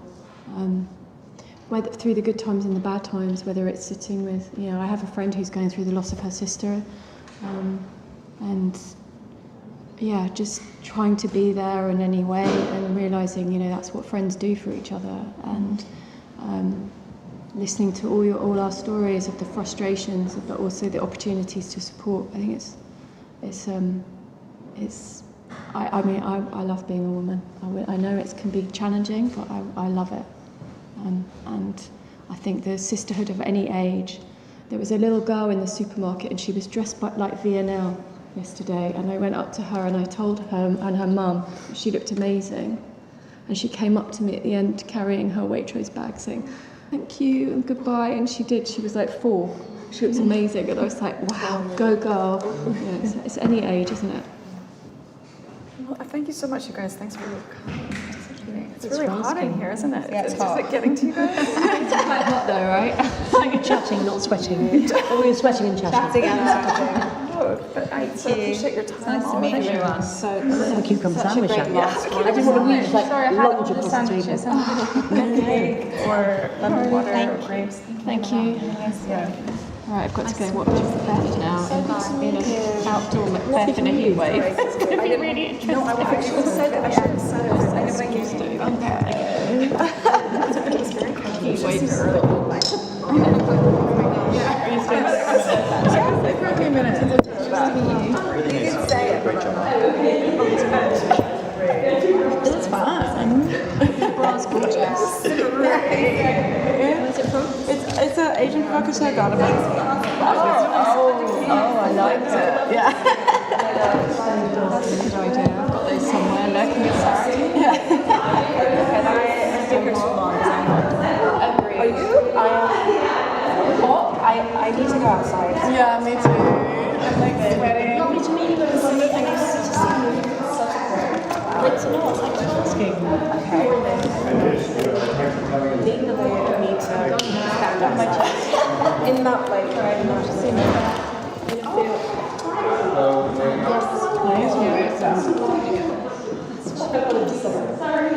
It's boiling in Scotland. Michaela, you must be like, fine, you're not too young.